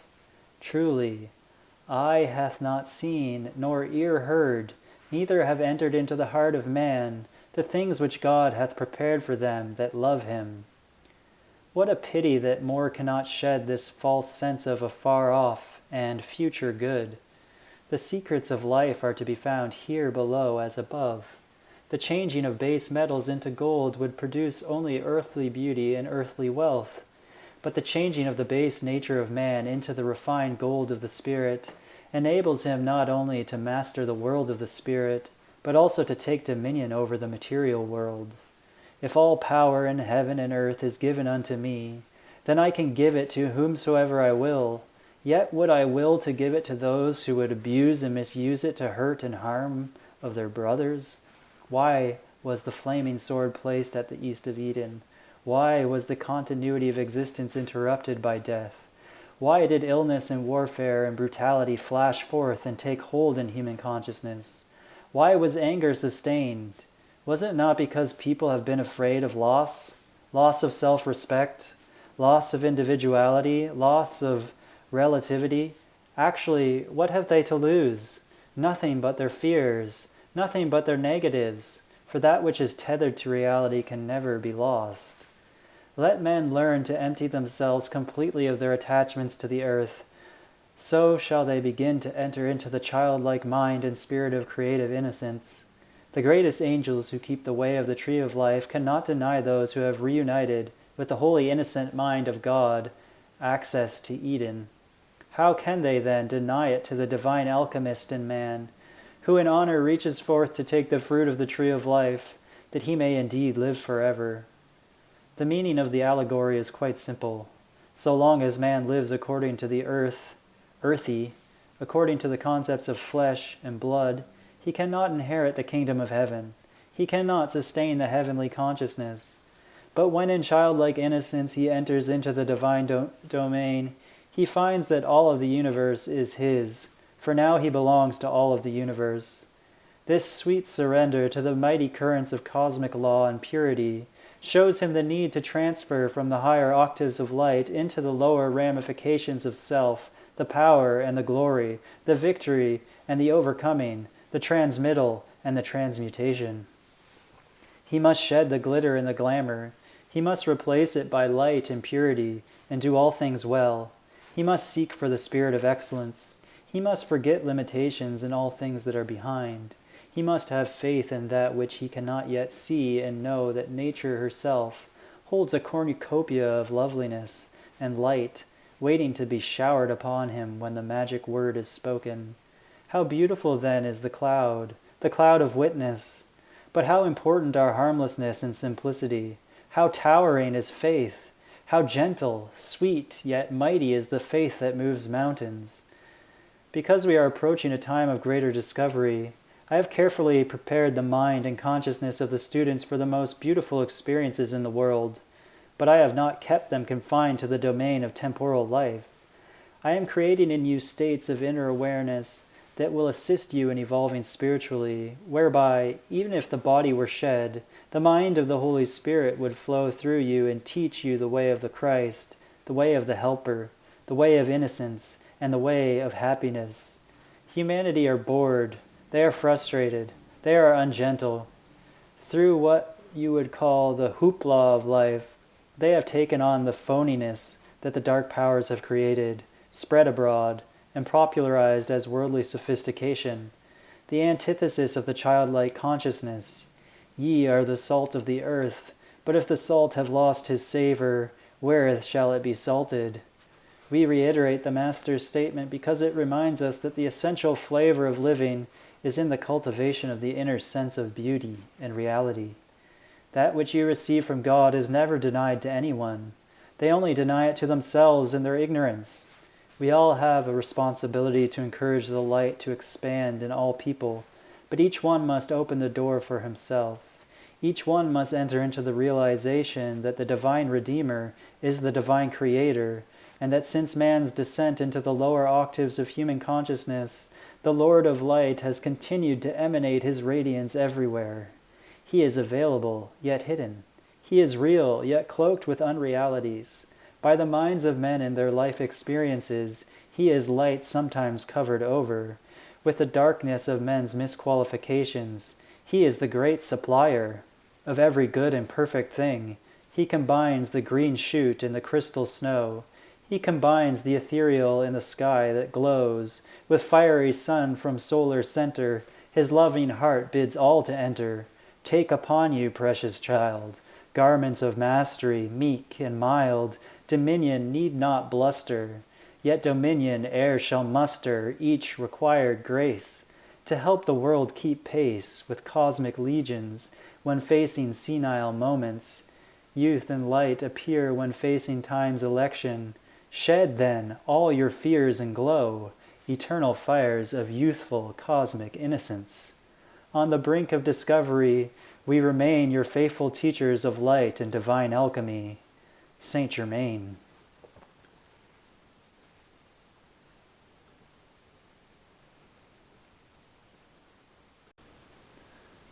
Saint Germain on Alchemy. Book 2, Chapter 11. The Highest Alchemy. The sense of reality and the sense of delight with which the student aspiring to create concentrates upon the cloud determines its efficacy. In alchemy, as in all things, doubt and negation destroy, faith and happiness sustain. Man must come to recognize that space and time are necessary subdivisions of one sole reality, that the limitations which they embody, providing necessary boundaries, can become ladders to boundlessness, and a veritable means whereby any electron in space can become a universe, or the universe can become any electron. The drawing in of the sustaining breath of the Holy Spirit and the expelling thereof creates an eddying of consciousness in concentric, rapidly moving rings, expanding out to the farthest periphery of manifestation. The finite mind may find it difficult at first to grasp this principle. To make it easier, let us explain that the consciousness of God that sustains the universe is also within man. Now, if the consciousness of God that sustains the universe is within man, is it unreasonable to suppose that man can also be within the consciousness that sustains the universe? In the macrocosmic-microcosmic interchange, in the great flow of life, of delight, of boundless joy, man senses the unity of all that lives, and he recognizes that his role as a receiver of benefits from the universe entails the necessary conveyance of benefits from his own creative consciousness back into the universe. There is joy in the construction of the temple of life. For templed order and templed service create in the individual a sense of building, when all around him there is a tearing down of values, morals, and faith. But in the temple he finds his constructive role midst the roles of destructivity men have elected for themselves. Many say, "Let us destruct that we may construct." Let them remember that before they can construct wisely and rightly, all destructive tendencies must be removed from their consciousness.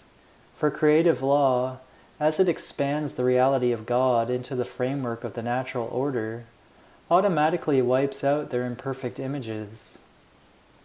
There is no need to hold in consciousness a destructive sense, or even a sense of condemnation. Beloved Jesus said, "For God sent not his Son into the world to condemn the world, but that the world through him might be saved." The secret of the tree of life is to be found, but the seeker must first surrender his personal sense, his sense of separation from God and from life, so that the universal consciousness can flow into him. Thus, the breath of the great alchemist shall become his own. It is not, then, the personal I that doeth the work, but the Father in me that worketh hitherto, and I work. The Father that worketh hitherto is the creative effort of the universe that enhances the vision of life's perfection for an onward moving humanity. The I that works is the conscious individuality yoked with the I am presence of universal reality. It is the Son working with the All-Father to produce in and for every man the summation of the glory we knew together before the world was. If imperfect manifestations defraud the functions of cosmic law, then let it also be remembered that spirit enhances the quality of life. Through the beautiful bonus of man's acceptance of the reality and the flow of life, he becomes wholly identified with the formless spirit. He is then able, in the form manifestation, to create a relative perfection, as above, so below. As the great Master admonished his disciples, "Be ye therefore perfect, even as your Father which is in heaven is perfect," so we would disabuse the minds of the would-be alchemists of the idea that form cannot be perfected within a relative framework. While we acknowledge that according to the patterns of evolution, forms and ideas do transcend themselves and life's great cosmic ongoing, we also see that within a transcendental universe, scientists have been able to perfect their methods and inventions through the historical epochs. Thus, the dispensations of science have been ordained in the hopes that in relieving mankind of their drudgery, they would use their free time and energy to develop the Christ consciousness that overshadows and transcends the mortal mind and being of man. The Great White Brotherhood is aware of how destructive trends in music and art can exert enormous influence on young minds. Many of the youth of today have no standard by which to judge that which is fed to them, simply because from early years they have been enmeshed in a web of darkness, which seems to them to be a creation of light. It becomes difficult then to extend the wings of the Spirit to these young souls, for the human intellect, inciting their rebellious egos, has convinced them that free form and the absence of all restrictions is the means through which they will achieve self-realization. Nothing could be further from the truth, for self-discipline is the requirement of the hour. But these untamed souls would not surrender their human will for anything or anyone, and so it is easy for the Prince of Darkness to find disciples from among those who have been subverted from their earliest years. The highest alchemy is the precipitation of the Christ consciousness, and all to whom the breath of life has been given have a solemn obligation to pass on the precepts of holy wisdom before passing the torch of responsibility to the next generation. The ancient proverb, "Train up a child in the way he should go, and when he is old, he will not depart from it," becomes then life's injunction to all humanity. Seeking a means of improving the strain and the quality of life, they should consider and reconsider its mandates, until they are effectively interwoven into the whole structure of striving toward the future.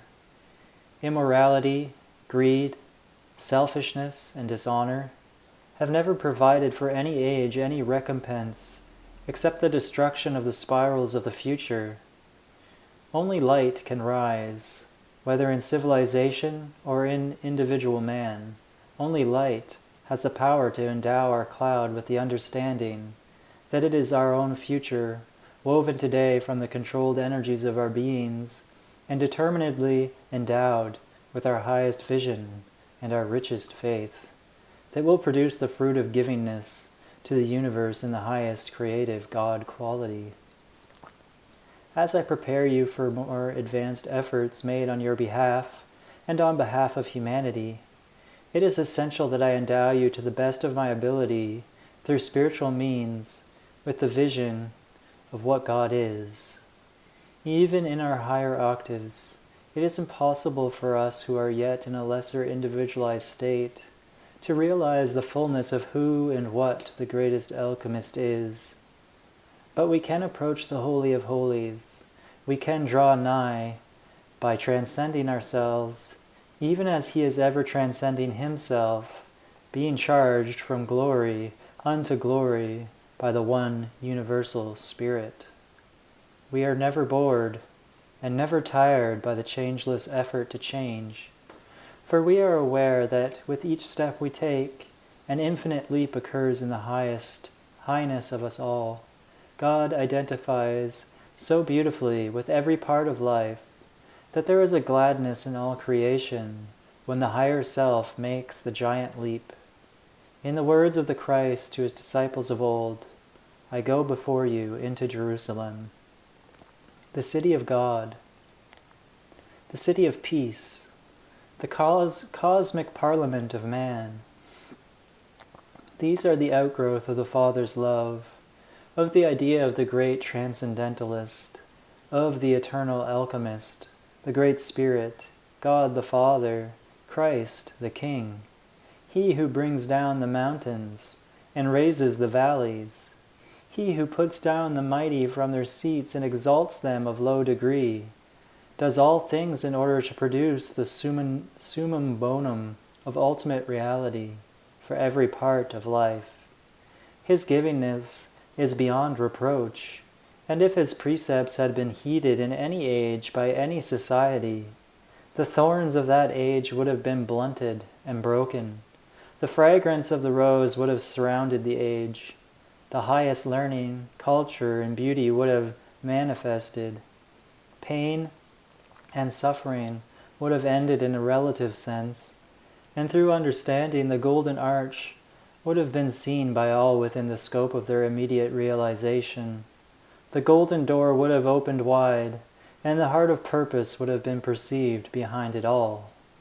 Nature and nature's God conspire to produce universes, worlds without end, the great diurnal magnetism, the universal endowment that, as male and female, as positive and negative, as spirit and matter, are designed to produce the wonder of life. Its glaring and awesome beauty may be everywhere, but to some it is a garish movement from which they shrink. To others, it is a universal hymn of purpose. But to those of us who love nothing more dearly than to guide humanity, by word and deed, it is the opportunity of the eternal Buddha, the opening bud of the flower of joyous reality, whose fragrance is everywhere. It permeates the quality of life. It removes the odors of darkness. It encompasses all. It reveals the meaning and purpose of love, that in sacrificing itself is reborn. What more shall I say as we stand on the threshold? I say, I kindle a blaze within your being. Be the flame tiny or great, may it ever expand and help you to make for yourself, and for the glory of the great alchemist, a life full of interest in taking dominion and in being one with the great exemplar. Oh, let us love together. Let us be together, and let us see together the far-off movement that yearns to draw nigh. Graciously, I remain, Saint Germain. Saint Germain on Alchemy, Book 2, Chapter 12, the way of the tree of life. The fervor we seek to convey can be assimilated. The fire of our mind and spirit can be absorbed through a simple reading and application of the consciousness of the heart. We know that man can inductively enter into a higher state, the sincere reading and rereading of our words, until they become a very part of the consciousness of the disciple aspirant, can and does create in him a key by which his own alchemical expertise is developed. So much interest has developed in many of you concerning the creation of the cloud that I wish to expound still further upon it. The cloud is the means whereby a man alters his destiny. I do not say that there are not other methods that can effectively achieve this purpose. Each karmic act has its own recompense. Each deed that men do, each thought that they think makes its imprint upon their lives. But many of these are negatively qualified, hence destructively manifest. They come haphazardly, through experiences which men do not govern. For when men do not govern their worlds, they are governed by the circumstances of the world. Through the creation of the cloud, then, we seek to transcend time, space, and even karma, short-circuiting many of the old spirals, shortening the time of man's realization of his own God reality, and helping him to realize in an avant-garde manner the graciousness of the Lord of the universe. There are many schools of the Brotherhood. There are many methods of achieving. In our releases through the Summit Lighthouse, we seek to assist our students in expanding their consciousness with facility. We seek to weld together the body of God upon the earth by first creating the understanding of both the beauty and the practicality of true alchemy. We are not interested in forming a society of magicians who will go around producing seeming miracles, albeit we acknowledge that the proficient alchemist, even through this course, can do just that. What we are interested in is the subscribing of our students to a universal brotherhood, embody already existing spiritually as the Great White Brotherhood. Being in the invisible, this order, comprising the alchemists of the spirit, requires a union with embodied humanity.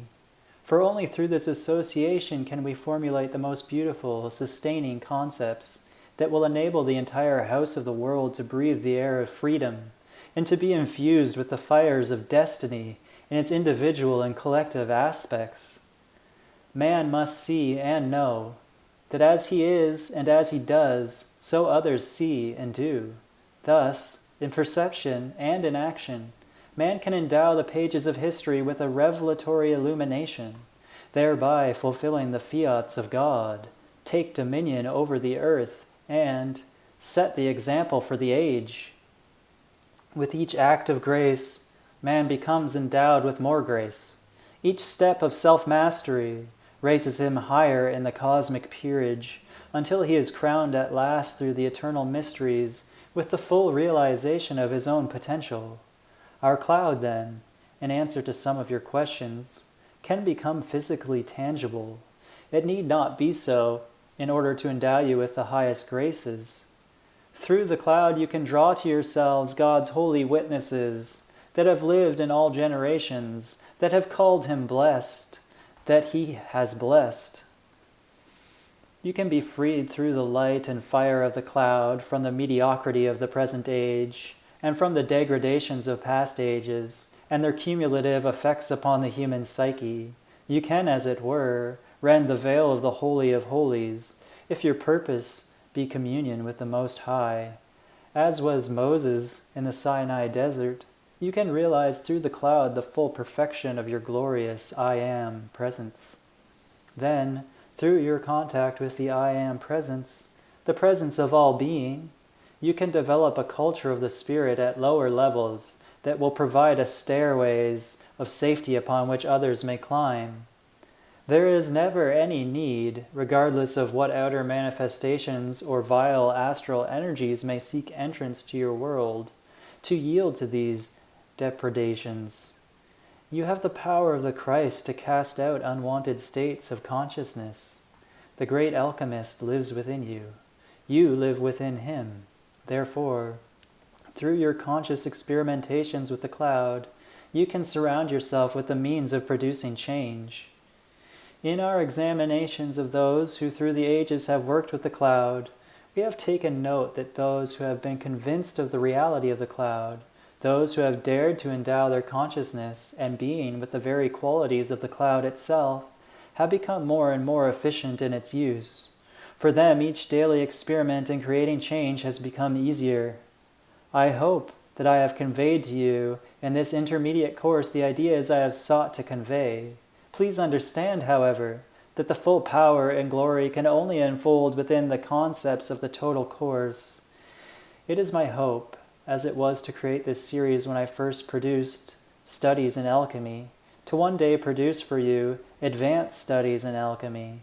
We shall then be able to offer humanity a beautiful trilogy, the first section laying the groundwork of ideas through the golden flame of illumination, the second herein pronouncing the love ray that through the cloud of the Holy Spirit endows your ideas with life, and the third section explaining how to make permanent that which you create through the power of the spoken word.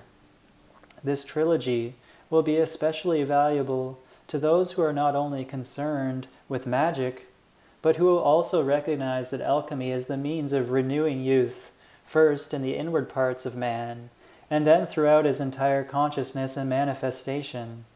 And if this be accomplished, it cannot help but be the means of enhancing individual and world thought. Now, as you ponder the correct experiment for your efforts in alchemy, remember that the stereotypes that abound in the world are not all ugly. In fact, there are many historical and cultural literary masterpieces that embody divine stereotypes, or archetypes as we would call them. It is not necessary for the student in his alchemical experiments to shun all that appears to be of the ordinary. In many cases, rather than ferret out the commonplace, it is more important that you avoid the classification of a condition as trite, for in reality, it may be a great idea. Do not fear to embrace beautiful thoughts because someone else thought of them first. The time will come when you will develop a greater uniqueness, but until you become more proficient with your experiments, it is more important that you go upon a safe highway. That is, if speed, combined with exactitude, be your desire. There comes a time when man passes beyond the pale of that which his own experience patterns can teach him. Then the immortals stand ready, even as they do while he is still learning the lessons of earth, to help him expand in every facet of his endeavors, whether human or divine. Progress is never governed as much by what man desires to do or to be, or even by what the world has to offer, as it is by his realization that he can be all that God wants him to be, if he will just accept that simple thought. Seek not then the bazaar. Rather be content to be a good man or a good woman. Place yourself in the hands of God, in the hands of the Father of all, who cares for the birds of the air and the fragile flowers that grow for the breath of a moment. Do you not think that he cares more for you than for the grass of the field that withereth away? He who esteems you enough to give you his consciousness, to create for you a universe, a universal mother, nature herself, and to impregnate that nature with the fires of his own spirit. All for you, all for you. Yet man is as the grass of the field, when he esteems himself so to be, when in mediocrity, selfishness, deceit, and a sense of personal struggle, he strives only for outer recognition. Let men seek not to be thought great of other men, but to recognize internally the greatness of God that is inherent in all of life's manifestations. Then their alchemy will hold within it the alchemy of becoming perfected. I do not say there are not other great mysteries waiting to be revealed in connection with alchemy. I know that there are. I do say that the way of the tree of life, which is the perfect secret that God has guarded from the curious and profane, remains a penetrable mystery to him who is not ashamed, to wear his wings, to him who understands the diligence of each day, to him who is content to place his hand in loving trust that destiny is ours, to him who is willing to forsake a past that has not produced the blossoming beauty he craves, to him whose heart reaches up as a cup to the highest and sweetest, the noblest and best Lord of all, in the desire to have imparted to himself and every aspect of life the best gifts. He speaks in summoned, loving tones of inward communion. O Father, not my will but thine be done. To him there is conveyed the highest crown, the word dominion. He is the Son, the alchemist, the beloved one. He can divide the loaves and fishes, walk upon the waves, fulfill his own and others' wishes, and be the great benefactor. In him the immortal spirit prevails. The Ultima Thule is seen. I sign myself sincerely, your immortal friend, Saint Germain. Saint Germain on Alchemy. Jesus Christ and Saint Germain. The ascended masters, Jesus Christ and Saint Germain, passing the torch of the Christ consciousness and the I am that I am for the Piscean and Aquarian dispensations, stand in the long history of earth and her evolutions as great deliverers of the nations by freedom's fires, and salvation through the resurrection of the soul. The path of initiation that leads to the soul's reunion with the I Am presence, the ascension, through the mediator, the Christ self, the open door to divine reality, which no man can shut, is exemplified in Jesus, the Piscean way-shower. The Savior's fiery baptism of the Holy Ghost is revealed through the Aquarian Master Saint Germain, as he delivers to the people of God the dispensation of the seventh age and the seventh ray, the Comforter's all-forgiving violet flame, and its application in the balancing of personal and planetary karma through the science of the spoken word. Saint Germain is the voice of the seventh angel, prophesied in Revelation 10:7, who comes to finish the mystery of God, as he hath declared to his servants the prophets. In the 11th century B.C., he was embodied as Samuel, prophet-priest of the Lord, raised up from childhood to be the anointer of kings and judge over Israel.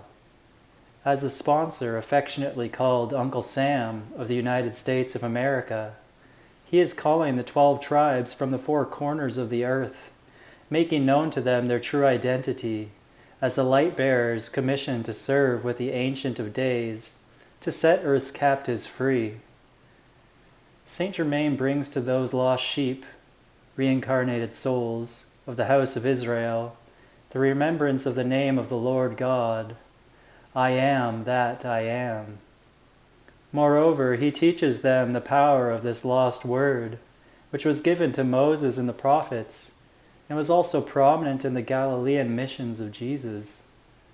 Of this word that was truly made flesh in Jesus, John the Beloved says, that was the true light, which lighteth every man that cometh into the world.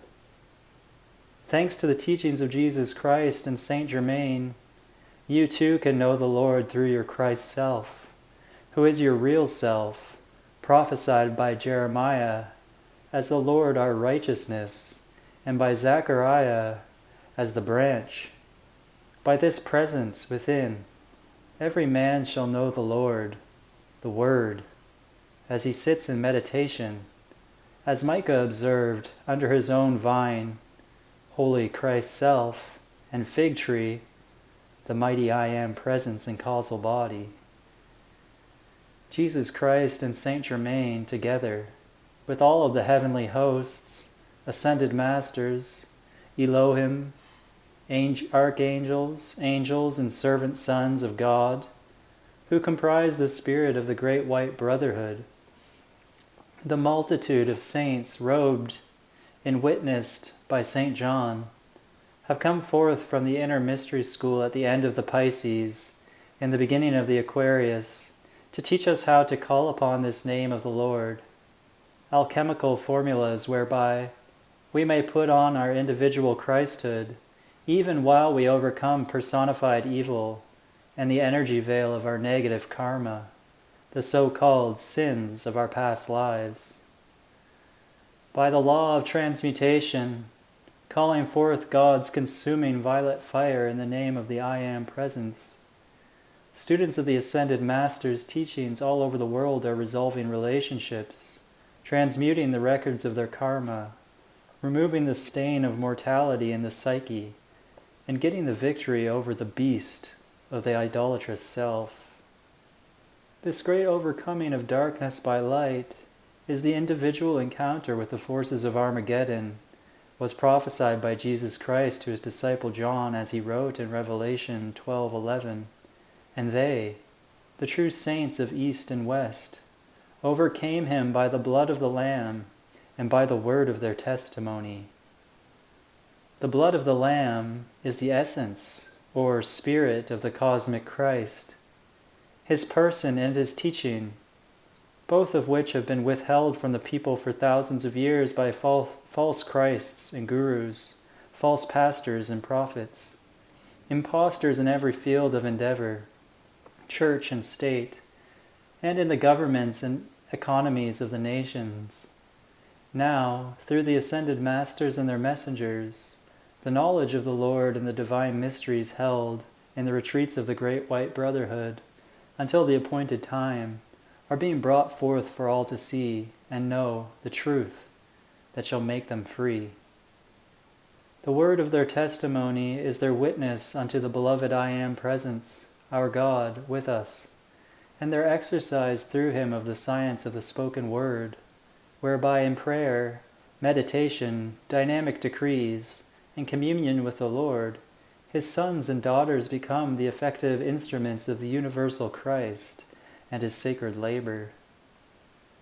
These are they which have the testimony of Jesus Christ, brought to our remembrance by the Holy Spirit in the dictations of the Ascended Masters to the messengers, the prayers, mantras, and decrees which emanate from the Word, even the sacred Om, the universal sound and syllable of the Divine Mother, spoken under the dispensation of the Ascended Masters by their unascended disciples, are the means whereby the light-bearers overcome the world tyranny and idolatrous cult of the arch-deceivers of mankind, the fallen angels embodied in our midst.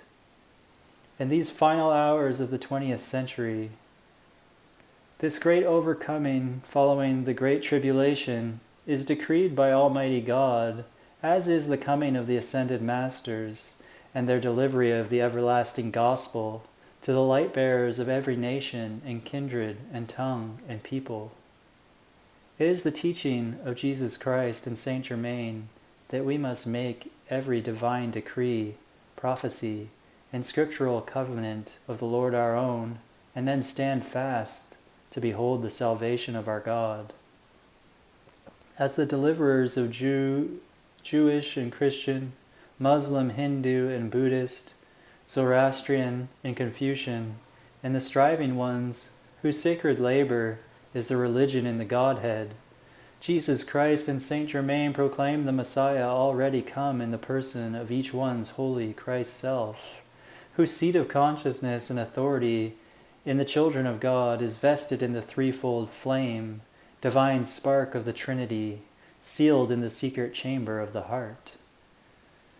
Jesus, the Son of Man who embodied this non-exclusive, all-inclusive light of the Son of God, came to teach us the way of the Christ incarnate, not in himself alone, but as the inheritance of every son and daughter of God. Thus our brother, friend, and true Savior of our souls from death and hell, fulfilled the law and the prophets, whose path unfolded the progressive empowerment by the selfsame Word, which reached its culmination in the resurrection and ascension of our Lord and all who have followed him on the path of soul regeneration. In truth, and in the true science of the religion he taught, All mankind can and shall declare with the blessed Son of God, I am, God in me is, the way, the truth, and the life, and understand that it is the I am that I am, the Lord God dwelling in them, who is, was, and forevermore shall be the way, the truth, and the life.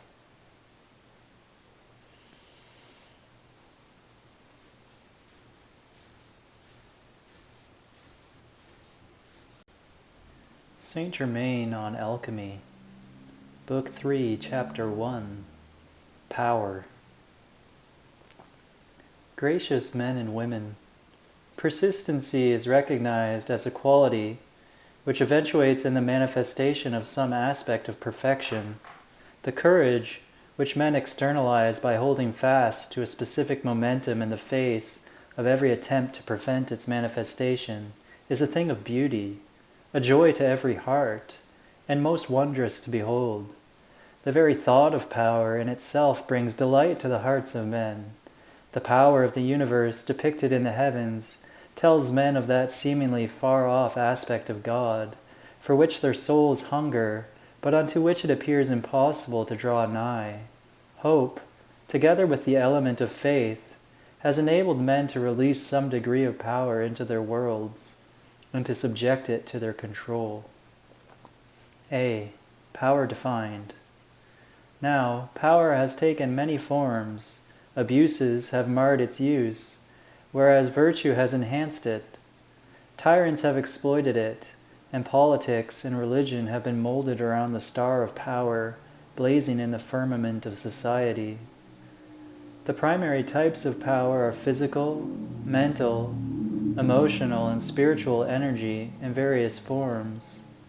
There is electrical, chemical, nuclear, elemental, and cosmic power, and there is temporal power, consisting of social influences and mass pressures, governmental and religious authority.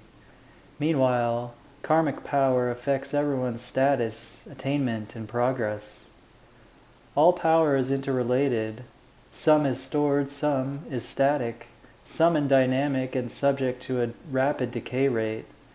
All power is subject to two primary qualifications under the classification of relativity, divine and human, or cosmic universal and material transitory. The Maltese cross, emblem of my dedication to the cause of freedom, is a balanced thought form which may be used to illustrate the qualifications of power.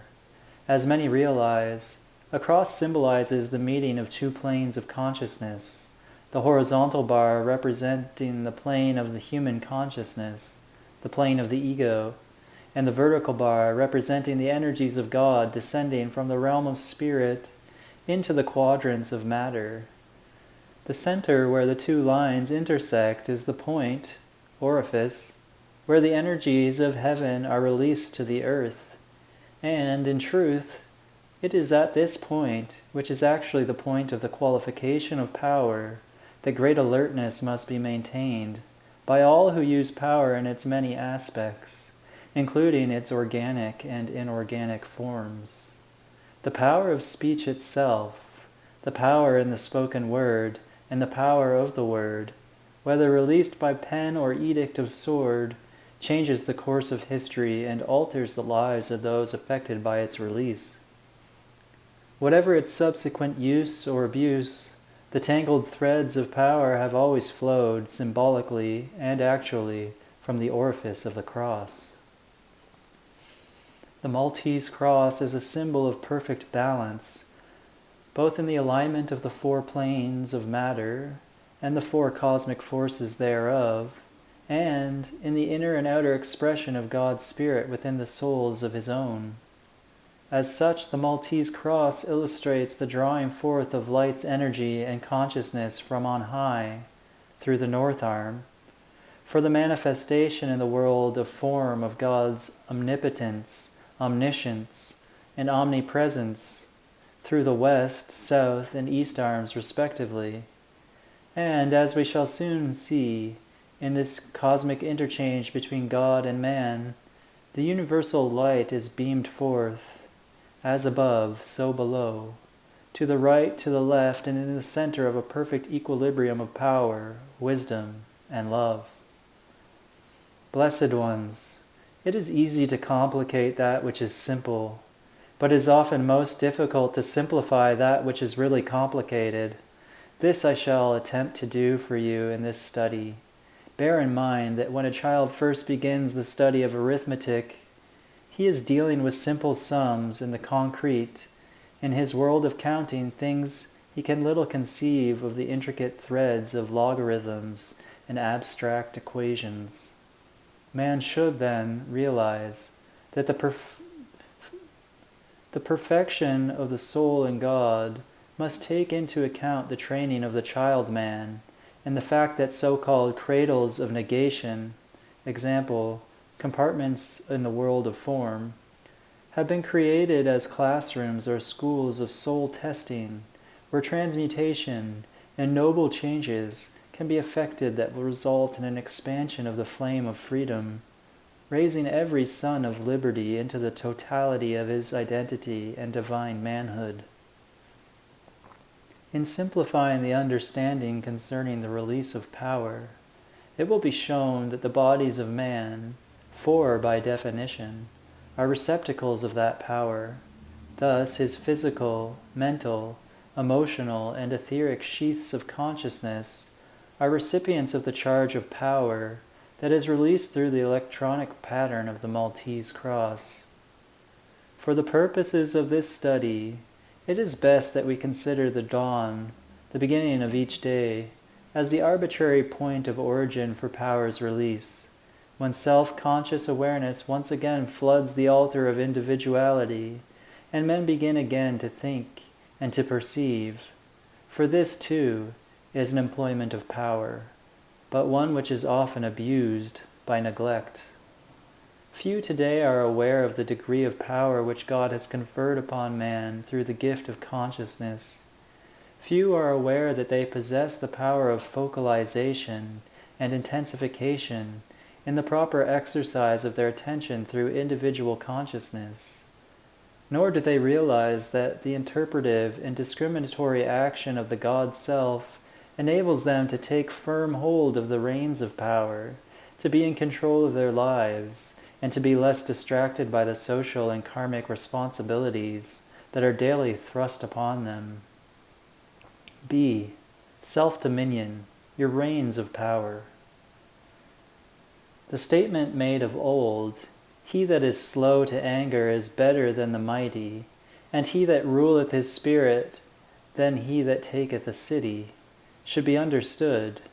Were it so, more adepts and masters would arise in every generation to take the reins of dominion over themselves and their worlds. It is an act of utter compassion for universal law and for universal love for you to obtain dominion over the finite self. When this happens in your life, and happen it shall, as the law is made known, you will realize that you cannot remain a novice and still be a master. Although you live in the plane of human consciousness, you must not be subject to its depredations. Inasmuch as the world is filled with idle minds and idling minds, even when housed in a dedicated consciousness, are often tools of the sinister force, the devil's workshop, as they say. It behooves the student of deeper truth to recognize that he alone can and must govern his own world through the right use of power. In this sphere of cosmic coexistence, where the energies of the macrocosm and the microcosm flow as one, there is a daily release of great power from the Godhead and a subsequent abuse of that power by mankind. Some men watch the abuses of others and then respond with an equal or greater abuse of power. Thus they gauge their power train according to the qualifications of power by individuals in society. This is not action, but reaction. Others, sometimes consciously and deliberately, and at times thoughtlessly or unconsciously, generate discordant thought forms and auric emanations from their beings through the triggering action of bad habits and momentums. I would like to list some of these abuses of power in order that you might perceive how people become the unwitting tools of subtle qualities of negation, and how they take in, amplify, and discharge this noxious substance into the planetary atmosphere. First, there is boredom, an indifferent state of mind wherein all seems quite profitless to the individual, who cannot see beyond the vanity of this world to the reality of the next. In this disenfranchising state, akin to a vacuum, men denude their souls of vitality. Then there is dissatisfaction, in which men assess their own progress or lack of it, and by dishonesty in self or self-deceit, are unwilling to admit their role in fashioning their own weaknesses. Instead, they affect a transfer of responsibility to others, assigning them the blame for their own failures or lack of progress. Often, carried on at subconscious levels, this ruse of the carnal mind remains the primary cause of personal stagnation. Then, too, there are numerous types of fear. One of its most devastating forms which I desire to call to your attention is that which even the sincere sometimes attribute to the Godhead. Given men's propensity to fashion their gods after themselves, it is the altogether human quality of whimsy which stems from a deep-seated insecurity. Although they themselves have a whimsical nature, they cannot bear the thought of being subject to a whimsical God. Therefore, they conclude, for dark and unclear reasons unknown even to themselves, that their life streams are not in favor with the universe, and that they must withdraw therefrom. In this anxious frame of mind, they may tend toward aggressive forms of rebellion, or their attitude may become one of servility, wherein they easily tolerate feelings of lethargy, depression, and hopelessness. There is the vibration of doubt, which we would also touch upon.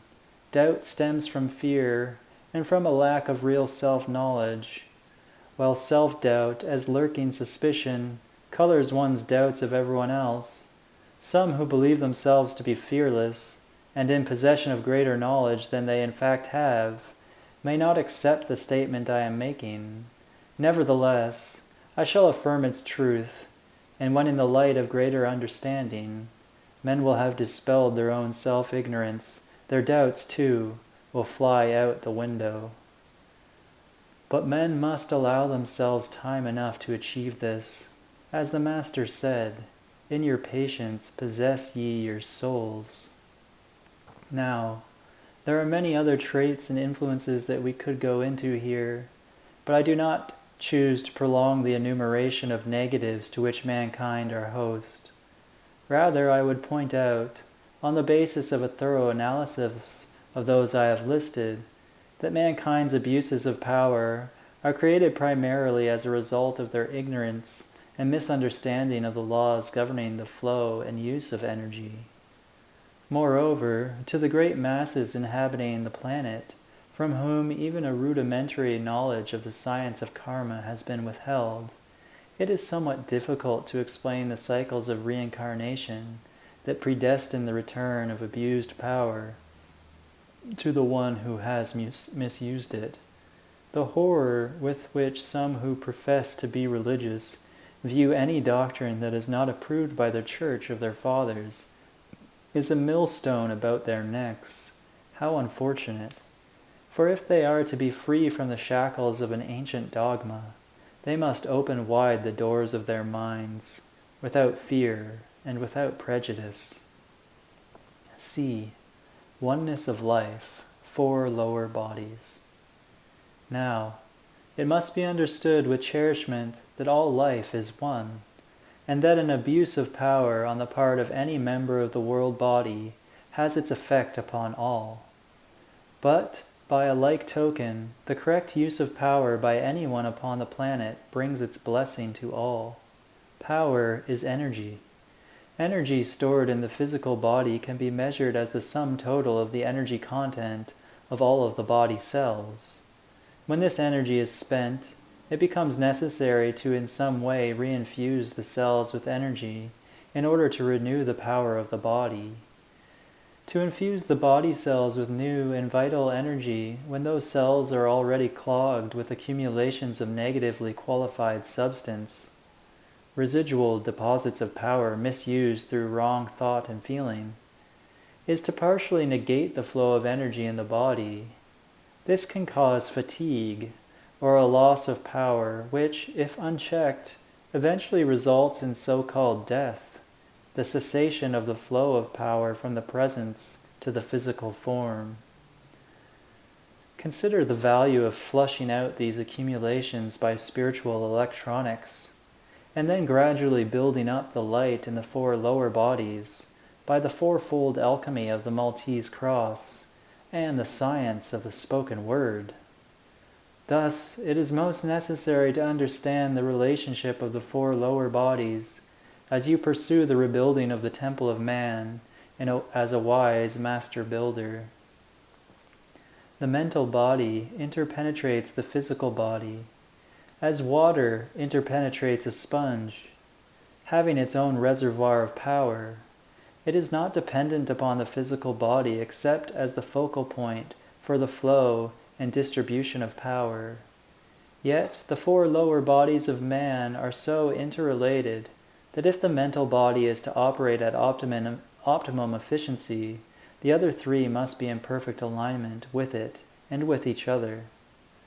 The densities that the mental body encounters in the physical body, such as the harmful residue of nicotine, drugs, and impure food, or even the substance of fear, doubt, and mental rebellion accumulated from past lives, clog the brain cells and imprison the light of the atom, effectively impeding the free flow of light to the physical consciousness, and thereby impairing the functioning of the mental faculties.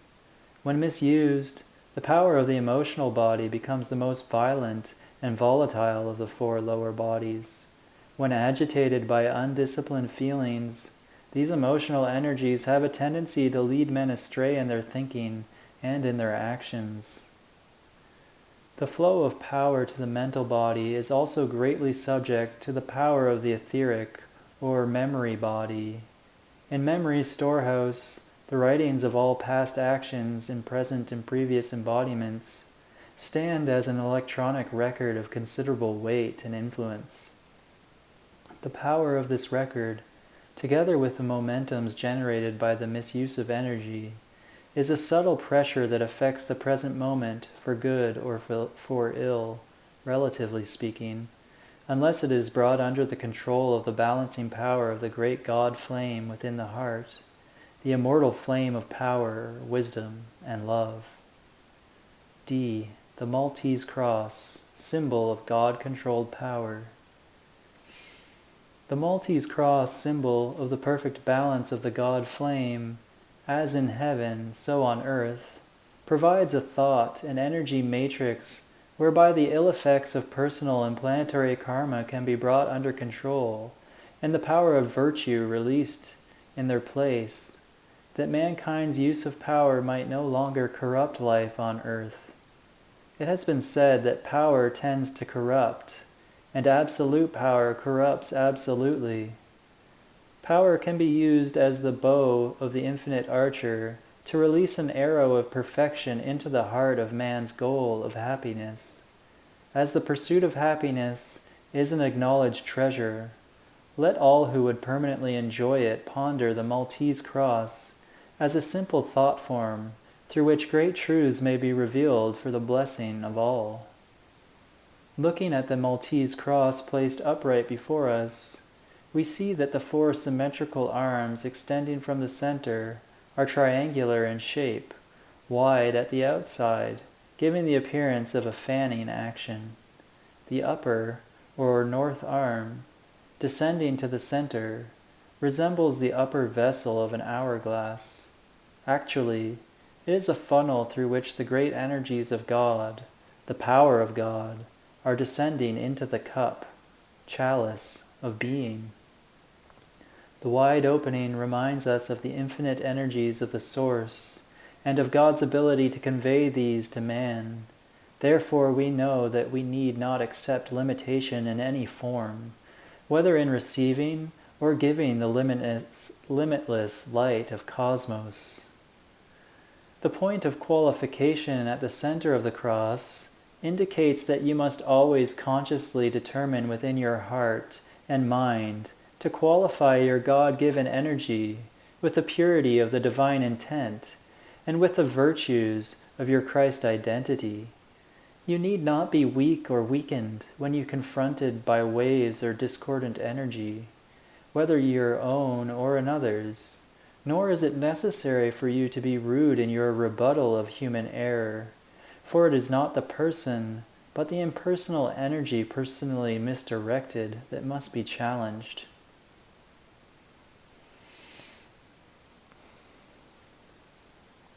Therefore, establish yourself in a firm, unyielding consciousness that rejects evil as the lie of man's misqualification. And as you breathe in the essence of the sacred fire, flower of power, determine to strip that lie of its negative power manifesting as thorns of abuse. It must be recognized that when the energy action descends from God to man through the upper arm, narrowing through the funnel to flow into the crucible of being at the point of the cross, it passes through the nexus and fans out into the three lower triangles to manifest as power, wisdom, and love in the world of material form. Thus, the infinite energies of God are molded by the qualifications of man's attention focused at the heart of the cross, the seat of his conscious mind.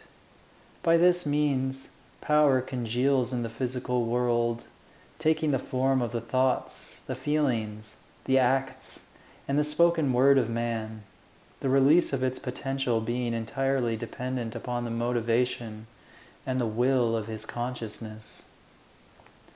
The balance between the upper arm, which receives the energies of spirit, and the three lower arms, through which spirit energies coalesce, both in and as matter, provides for the balanced manifestation of God's power, as above, so below, from the planes of primary causation to the physical effect, as it is taught in the Hermetic science.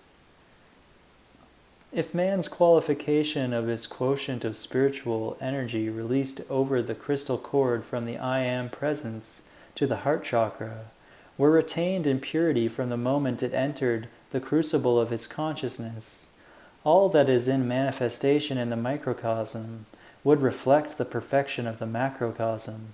Think of that.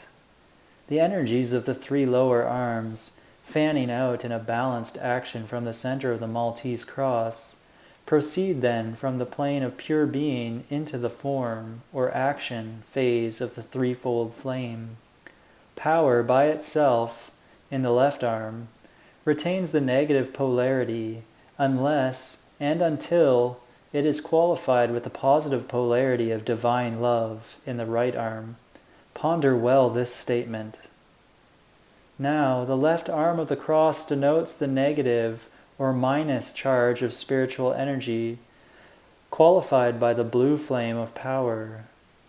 The right arm denotes the positive or plus charge qualified by the pink flame of love, and the lower arm, denoting the central axis of the plus and minus fling, is qualified by the golden flame of illumination, which imbues both the positive and negative poles with wisdom's God direction and purpose. Therefore, all that is below in the microcosm is intended to be a threefold manifestation of the sacred fire that descends from above in the macrocosm. The energy released from the Godhead, the day star from on high, the lodestone of power, or the I Am presence scintillating in the octaves of perfection, immediately upon entering the lower octave of matter, assumes the negative pole of being in what is called the night side of manifestation. This is the minus side of life, where the plus fling of potential released from the spirit enters into material qualification. The energies garnered in spirit, when preceded by right thought in the left arm, gain the impetus for God virtue by the power of love's cohesion and attraction as they are released into action through the right arm. This left-right push-pull action can be illustrated through the principle of the slingshot, wherein the stone in the sling is withdrawn from the Y in a negative pull in order to secure the necessary impetus of power to drive home the shot through a positive release. You will recall that it is written in the first chapter of Genesis that the Lord God made the greater light to rule the day and the lesser light to rule the night.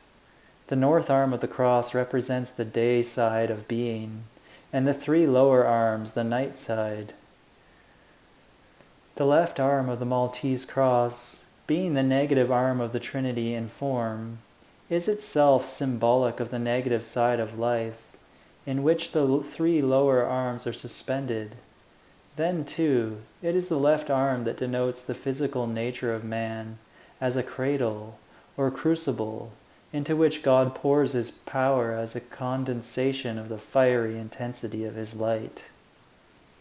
This he does in the hope that man will rise above that cradle crucible and transcend the world of experience which the alchemist perceives as the night side of life, a temporal densification of spirit, a laboratory in matter, where he is obliged to prove the scientific laws of being in order to return to the permanent abode of spirit.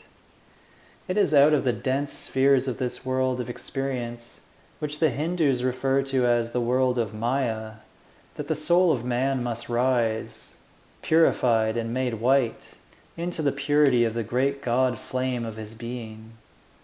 The Maltese cross has another significance. When the perfect integration of God and man is complete, there is a sunburst effect emitting light from the dot in the center of the cross.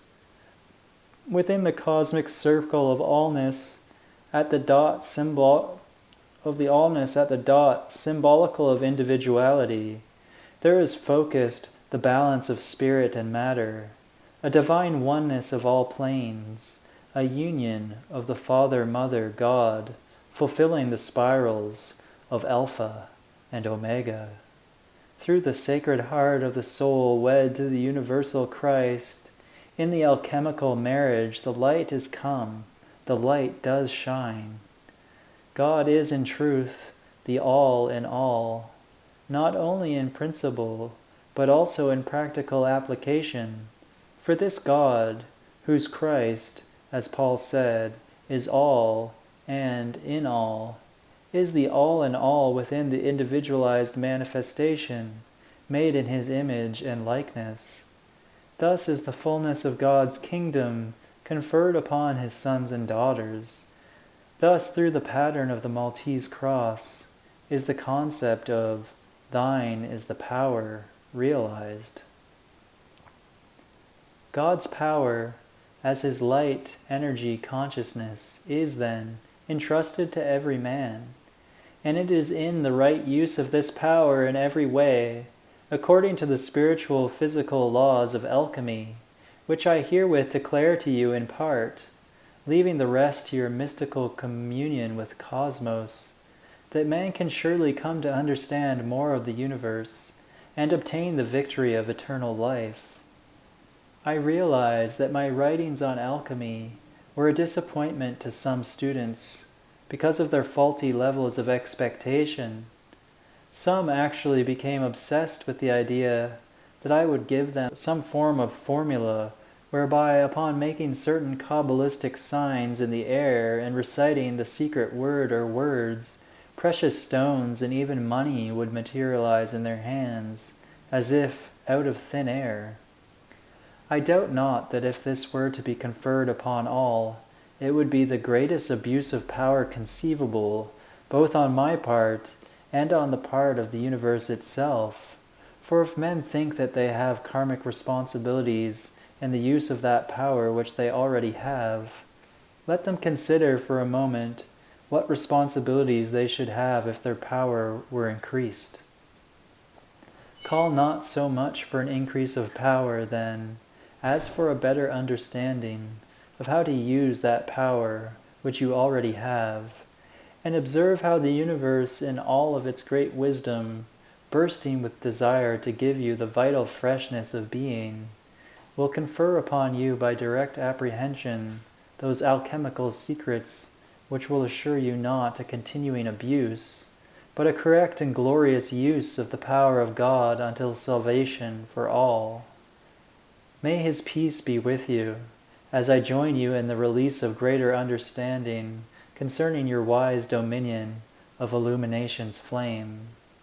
Your obedient friend of freedom, Saint Germain. Saint Germain on Alchemy. Book 3, Chapter 2, Wisdom.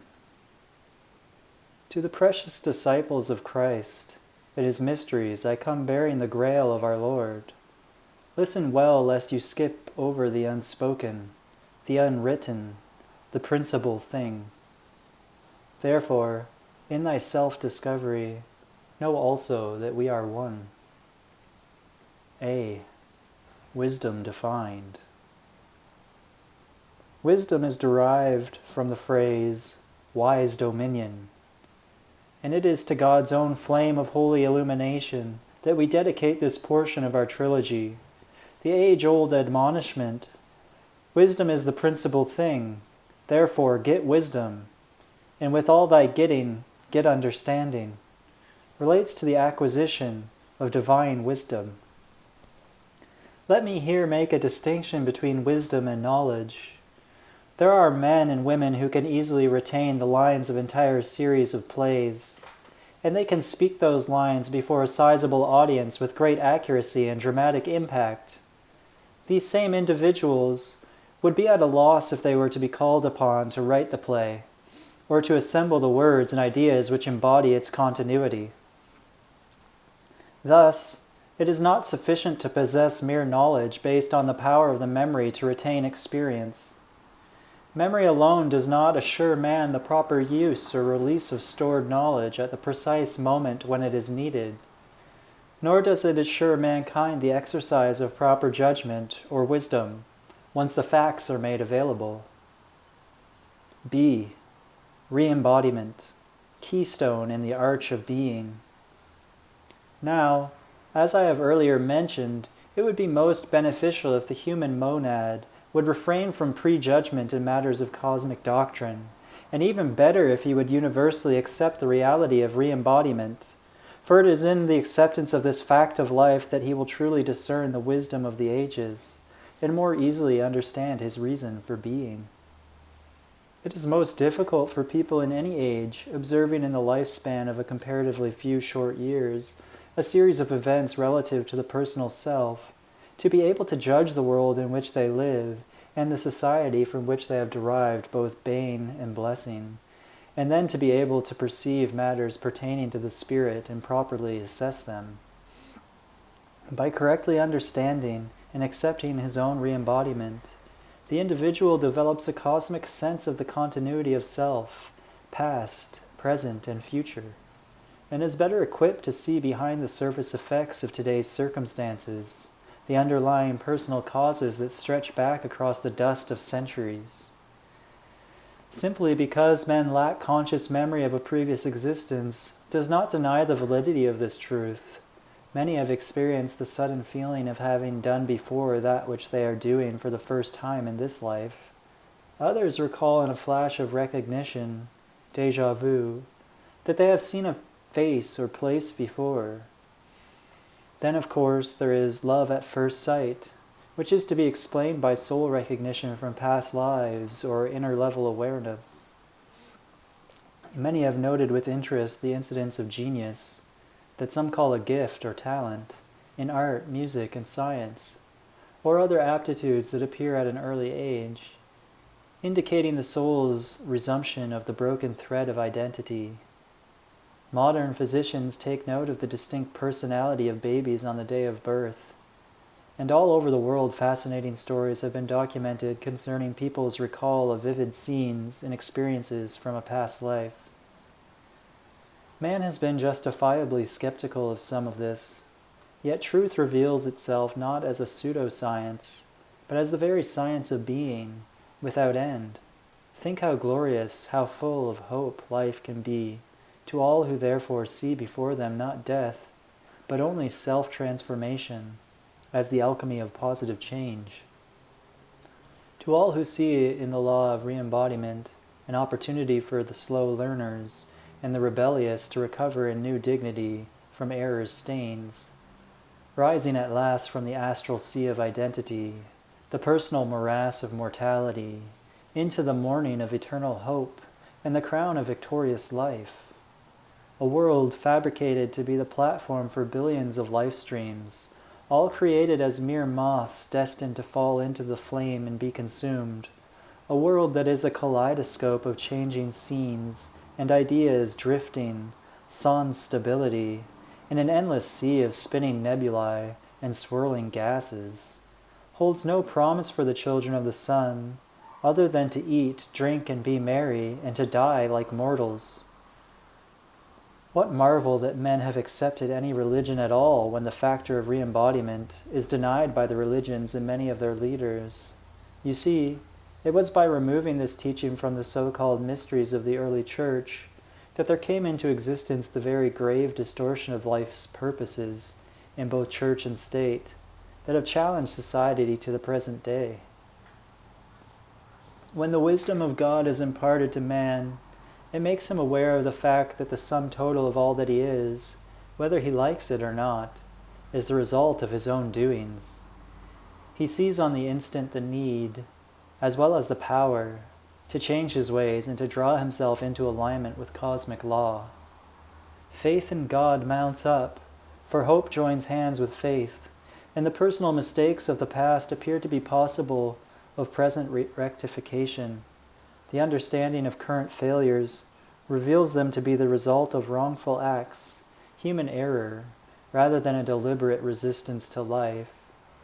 And men and women are enabled once again to enter the mainstream of life and to participate in a cosmic drama wherein divine wisdom eventuates in a union of such celestial dimension as to stagger the imagination. The greatest of rockets, ancient and modern, have a platform of launching pad from which they thrust off into the heavens. So it is with men and women in their search for cosmic truth. From the platform of present existence, they must seek and find the threads of cosmic light that will lead them through the golden door and beyond to etheric realms where blazes illumination's flame. Thus, from wisdom's fount as well as inner study, the seeking, striving ones must learn to see God in action in themselves and summon him to take command of their affairs on earth. How great is the suffering that Christians have endured through the elimination of this one point of spiritual truth. By denying re-embodiment, they have denied their souls the keystone in the arch of being. You see, there are certain fine points of cosmic law that in a relative sense are not as important as this one. Man can deny some specifics without suffering too much damage, but to deny the truth of the continuity of his own being, its span of previous existence, and its future glorious destiny, is to cut himself off from the basic premise of life. See, the eternal now, doorway to the future. The eternal now is more important than either the past or the future. It is the doorway into the future even as it is memory's link to all that passes through the heart of man's experience. Beloved ones, eternal life is divine wisdom, for by the acquisition of many fragments of eternal life, segmented as lifetimes, man has stored up for himself treasures in the heaven of being. Accordingly, the guidelines of the Ascended Masters' universities for the training of souls in the way of personal adeptship are firmly fixed, based on the great law of experience, the cumulative record in the great causal body of the universe. These guidelines are drawn not only from the life events of one individual and the many, but from the net gain of empirical knowledge, as well as the gnosis, derived from the experiences of all who have mastered the threefold flame in the time-space continuum and ascended to higher dimensions. One of the most important features of the world's universities is that they are repositories of the many doings of mankind, records of the historical stream and the thought evolution of the race. And by their faculties and libraries, they possess the means of communicating this treasury of codified knowledge so that it becomes a part of the mental wealth of their students and the forward movement of the planet. Now consider, the entire universe is, in fact and configuration, a depository of cosmic law. And the most wonderful thing about this cosmic university is that all who may attend and drink of its storehouse of knowledge. In the retreats of the Great White Brotherhood, one of the first lectures the masters give their freshman classes, by way of correcting the misconceptions resulting from a common doctrinal error, is on the false belief that all things terminate in death. If death or illness were to be permanent, if human discord, sin, and unhappiness were to remain as an unremovable stain upon the soul, the master of a man's destiny and their influences could not be broken here or hereafter.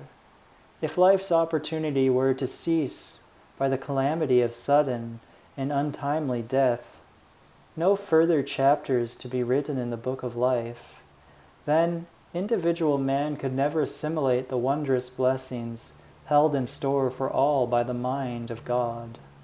Such a cruel turn of fate could not be conceived by the God of love, whose mercies endure beyond the grave.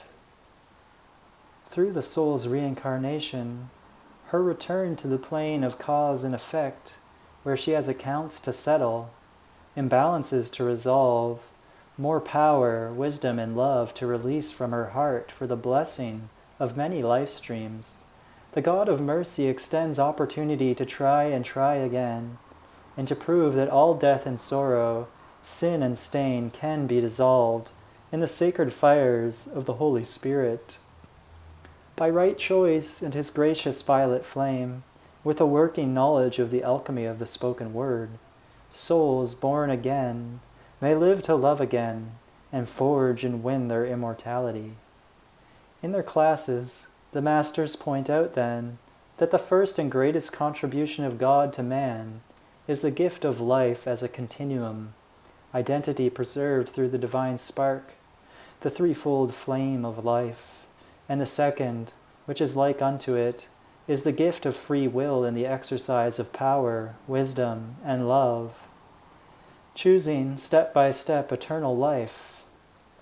Alas, the densities and opacities of the world of form, spread over the human mind as a mask of imperfection, have for untold generations robbed mankind of this, his birthright of spiritual wisdom and experience unto the glories of endless day.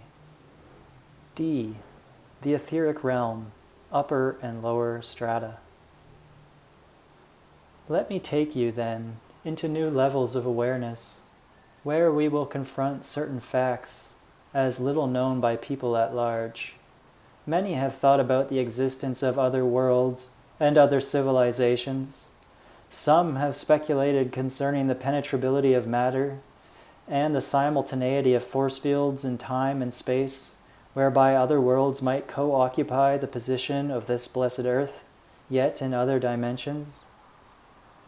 When the laws of frequencies and wave emanations are better understood by the scientists of the world, the facts of this reality will be revealed.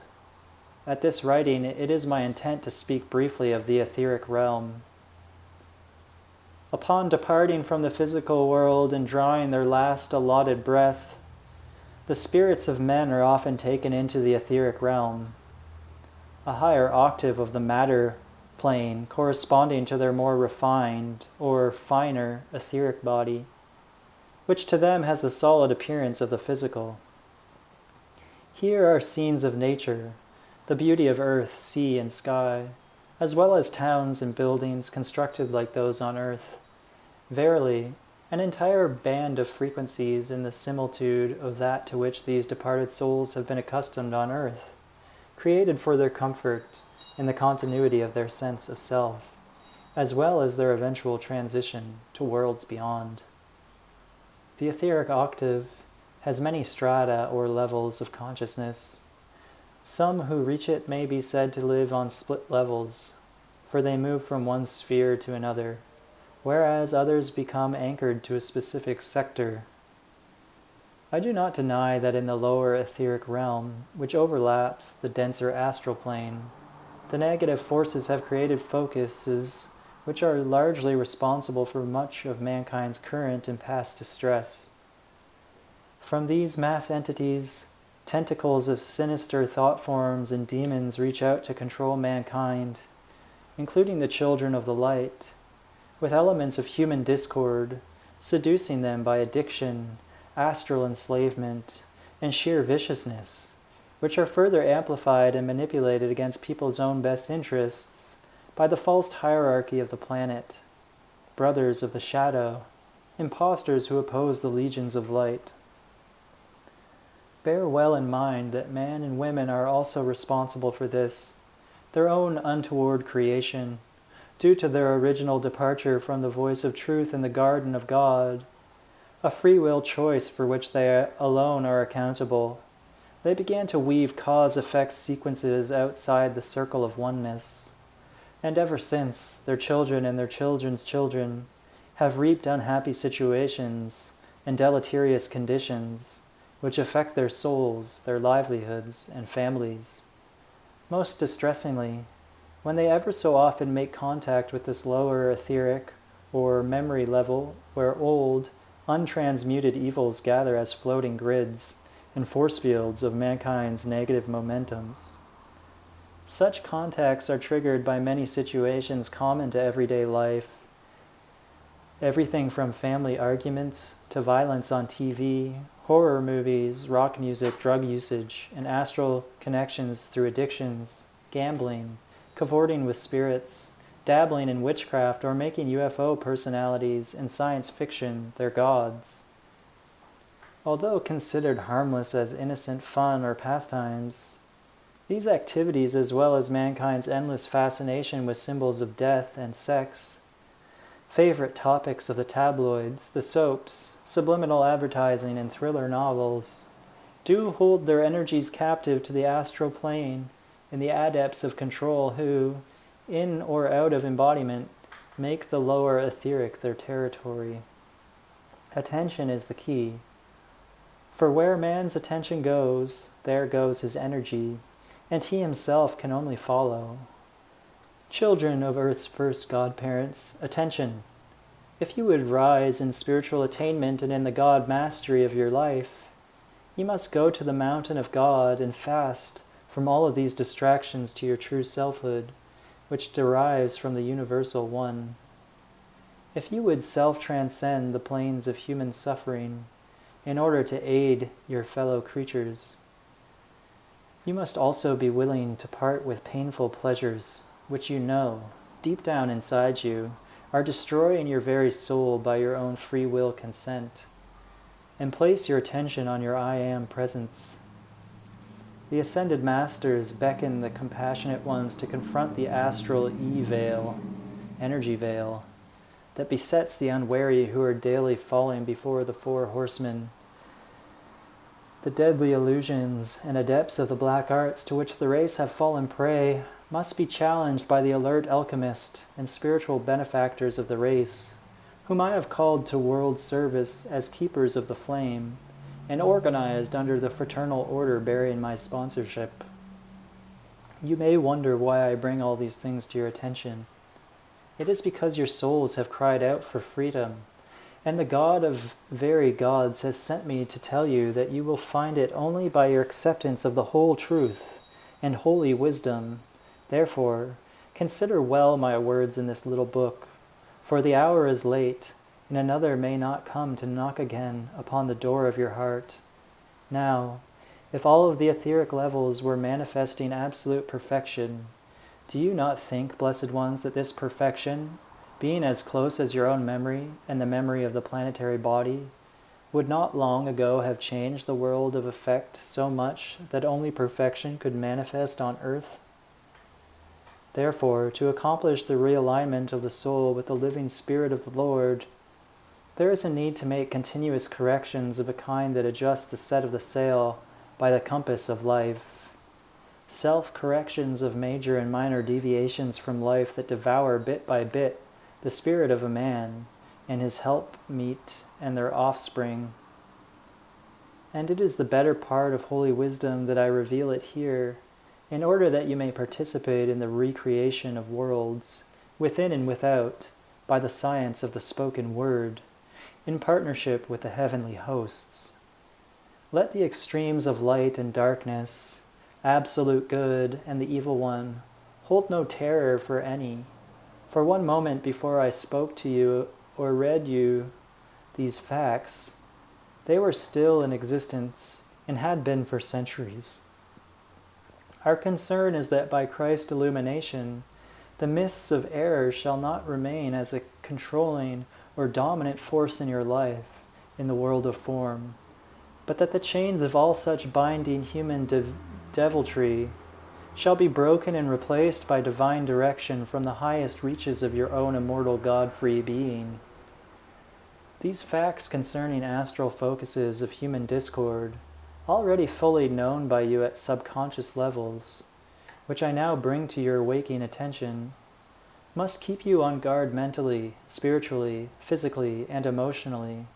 Of course, there are also radiant celestial focuses of divine harmony almost without number. These are presently accessible to the sweet children of the light and sons and daughters of God in the highest etheric levels. Wondrous temples of music exist, where celestial tones, unknown, unheard today upon the entire planet, resound from the advanced instruments possessing the capacity for almost infinite harmony. There are temples of beauty presided over by Paul the Venetian and other ascended masters, some from other systems of worlds, paintings, tapestries, statuary, artistic forms, and planetary records on exhibit, also from this and other systems, are preserved in these great temples, museums, and universities of the spirit on the etheric levels of this planet. And by now I think you have guessed that there are also treasuries of wisdom, including the inventions and scientific achievements presented from Earth's past golden ages, stored in these halls of learning and spiritual centers, where responsive and responsible souls may study either between embodiments to prepare for a future mission in the next life, or presently through soul travel out of the body during sleep or samadhi. The latter subject I have reserved for the keepers of the flame lessons, for your exercises in soul travel require our close attention and guardian action. But let us now face certain facts of man's being, fundamental to the quest for the grail of self-knowledge in the etheric octave. For by determined self-mastery in the first steps, he may arrive at the portal of opportunity for world service. E. Wisdom's way by the threefold flame.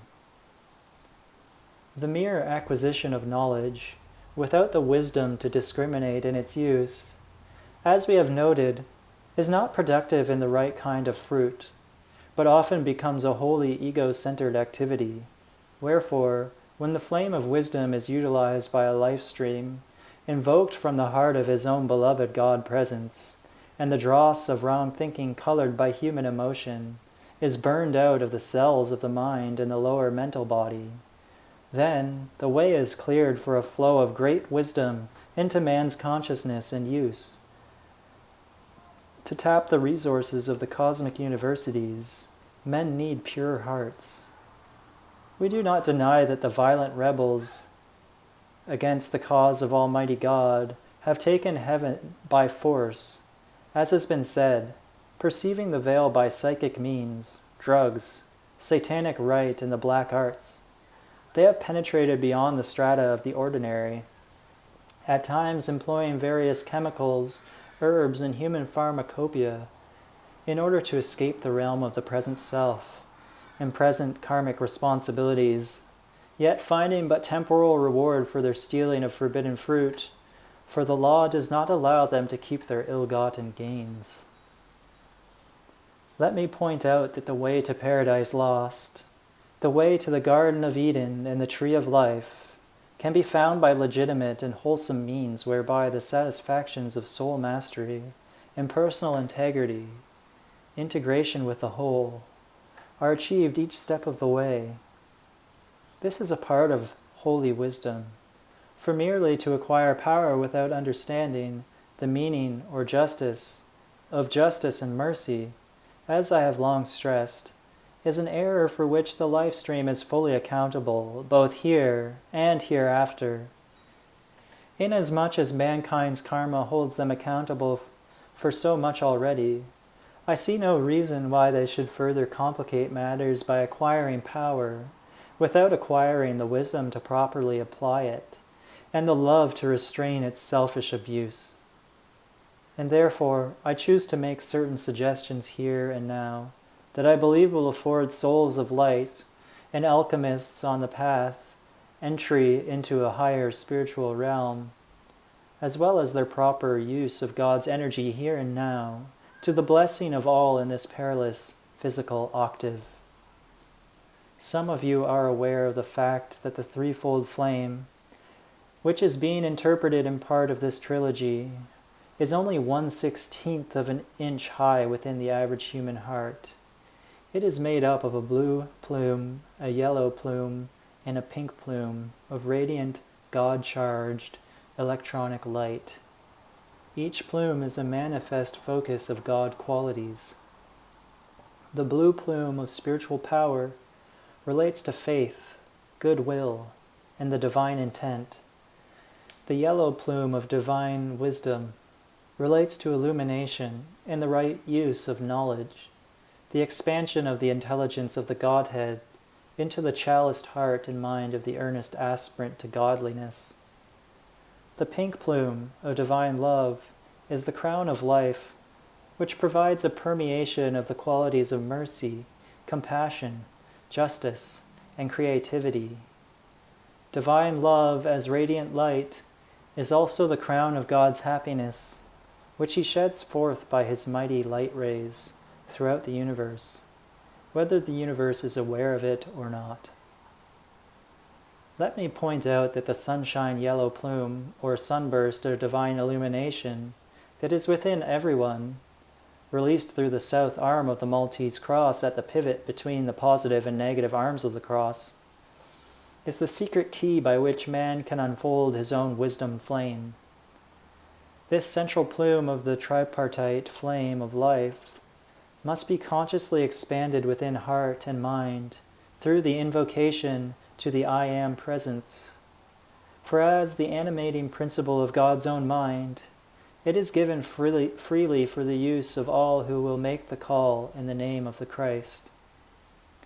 By visualizing its golden yellow radiance passing through one's four lower bodies many times daily, the devotee initiates the process of burning out the accretion of negation and density, purifying the mind, feelings, and memory, reinforcing therein the revitalizing electronic power of vital truth.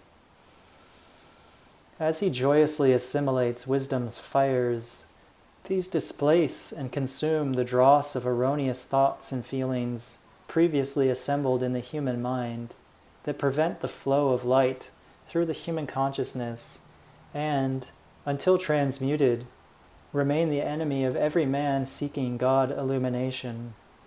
Jesus said, "A man's foes shall be they of his own household," and no more motley household has ever been assembled than a man's own wrong thoughts.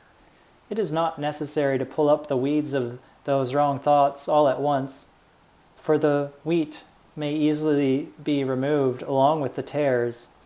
However, it is essential to recognize that some degree of reprisal and self-examination is constantly necessary if one is to retain the true alchemist objectivity and standard of perpetual progress on the path. Because it was announced years ago that a number of black magicians had been removed from the planet, some students were of the opinion that the world was then completely freed of the emanation of embodied evil. When cosmic unity and harmony exist everywhere, then criticism, condemnation, and judgment have ceased. When celestial happiness penetrates the world and all strife is ended, I may agree.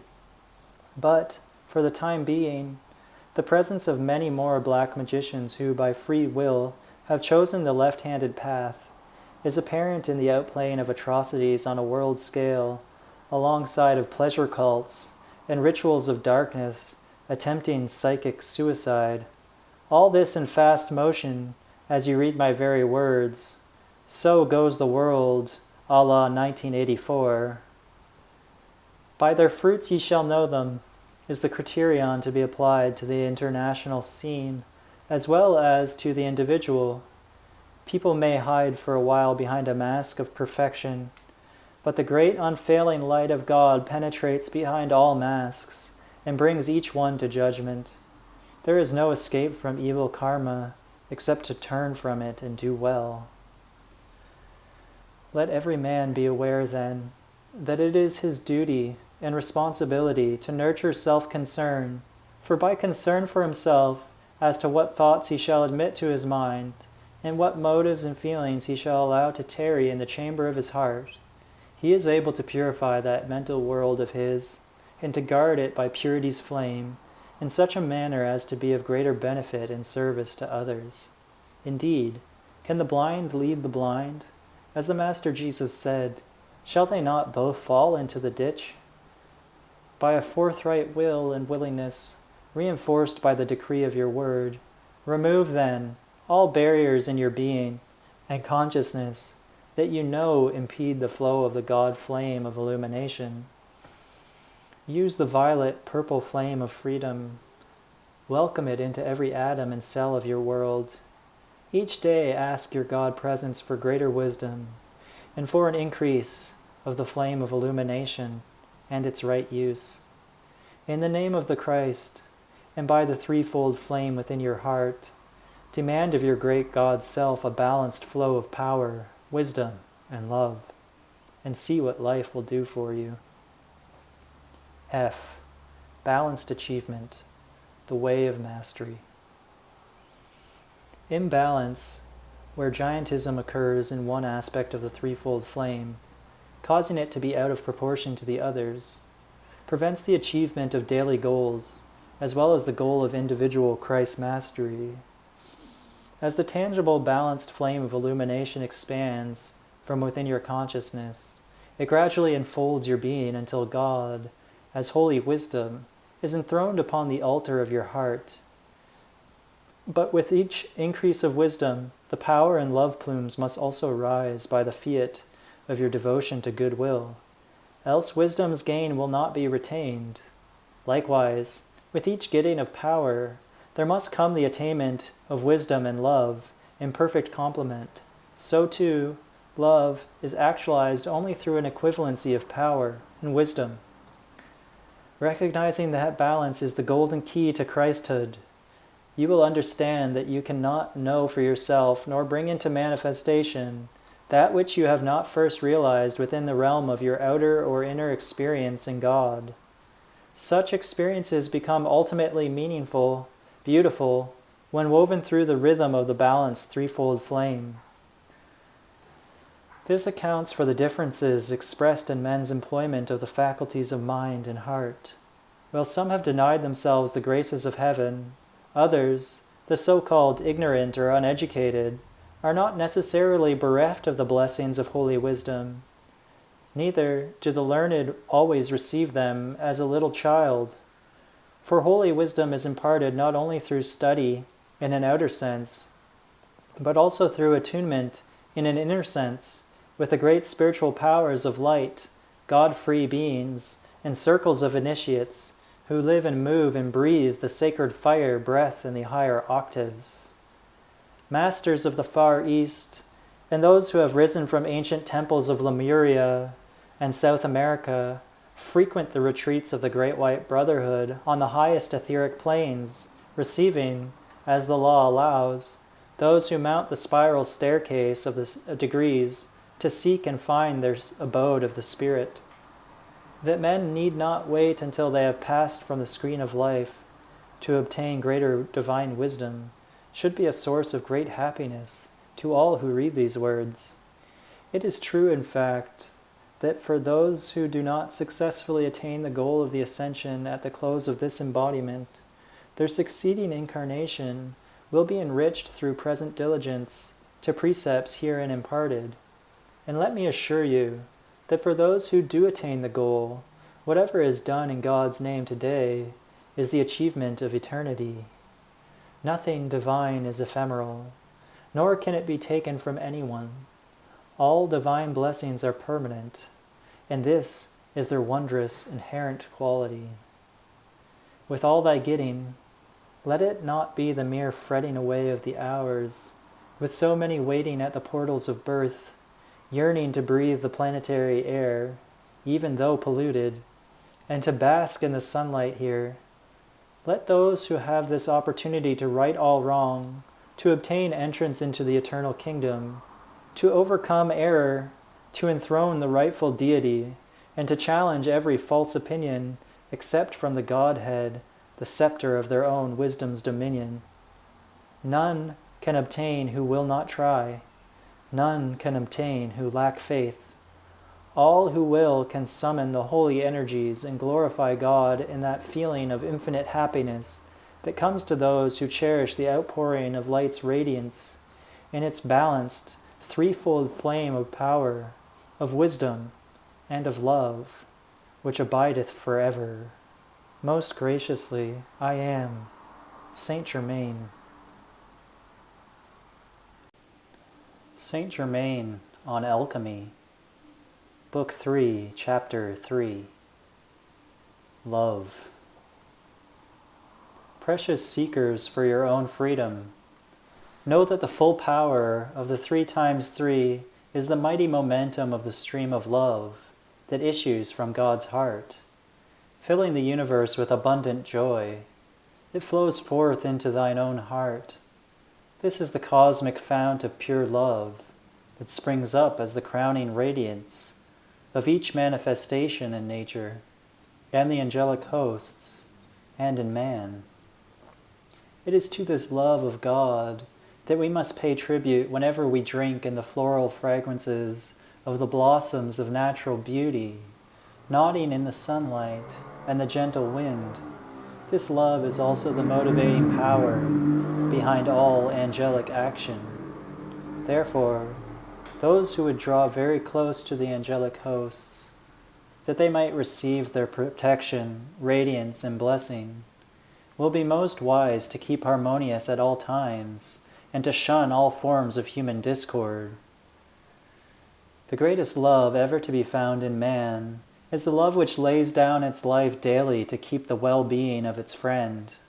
What greater service can be rendered unto life than simply to manifest love? Remember, true love is the great magnet that draws forth the power of God's heart, charged with His holy wisdom. The secret of the evocation of power, then, really lies within the heart of love. It must be acknowledged here that men and women of the first ray, who so successfully invoke power, do so by turning to the great power of love, and drawing therefrom the power of God. A. Love's labor lost in human compromise. Unfortunately, some among our readers, out of sheer ignorance, and sometimes bigotry, look to find a flaw in our teaching and our released concepts. Now, the human mind can be very tricky and stubborn. If individuals determine that they are going to find a flaw or contradiction in our words, be assured that they will. Then, too, the sleuths inspecting for fallacy in the Logos itself can always find a false answer or wrong conclusion by the same systems of human logic, which, at their bidding, will support or justify their own ends according to the premise taken. I regret that such as these are moved by their vacuums of self-knowledge and a desire for self-righteousness, but I cannot be moved to undue concern for them. One day they will humbly seek truth.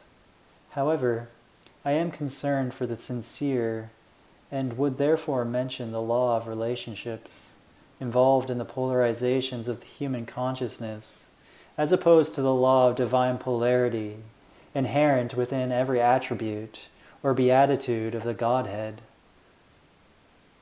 Some of you are aware that the study of the relationship of opposites in the planes of relativity is reflected in the dialectic of the 19th century German philosopher George Hegel, who theorized that man's thought process and all historical change result from the interplay of three elements: thesis, antithesis, and synthesis. According to this observer of life's forces, every thesis generates its opposite, or antithesis, and the interaction of the two produces a synthesis which transcends both. The emerging synthesis, in turn, becomes a new thesis, and the entire process is repeated again and again.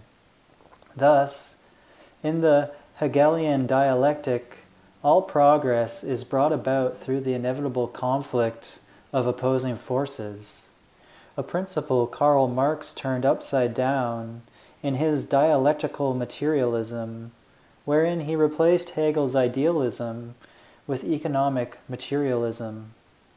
Whereas Hegel supported the value of the state and saw in the dialectical process the unfoldment of spiritual principle, Marx branded the state a mechanism of exploitation and claimed that all progress arises from conflicts involving the economic means of production.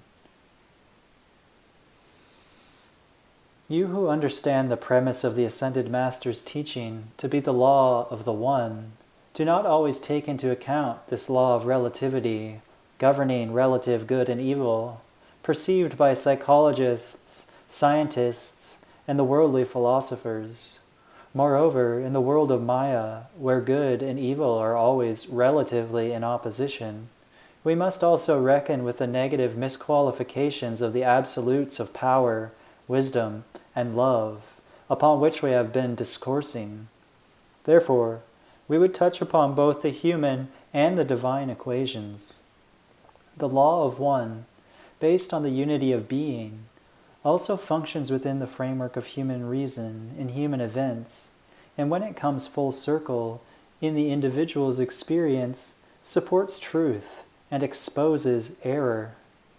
But in the human, two-eyed perception of the world, acquired after the departure from the Edenic self-knowledge in and as the One, when the worldview of man and woman was no longer single in the immaculate, all-seeing eye of God, but the same as that of the band of seducing fallen angels called serpents, there were unalterably two sides of every human equation, with the pendulum swing, hot, cold, left, right, always just waiting to happen. Not so in the divine equation. Here the true divine polarity of Alpha and Omega, the plus, minus of the Godhead, and of each member of the Trinity, are the masculine, feminine counterparts of being. These are complementary, not opposing, always fulfilling the law of the One as the divine whole. But in the human condition, just as there is a positive pole, so there is a negative pole to a given situation. These are opposing forces, rivalrous in nature and mutually destructive. For example, if the thesis be human love, its antithesis will be some form of love's polar opposite, human hatred, fear, suspicion, or even mild dislike. Their synthesis will be a watered-down version of both, with no commitment either to one or the other. This is the lukewarm state of mediocrity which Jesus spurned when he said, "Because thou art lukewarm, and neither cold nor hot, I will spew thee out of my mouth." And this is precisely why the economic evaluation evolution of mankind, according to Marx and Lenin, can never lead to the divine conclusion. Self-transcendence, according to the law of love, the law of the One, which self contains the true Trinity, power, wisdom, and love, as the triad of every man and woman's being. Apart from the double-minded, who are unstable in all their ways, divine truth stands still as a sun of love, to melt the most brittle human concepts, and to unveil the law of one. B. The original premise and polarity of love. Now, hear the word of the Lord. In the original premise of the Godhead, power, or the will to be, is the thesis. Wisdom is the antithesis, and love is the synthesis. As wisdom magnetizes the intelligence inherent in the power of God, drawing it out into the word of all ideation now expressed, the twain became one, displaying the glorious revolution of love as the grand synthesis of power and wisdom. Love, as the consummation of the essence of power, wisdom, then becomes the new thesis, which embodies the fullest realization of itself in the work of the Lord, incarnating the three-in-one in every manifest action. This true synthesis of the divine attributes reveals that love, wisdom, and power are in reality the one, indivisible, individable whole, which can never be divided or divisive. Their atoms, chanting as they chart the spheres, "We are one, we are one, we are one." But this is not all. The cosmic white fire of the Universal Mother now enters. Born of the unity of the Divine Triad, she, whom I like to call the Luminous One, steps forth out of her latency in the fiery nucleus of the threefold flame to become the antithesis, or divine polarity, of this thesis of the Trinity. And out of this union there is produced the synthesis of many manifestations of the whole, sons and daughters of God, each one a new premise, embodying the fourfold attributes Father, Son, Holy Spirit, and Mother. Each self-expression of the whole uniquely synthesizing their qualities by ultimate free will in freedom's flame, not by some damnable inevitability of historical or economic forces successively enslaving the race, but by the union in the law of the one, and then the three, girded by the fourth, the Blessed Mother. She, manifesting her complementary nature as the Shakti of each person of the Trinity, releasing out of the white lily center of each plume from the masculine plus polarity of power, positive polarity of power, wisdom and love, the feminine manifestation in the worlds of form. As these four become the pillars in the temple of twin flames, foundations in their mighty work of the ages, they themselves become pillars in the temple of our God, and no other foundations or false premises of synthetic conclusions can be laid. For man is the offspring of the highest, contains the original thesis, antithesis, and synthesis as the trilogy of the threefold flame within his heart. He is also child man of the Mother, containing her seed atom and her sacred fire within himself, and none other can displace this fourfold foundation of his being, unless he himself succumb by choice to the lie and the liars who lead the pack of the international capitalist, communist conspirators, spawning their pseudo-metaphysical cults of materialism and the dialectic on planet Earth. Now, let us see how love is in truth defined by the divine lovers. The path of fiery love, which is God's all-consuming sacred fire, consumes even the force of anti-love, the absolute evil of reprobate angels against the Godhead, For divine love is more than love. It is power and wisdom, self-contained, all in one, and then some. And herein lies love's mystery. Love is more than effect or lesser causation. It is first cause, and the point of light, beyond all light and darkness. Love is all love excelling beyond love's visible expression and interchanges. Love is the unbeatable cosmic force.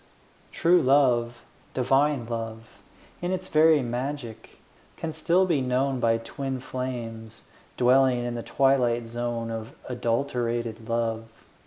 For love is always pure and does not contain within itself any self-polluting, self-mutilating force such as fear of failure, fear of truth, fear of life, fear to be love. No interplays or power plays of human psychology can mar true love.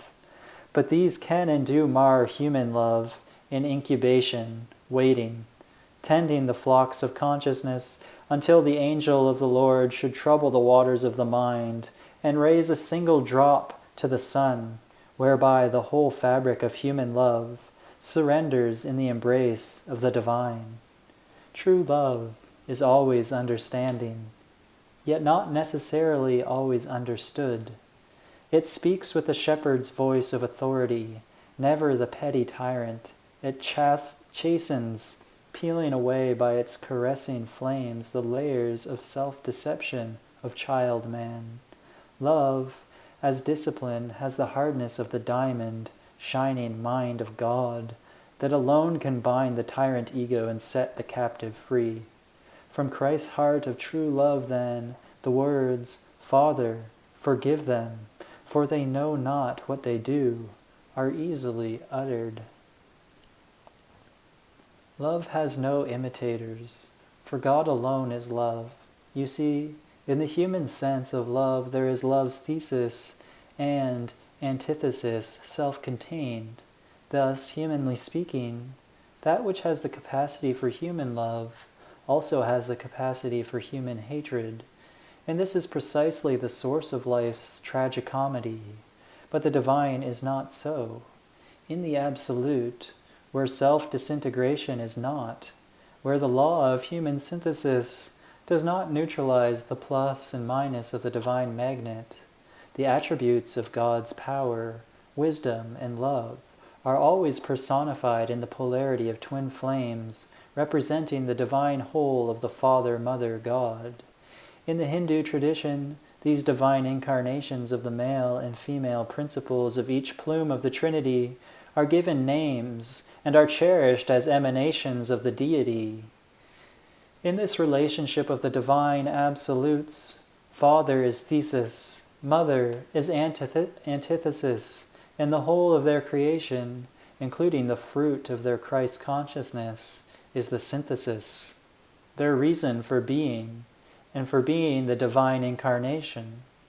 What happens when the divine lovers meet in the divine embrace of the Tai Chi, the great causal body of God, is their net contribution to cosmos. So it is when twin flames return to the white fire void of their origin. Only in this ultimate union, the celebration of the Holy Communion of Alpha and Omega, can the creative purpose of their being be fully realized. Thus, the divine lovers, fulfilling the plus-minus interchange of the attribute of power, are identified as Brahma and Sarasvati, who exemplify the masculine and feminine embodiment of the cosmic force.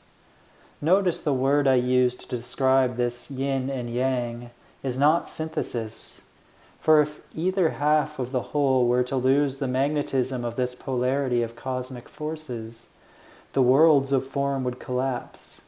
Hence, interchange or exchange, yes. Synthesis, no. In the Hindu view, Brahma, as father figure, the first person of the Trinity, is described as the immense being, the creator, supreme ruler, lawgiver, sustainer, and source of all knowledge, while Sarasvati, represents eloquence, the mother who articulates the wisdom of the law. She is mother teacher to those who love the law of God's will revealed by Brahma. Thus she is the power of volition, the will and motivation to be the law in action, the source, the river and the riverbed, for the flow of universal knowledge, as appreciation for the law of the Creator's self contained in every particle of the creation.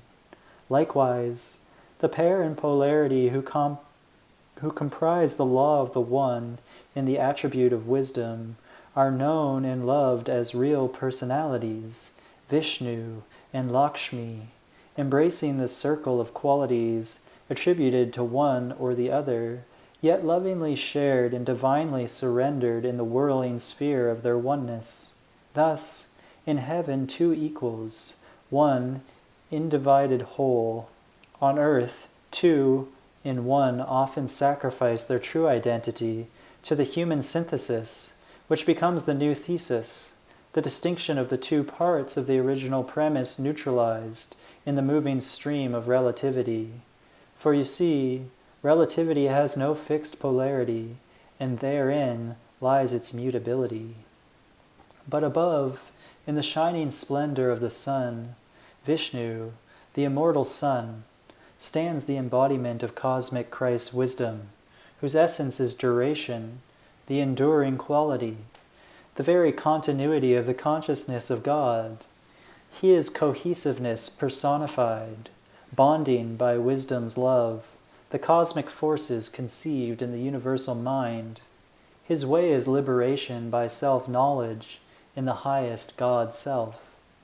Vishnu, whose more famous incarnations have been Rama and Krishna, always Hari in manifestation, is the all-pervading protector, protecting, by God awareness, of the anti-self, and then the annihilation thereof, that would steal that true self before it is born in his little ones. This second person of the Trinity is the preserver of the divine design, conceived in wisdom's flame, out of power's lawful presence. He is the restorer of the universe by wisdom's all-healing light, the true power of illumination's alchemy of love. Vishnu's consort, Lakshmi, is eternally identifiable as the polarity of all that he is, her wisdom revealed in blessings of prosperity, the precipitation of abundance by the science of Prakriti and Purusha, and the control of the four cosmic forces. She bears a cornucopia of good fortune by the eye magic of the all-seeing eye of her beloved. She teaches the mastery of karmic cycles on the cosmic clock, and multiplicity and beauty, the one and the many, out of the beautiful one, by mirroring the image of wisdom's God.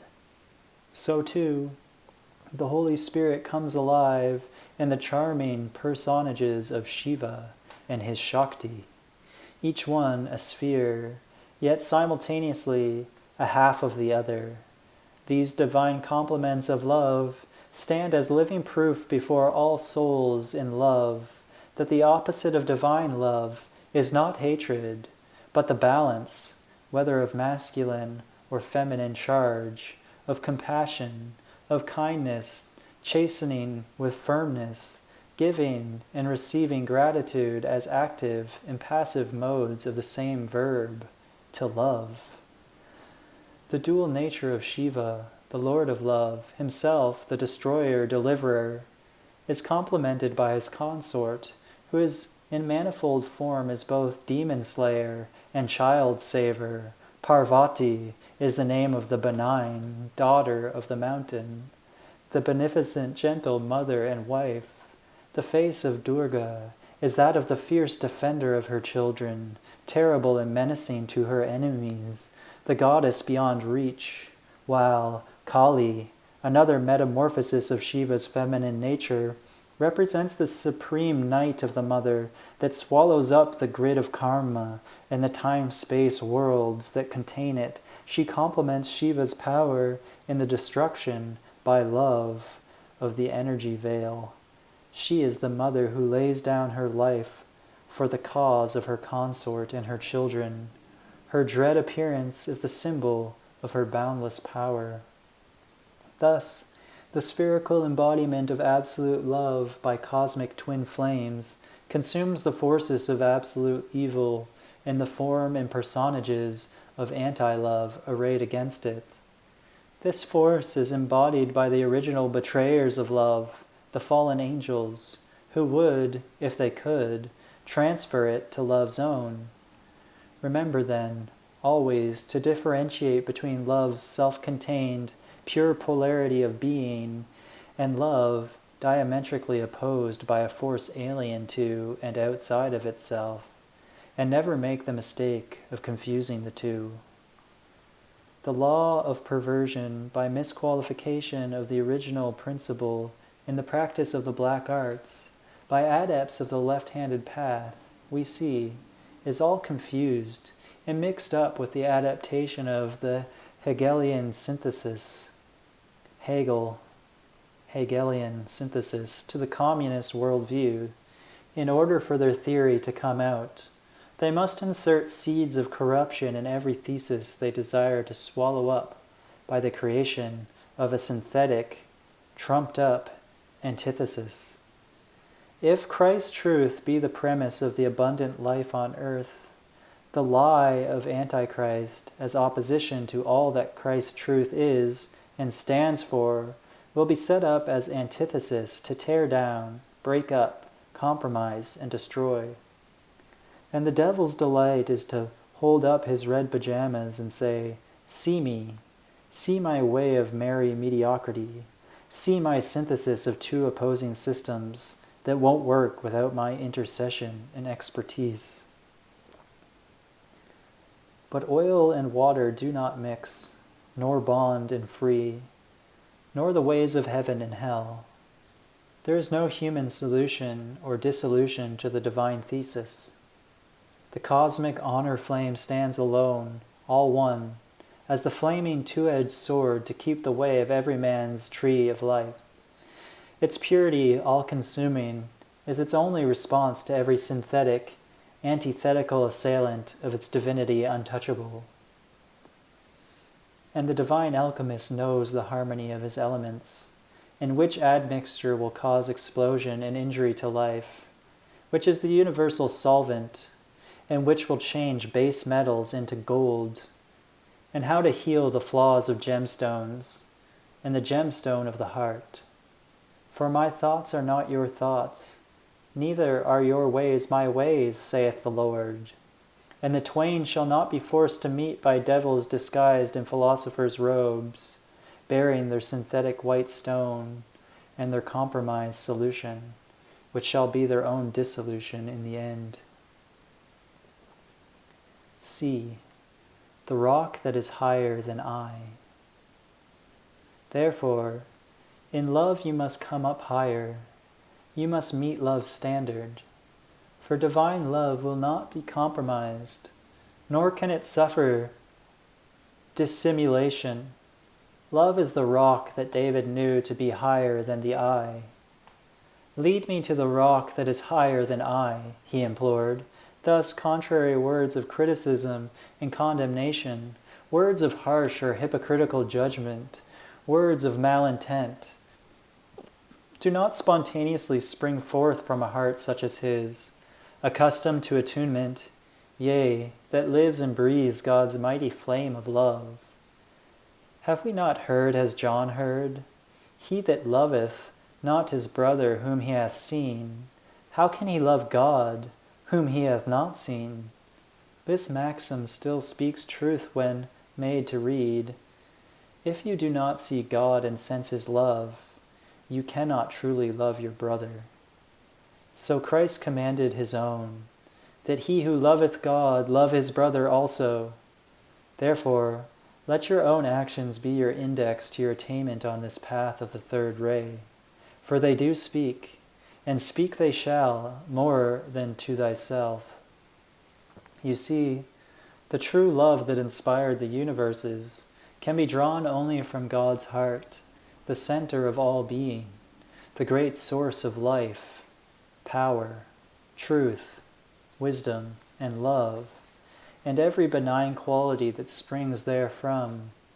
I would say then that inasmuch as there is no other source for love but God, and so many have for so long been absent from the Lord, verily, they have lost even the spiritual mechanism within themselves to understand that which they no longer possess.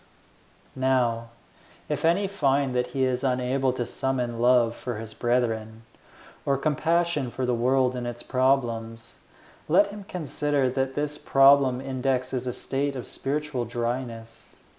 To be sure, this is a serious shortcoming in the aspirant on the path, which may stem from mental rigidity and hardness of heart, products of fear and self-hatred.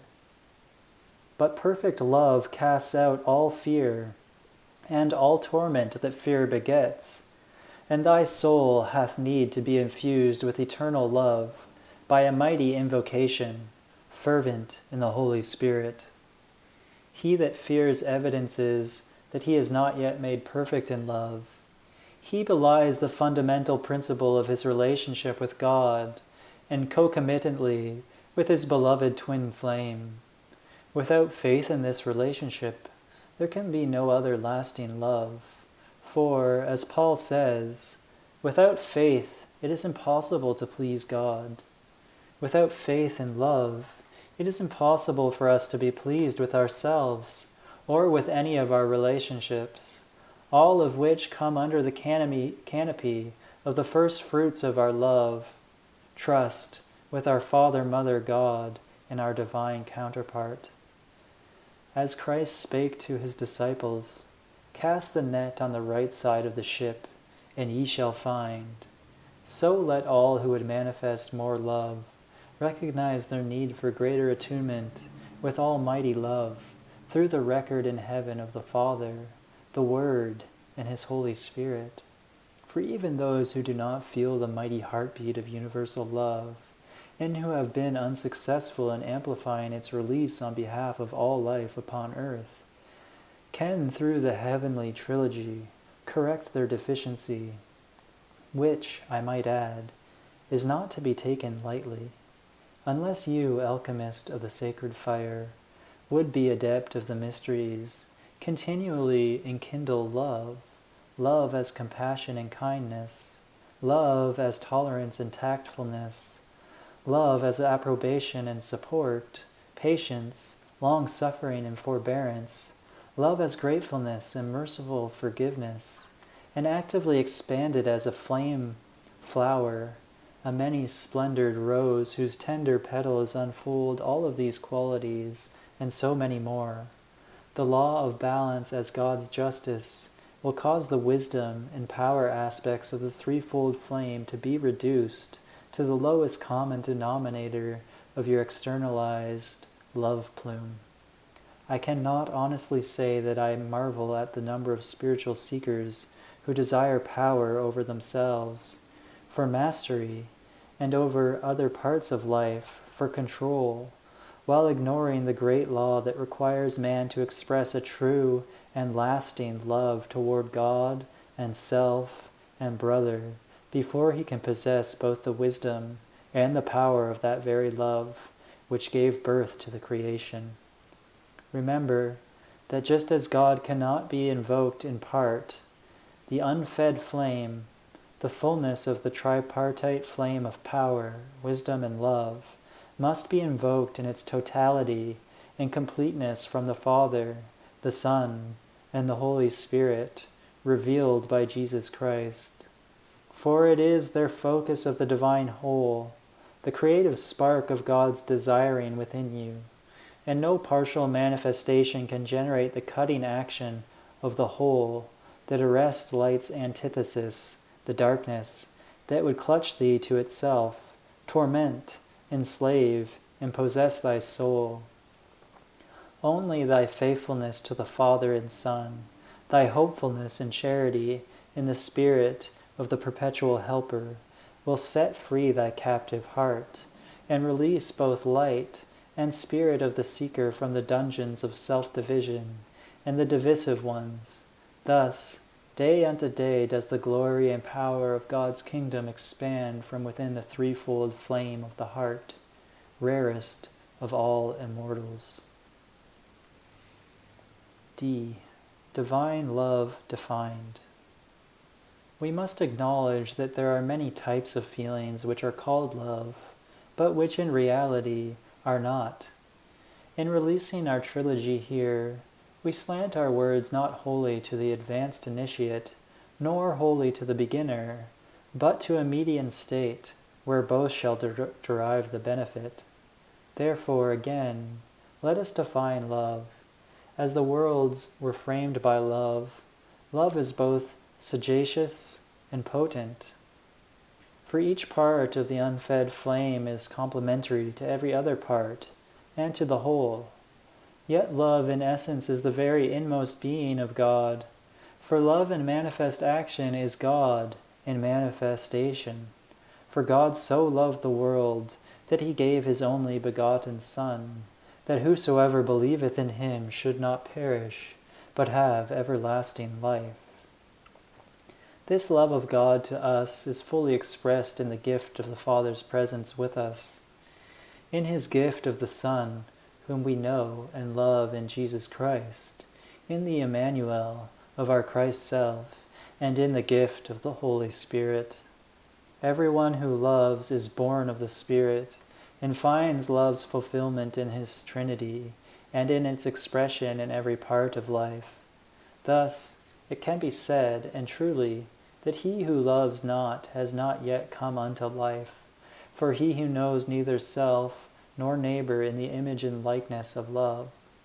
This God who is love, then, sent forth to us the divine spark, the threefold flame whose threefold attributes of power, wisdom, and love are all love's kindling light, the engrafting and engrafted word that alone can raise us to the source, who is this love beyond all love expressed.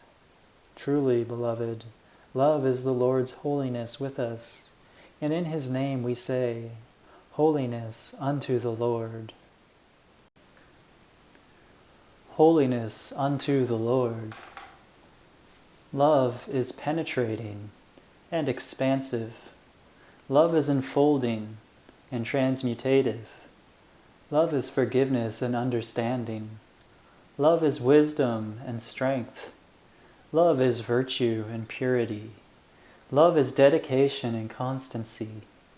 Love is all of the qualities of God, combined with an added ingredient not yet fully known to unascended man and women, which, for many reasons, we here can neither define nor unveil, except to say that the fullness of love is the very secret of life. Love's secret obedience, power and wisdom garner love's intent, the fullness of God guidance, in the twig that bent, inclines its ear to hear love's call, that shapes the tree of life, so straight and tall. As spires rise to clouded heights, the power of love's obedient light, the diadem of life, does shine, its grail-like motif, making it all divine. 'Tis love's excelling mortal plans, enforcing by obedience love's demands, that breaks the deathly sod, and gazing upward, sees the face of God. John experienced the truth he wrote, that he that dwelleth in love dwelleth in God, and God in him. Truly, beloved, this is the perfect equation of God and man in God, the consummation of your oneness in the universal Christ. But John also commented on your perfecting of this love, only the challenge of Antichrist, before his very soul could have quickened these words, Herein is our love made perfect, that we may have boldness in the day of judgment. This judgment is the dividing of the way between the real and the unreal within you, your restoration to love's original premise. But it is also the climactic cleaving asunder of light and darkness on apocalyptic scale, by love's two-edged sword. Indeed, Armageddon is the day of your divine choosing to be your real self in the midst of the world wars of the gods. Your boldness to proceed with this walk in love's aloneness, when all around you fools scatter and shatter love's creation, must be based on eons of faith, established through trust in almighty love, to challenge the adversary within and without fearlessly, in the defense of the unity of love. This is indeed the initiation that must precede, as requirement, the alchemical marriage. To pass it, you need the intercession of Chamuel and Charity, the Lord's angels of love, and he shall send them to your side and answer to your call. Divine love, then, is the courage to defend love against all enemies, and to know that only love, and love all one, will sustain thee. Having so said and so done, enter thou into the joy of the Lord. E. Self-love, family love, and human relationships. Now let us peer within the domain of the self of each individual, e'en of thine own self, and perceive the meaning of self-love. And row by row we shall without fear separate the tares from the wheat, and the tears as well, and step by step in love's own mastery, you shall mount the spiral stairs of love's degrees. Selfish love is not self-love, that which seeks not that it may share with every other part of God's life, but that it may possess this life unto itself, holding people, things, and ideas imprisoned in the domain of exclusivity, is but selfish love. This is the idolatrous adornment of the ego. That which seeketh not its own, but another's good, drawing forth abundance, that it may expand the glories of life and share them with the many, is a manifestation of truest love. This is true self-love, the love of the true self in all. Self-love, or the love of the real self, does not generate disrespect or aloofness. On the contrary, it regenerates man's faith in the inherent good of all, and teaches him, even while admitting the possibility of human error, that error is no part of the real self. When human mistakes, which are but temporary recordings on the chart of man's experience, are cleared by noble deeds in the violet flame, and all inequities are righted by service to divine justice, the fruit of unselfish action will manifest on an altar swept clean of all inordinate desire. For the threshing floor of the heart, made pure, will provide a suitable altar upon which the unfed flame will more than flicker. Its rising pulsations will expand in the rhythm of life, to elevate all whom it contacts, commencing with the aspirant himself. True love is the foundation of all other relationships. Now, there are many forms of human love, and these relate principally to man's contact with other parts of life. There is the love of father and mother for one another and their children, and the love of the offspring for its parents, the love of siblings, relatives, neighbors, the servant and his Lord, the disciple and master. There is the love of angels for the lowly, and of God for his highest creation. There is the love of the Guru, and the one sent for every chela of goodwill. And there are chelas loving one another, and the Guru positioned in every sector of cosmos, singing praises unto the God-free beings who rule the spheres. And everywhere is love unfolding the mysteries of life, patterning and filling in the pattern of the whole of love. The great law has seen fit to charge the parents of this world with the responsibility for bringing into manifestation the children of the Most High, who represent the third point of the life triad. It follows, then, that maternal and paternal influences are destined, and were so intended, to be divinely sponsored matrices. The father person, representing the positive masculine polarity of the Godhead, has a wonderful and kingly responsibility for each offspring, whereas the mother, who nurtures and guards the young child from the period of conception through gestation and birth, has a very close responsibility in bearing wisdom's lotus flame throughout the life of the incoming child. While we are on this subject, it is my earnest wish to clear up for all time certain misconceptions concerning childbearing in the world of form, and the use of the vital and generative force by our sons and daughters on the path. First, let me say that unless there be some light-bearers who are aware of the frightful opposition to high souls seeking birth on this planet, who are willing in each era to offer themselves as vehicles for the incoming holy and advanced life streams, it would prove most difficult for us to assist in giving them the proper training from an early age, which the great law requires in order for them to fulfill their mission to this darkened world. Although it is now somewhat lightening and enlightening by devotees' decrees to the violet flame, and thus soon to be recognized as freedom's star. In the name of heaven, beloved ones, the guarding of the body, mind, soul, and energy levels of an incoming holy child is an awesome responsibility. It is for this very reason that many desire to sponsor such holy children at inner levels and to act as their spiritual guardians, some being themselves beyond the age of childbearing. While they may elect to stand, as it were, as godfather or godmother for incoming life streams, a good and necessary service, let me point out that to the present hour the natural process of childbirth continues on earth, and consequently there is a desperate need for dedicated fathers and mothers. It is true that there are a number of studies being given attention at higher levels to alter the present system of giving birth, to cause the entire process to be painless and more immaculate, raising Earth's evolutions into a new Christ era.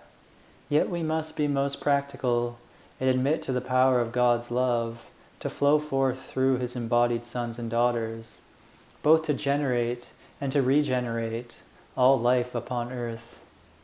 Now, you cannot deny, for all around you the evidence stands, that side by side with the light-bearers, the planet is filled with children who are obviously rebellious spirits. Many of these have been released by the lords of karma to re-embody in recent years, some of them having been detained for a considerable period in the compound, some since the sinking of Atlantis, others having been held in special spheres of assistance in healing temples, awaiting rebirth. The opportunities and restrictions governing the life of each incoming child are determined by their own karma and reviewed by the karmic board to determine what dispensations of mercy may be granted. Each soul receives the approval and seal of the Lord Maha Chohan and beloved Mother Mary prior to entering the etheric birth canal. Remember, it is simply not possible for us to set aside cosmic law because someone knocking at the portals of birth deems himself wiser than he is. Therefore, the law will always act according to God's justice, both towards souls awaiting their turn for another opportunity to make things right on earth, and toward those who pray for the opportunity to have them, as well as toward those who, mutually bound by difficult karma, have no choice but to play their parts and play them well. The sacred use of God's vital energy for procreative purposes by those who wish to sponsor a family dedicated to constructive purposes is not only admirable but commendable. I do not say that all will or necessary should elect to pursue this path. Certainly, free will must govern all matters of marriage and procreation, for much is at stake, and the commitment is large. By a like token, do not think it vanity that desires to house and to nurture a grand life stream, whether that life stream be a karma-free being or one of considerable attainment on the path of a great benefactor of life, but let both parents acknowledge the pure desire to be simply and humbly the Lord's instruments. Remember, dear ones, that at the time when an advanced soul comes into embodiment, there is always a scene of parting at higher levels in the full awareness that the mission of that one may or may not be successful. When entering a veil of flesh, there is never any guarantee that that individual will not, through some form of contention, become involved in a karmic situation necessitating a round of unpleasant experiences. Simply because an individual is highly evolved, or a Christed one, as was beloved Jesus, does not ensure against failure. There is always a risk, the eventuality that one's friends, who had intended to be his guardians and the guardians of his light, will betray that light. Then, too, there is the possibility that associates will misinterpret his motives, discount his good intents, or ignorantly strive to force him from the ranks of God's service through impugning his character, and in other regrettable manners fail to assist his holy purposes through misunderstanding and indifference, aggravated by the opposition of the sinister force. Let all recognize that upon the earth, body, in this present hour, there are children of light and children of mammon. Although Jesus said, "The children of this world are in their generation wiser than the children of light," let all realize that the children of light must become wiser than the children of mammon. I do not deny that some of the children of mammon have behaved as children of light, and that some children of light have behaved as children of mammon. This does not prove that the law is wrong. It simply proves the tenacity of the element of human discord, vanity, and sin on the one hand, and on the other the power of the Creator's inherent goodness that seeks to raise all life. It also proves that laggard qualities are contagious, and that vigilance is required to hold an immaculate concept, regardless of what appearances may be involved, and to guard the heirs of the promises from the astral contagions of modern life and bad examples parading everywhere.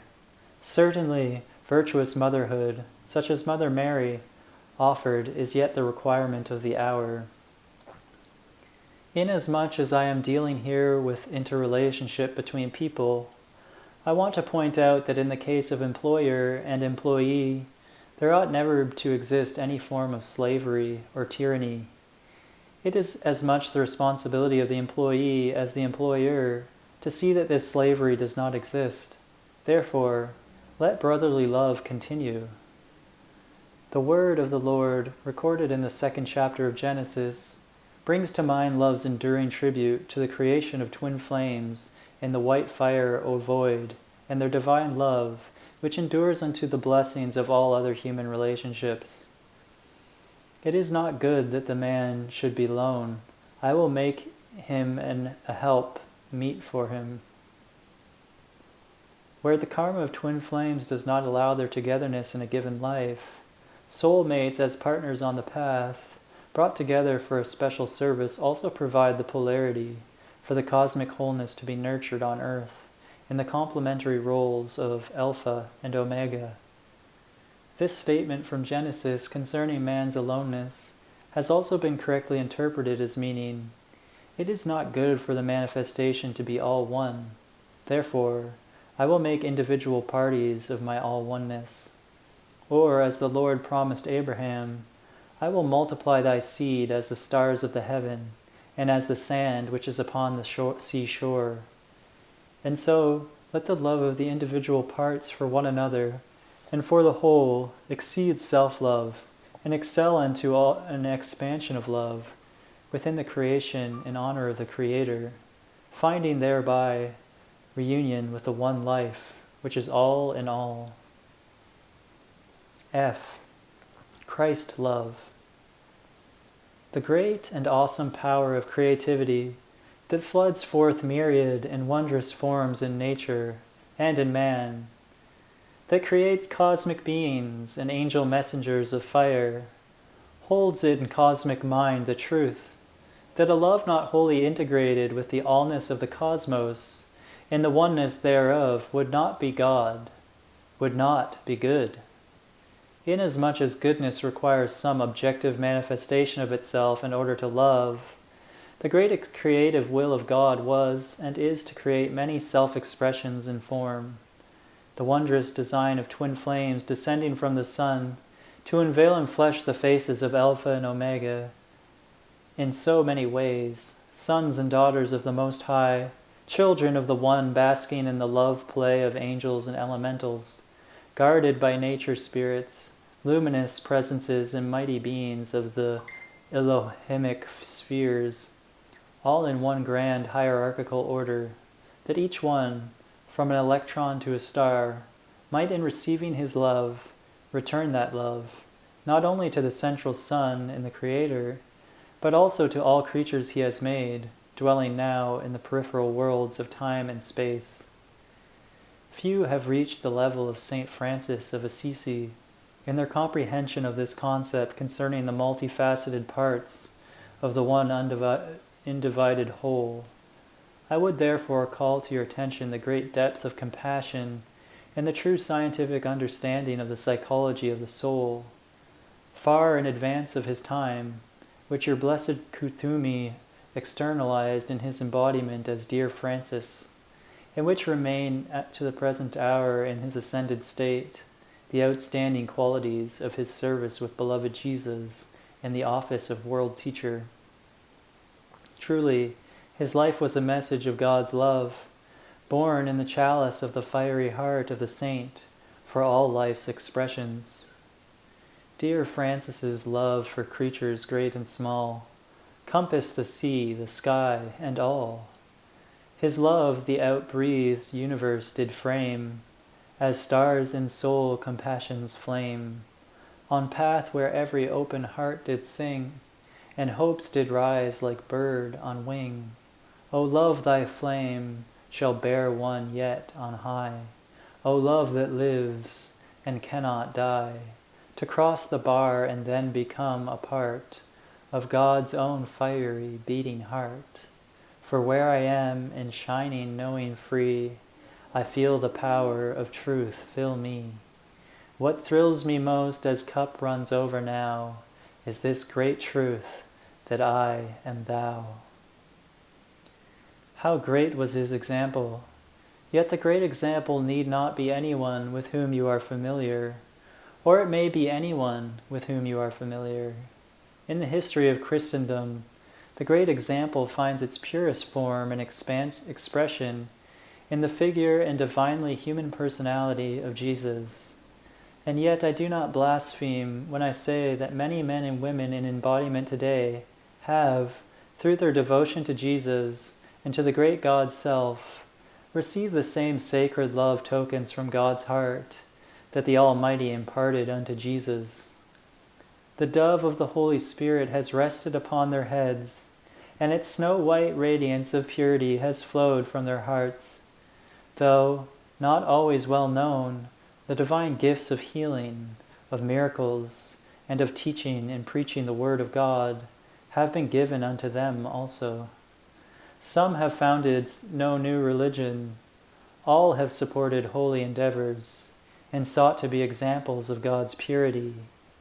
Over the centuries, mature sons and daughters of God of considerable accomplishment in the many fields, prophets, teachers, reformers, and not a few great lights, have brightened the planetary corner with their presence, and by their balanced expression and generous sharing of their developed threefold flame, to which the Savior by his grace has added his momentum, they have been wayshowers of the path of individual Christhood, ordained by God, not for one son alone, but for all heirs of his light.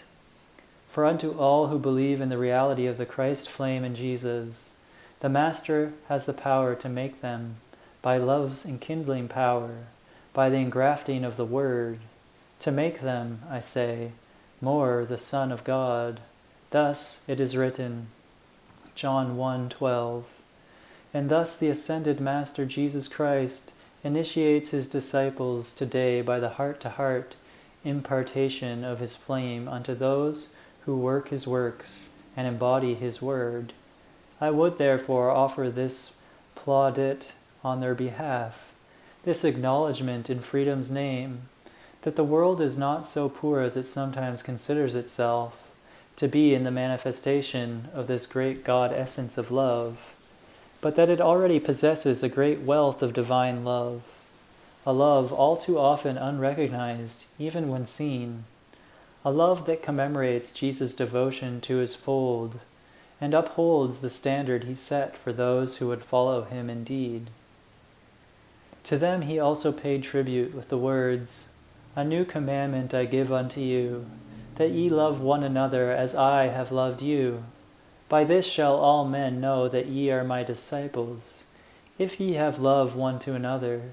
Greater love hath no man than this, that a man lay down his life for his friends. Ye are my friends, if ye do whatsoever I command you." This love, as life's essential ingredient, flows not only from God on high to the hearts of known and unknown manifestations of himself below, but also from holy men and women in embodiment, whose love as devotion and service to every part of God's life becomes day by day more like unto the Father and the Son in their mutual adoration. Man's penetration of the holy substance of God's essential love provides him, through the power of the Maha Chohan, with an infusion that elan, which makes the world go round, that it does not spin faster, that it does not more swiftly throw off its discord, can be attributed to the impediments to divine love sustained by the masses, who yet know not what they do. Those hearts, and many of them yearn to know the truth and to be free, who pursue a dyed-in-the-wool path of their own misguided wills, and spew out hatred against men of good will whom they do not understand, do indeed place their feet in ruts of stumbling upon the mountain of attainment. And although the great connecting link, the lifeline from on high, as a giant skein of light and life drop down to earth, continually pulls man forward, the traction created by the pulling back of these people, the recalcitrant of a stiff-necked generation, compounded by the sheer weight of their numbers, exercising free will in opposition to, as the antithesis of, the divine, does in effect prevent the universal manifestation of God's kingdom upon earth. G. Harmony, the fulfilling of the law of love. In the holy name of love, we would speak in a practical manner on the great need for keeping and maintaining one's personal harmony, not only in one's feelings, but also in one's thoughts. For harmony is not only the law of love, it is the epitome of love, the sign of love's true conquering heroes. Now, as many of you know, when the thought desires to go to the right and the feelings pull to the left, most often it is the feelings that win out, and the thought, by rationalization, will gravitate in their direction. And in many cases, unless of course the feelings are motivated by purest love, this is not the fulfillment of the law of harmony. Rather, it is very often a compromise made by the soul caught between the mental and feeling worlds, and it can result in that peace without honor, which, because it is not based on principle, cannot provide the permanent solution to the problem. In all his noble efforts to precipitate substance alchemically, man will find no higher alchemical key than the purity of divine love, flowing forth from his consciousness as God's thoughts and feelings, winged messengers of light delivering blessings, attracting more of their kind, and returning to the alchemist the blessings of the abundant life. The love of God made manifest in the threefold flame scintillates with immortal brilliance its vibrant, radiant, all-enfolding light, comprising the sun flame centers of all interrelated macrocosmic, microcosmic energy systems in material and spiritual manifestation. Withdraw the power of love from any of these, and their eventual collapse is certain. Every system of worlds, planetary or starry body that has ever been dissolved, whatever the apparent or scientific reason, has collapsed from within due to the withdrawal of the love charge from the sun's center. The lapse from the moment of withdrawal to the moment of dissolution may range from thousands to even millions of years as men reckon time. or it may consist of a few microseconds, or the pause between them. But the decay of every system begins with the withdrawal of love's lodestone from its center. Love, then, is truly the cohesive power of the universe.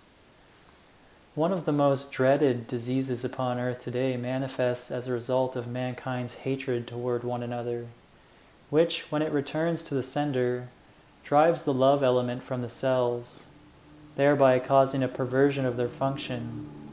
Through invasion and metastasis, the disease eventually spreads throughout the body, and death ensues when the form, whose cells have lost the cohesive power of love, can no longer magnetize enough light to sustain the bodily functions.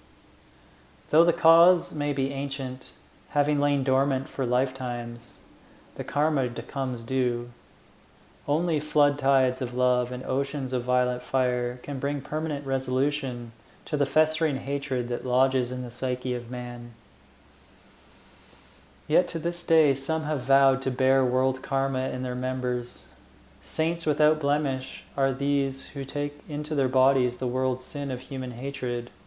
Thus, judge not the infirm, but help them, uphold them, heal them by love. In healing the many types of cancer and other physical, mental, or emotional disorders, the invocation to divine love is essential, and the healer must be all love in action. Jesus' compassionate response to the cry of the two blind men, "Thou Son of David, have mercy on us," was a personal action of divine love. He touched their eyes and said, "According to your faith, be it unto you." The Master's healing of the woman who touched his garment without his knowledge was an example of the impersonal action of divine love. His response, "Who touched me? For I perceive that light hath passed from me to her," showed that the impersonal Christ had healed her through him without his foreknowledge.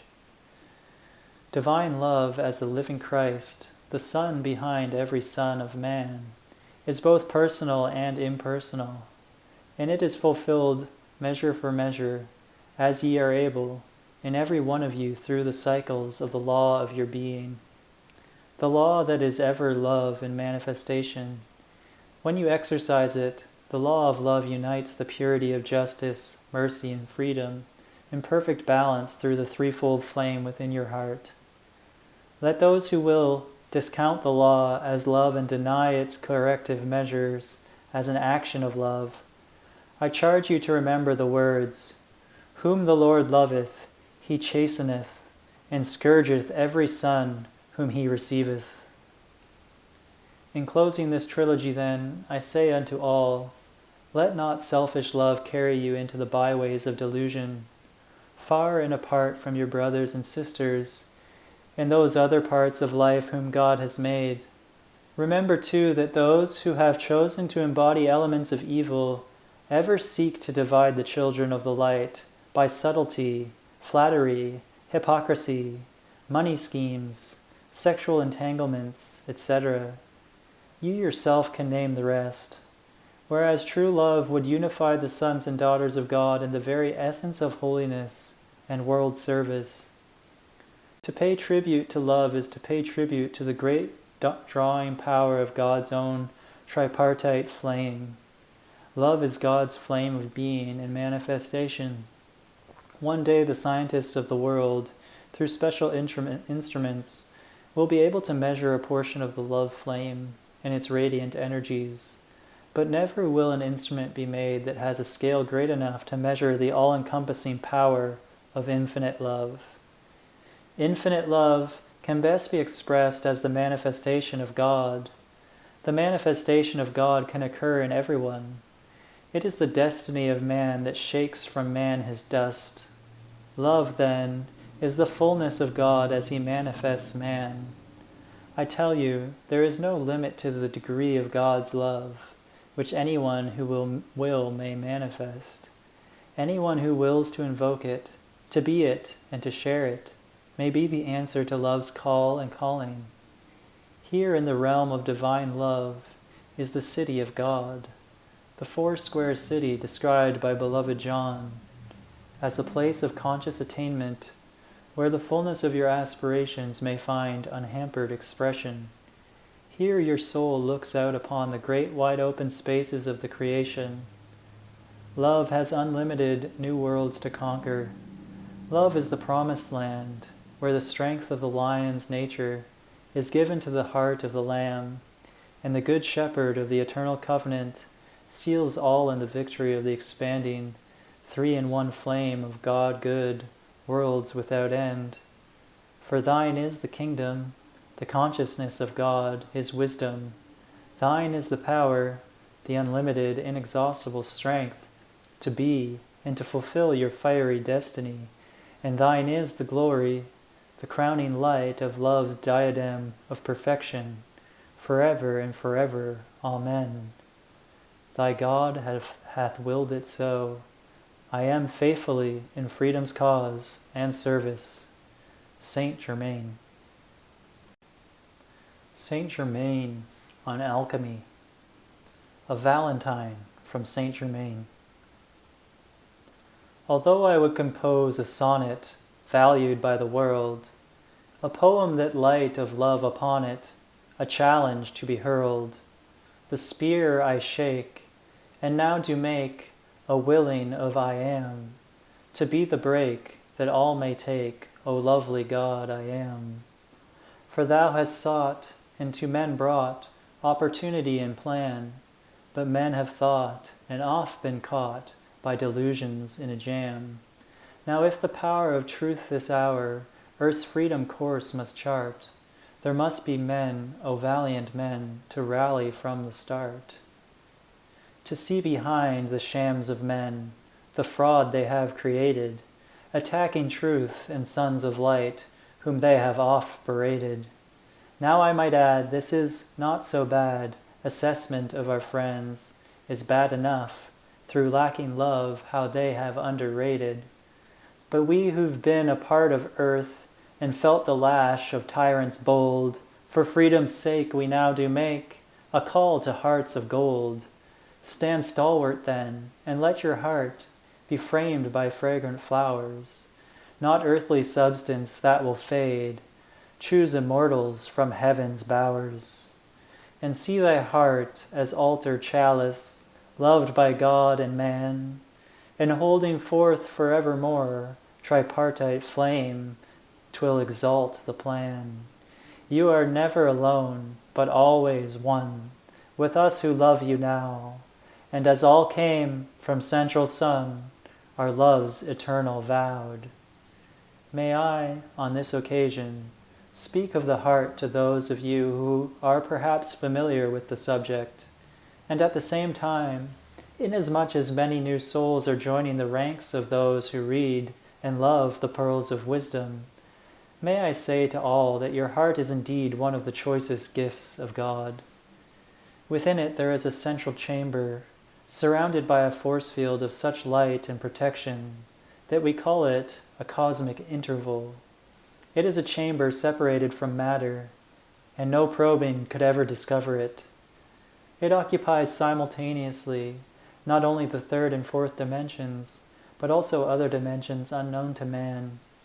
This central chamber, called the altar of the heart, is thus the connecting point of the mighty silver cord of light that descends from your God presence to sustain the beating of your physical heart, giving your life purpose and cosmic integration. I urge all men to treasure this point of contact that they have with the life by giving conscious recognition to it. You do not need to understand by sophisticated language or scientific postulation the how, why, and wherefore of this activity. Be content to know that God is there, and that within you there is a point of contact with the divine, a spark of fire from the Creator's own heart, called the threefold flame of life. There it burns as the triune essence of love, wisdom, and power. Each acknowledgement paid daily to the flame within your heart will amplify the power and illumination of love within your being. Each such attention will produce a new sense of dimension for you, if not outwardly apparent, then subconsciously manifest within the folds of your inner thoughts. Neglect not, then, your heart as the altar of God. Neglect it not as the sun of your manifest being. Draw from God the power of love and amplify it within your heart. Then send it out into the world at large as the bulwark of which shall overcome the darkness of the planet, saying, I am the light of the heart, shining in the darkness of being, and changing all into the golden treasury of the mind of Christ. I am projecting my love out into the world to erase all errors and to break down all barriers. I am the power of infinite love, amplifying itself until it is victorious, world without end. With this gift of infinite freedom from God's own heart this Valentine season, I close this epistle with a never-ending promise to assist you to find your immortal freedom. As you determine never to give up and never to turn back, remember that as long as you face the light, the shadows are always behind, and the light is there too, to transmute them all. Keep your gaze toward the city, and be not overcome of evil, but overcome evil with good. For the freedom of all mankind, lovingly, I am Saint Germain.